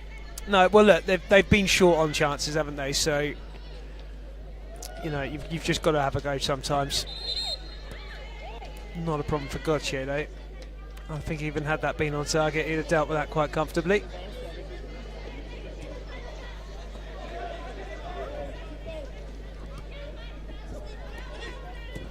Gauthier. Siegel. Dare I say, this Canadian side is one of the most exciting of the day. Oh, 100%. I mean, they could in theory just step off the gas at this point, but it's just everything they do is just really crisp. Patterns are good, footwork's good, speed of play is good, both on and off the ball. You have to start thinking about what that means for the future of their tournament here in Essen 2026. It's I wouldn't discourage them from having a little bit of ambition. Yeah, well, I think they'll see it as one step at a time, given the group they've got. But you know, off the back of what we've seen, and it is early days, of course, but you know, they've got a chance, haven't they? Confidence is key. Here's Lopez, who's got bags of it. Could have been four there. Jasic forcing another save, which sends the Uzbeki fans into a frenzy. It's over to Lopez. So clever. Such quick thinking to lift it over the keeper. Sebastian Lopez is one of a kind here tonight. You have to say. It's beautiful. Absolutely beautiful from Canada. Look at this. Oh, I'll watch that over and over again, Dan. the ball to him as well was delightful. Ooh, a little bit of a collision in that Canadian box. I'm not sure if it picked up. Tabaldi pulls it wide. Yeah, it's 9-0 now. Oh, plenty of time to better that of the result against Haiti last year now. Yeah, very much so.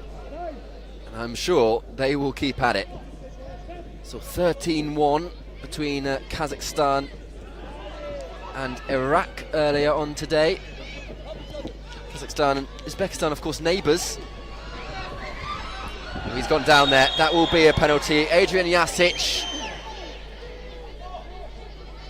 And I think Azamjan Edman as the offender will only have himself to blame. Now he has to face this. Well, I don't think he can have too many complaints. It will be checked on Soccer's version of VAR, which is called RVAS. But I'd be pretty surprised if that one's overturned.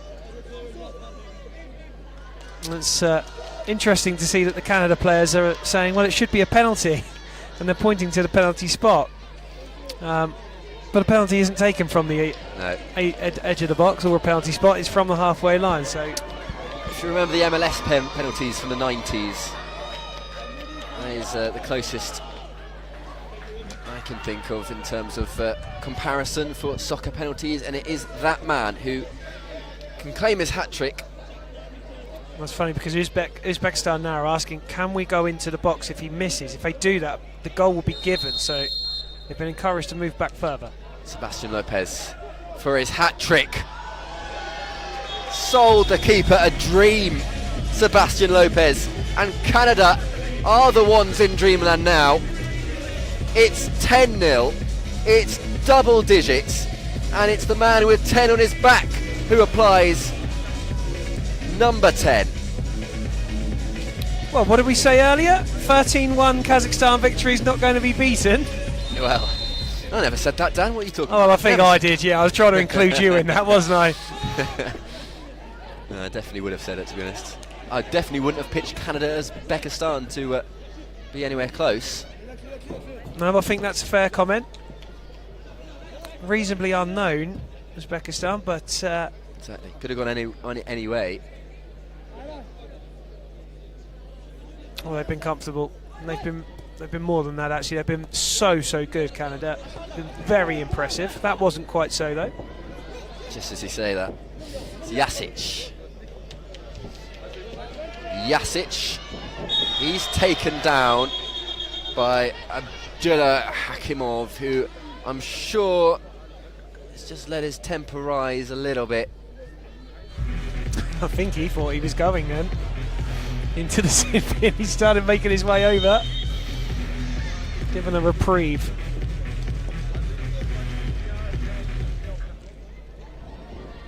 It's another slide, Benji. Well, it's reckless, it's silly, it's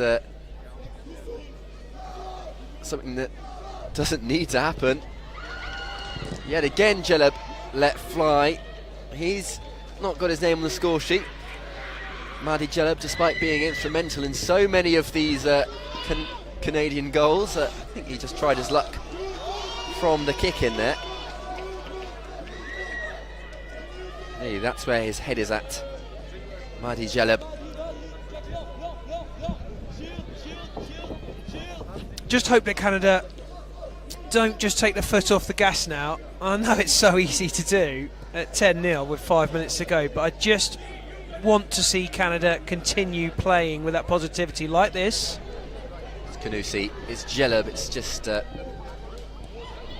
taken away from him. Dupuy, it's collected by Edmund.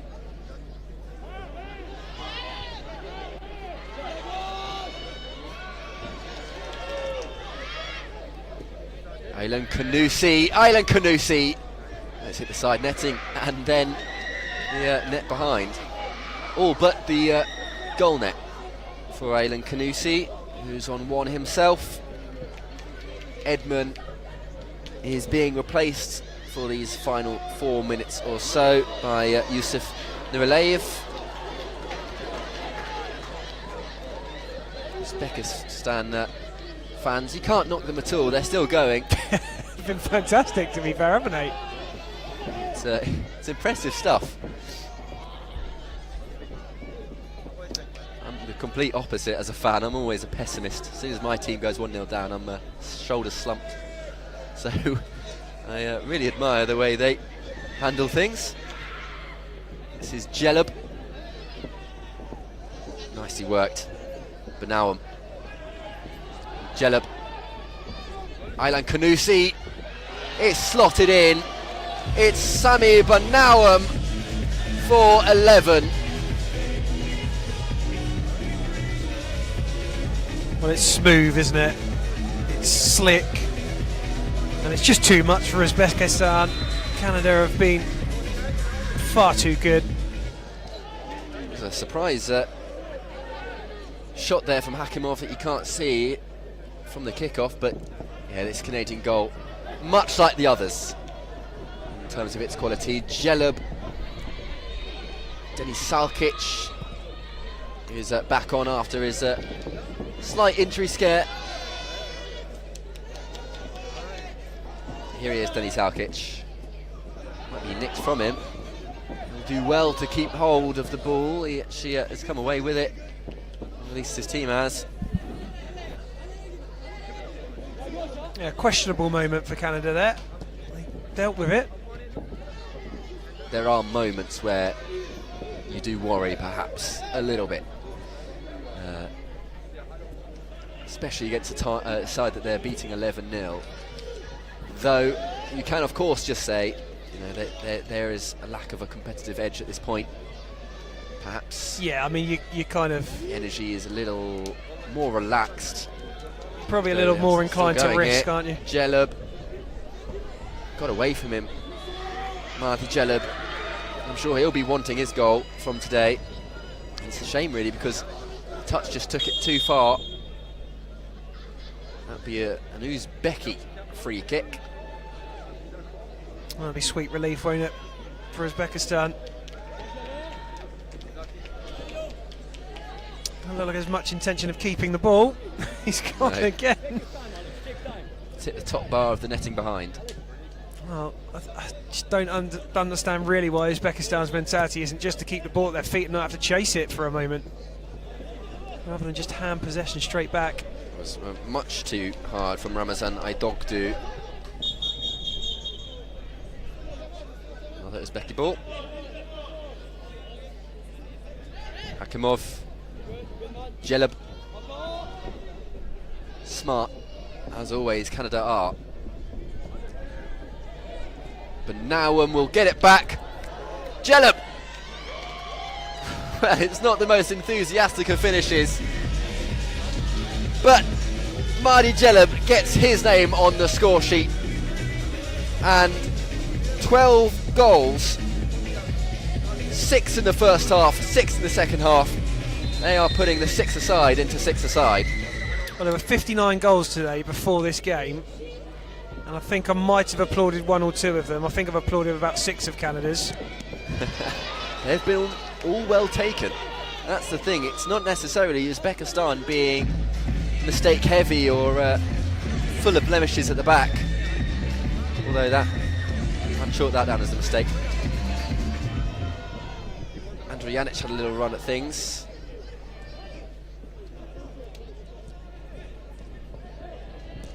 There's the shot.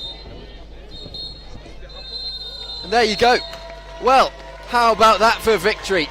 It's 3 points and then some. That will be huge for goal difference. We didn't get to see too much of Canada defensively, but offensively, they've got it covered like gravy on poutine. It is Canada 12, Uzbekistan 0. I'm going to go try and grab an interview down there. So I'll hopefully see you in a bit.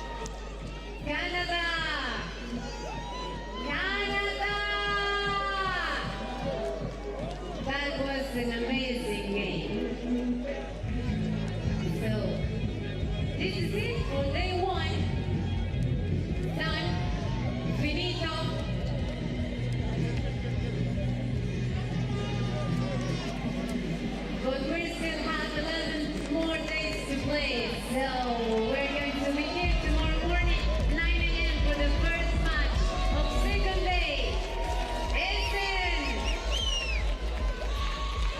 Thank you so much for this first day. Thank you DJ, thank you crew, thank you staff, thank you referees, thank you so much for an amazing day, the first one of Socca World Cup 2026.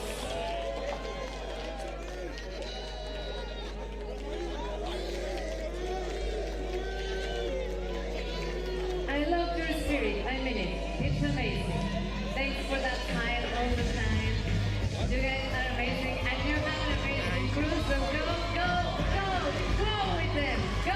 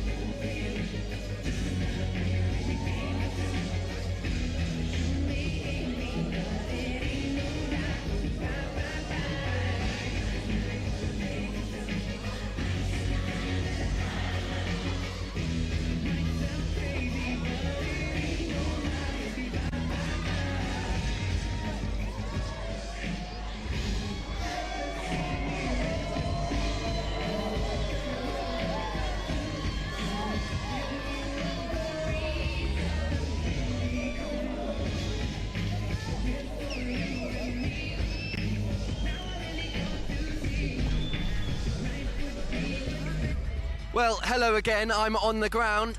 I'm joined by Sebastian Lopez of Canada after the emphatic 12-0 victory over Uzbekistan. Sebastian, how much does that mean for Canada? Well, it means a lot, to be honest. We've been preparing for a few weeks ago, right? And coming here and getting the first win is a lot, right? So thank you for the trainers, the players. We did our best, you know, and we have to be ready for the next ones. And individually, you showed some real flair, some real talent. You got 3 goals, a hat-trick. What does that mean to you? It's a lot, it's a lot. I'm really happy. I did a good performance today, and I hope next game is going to be the same.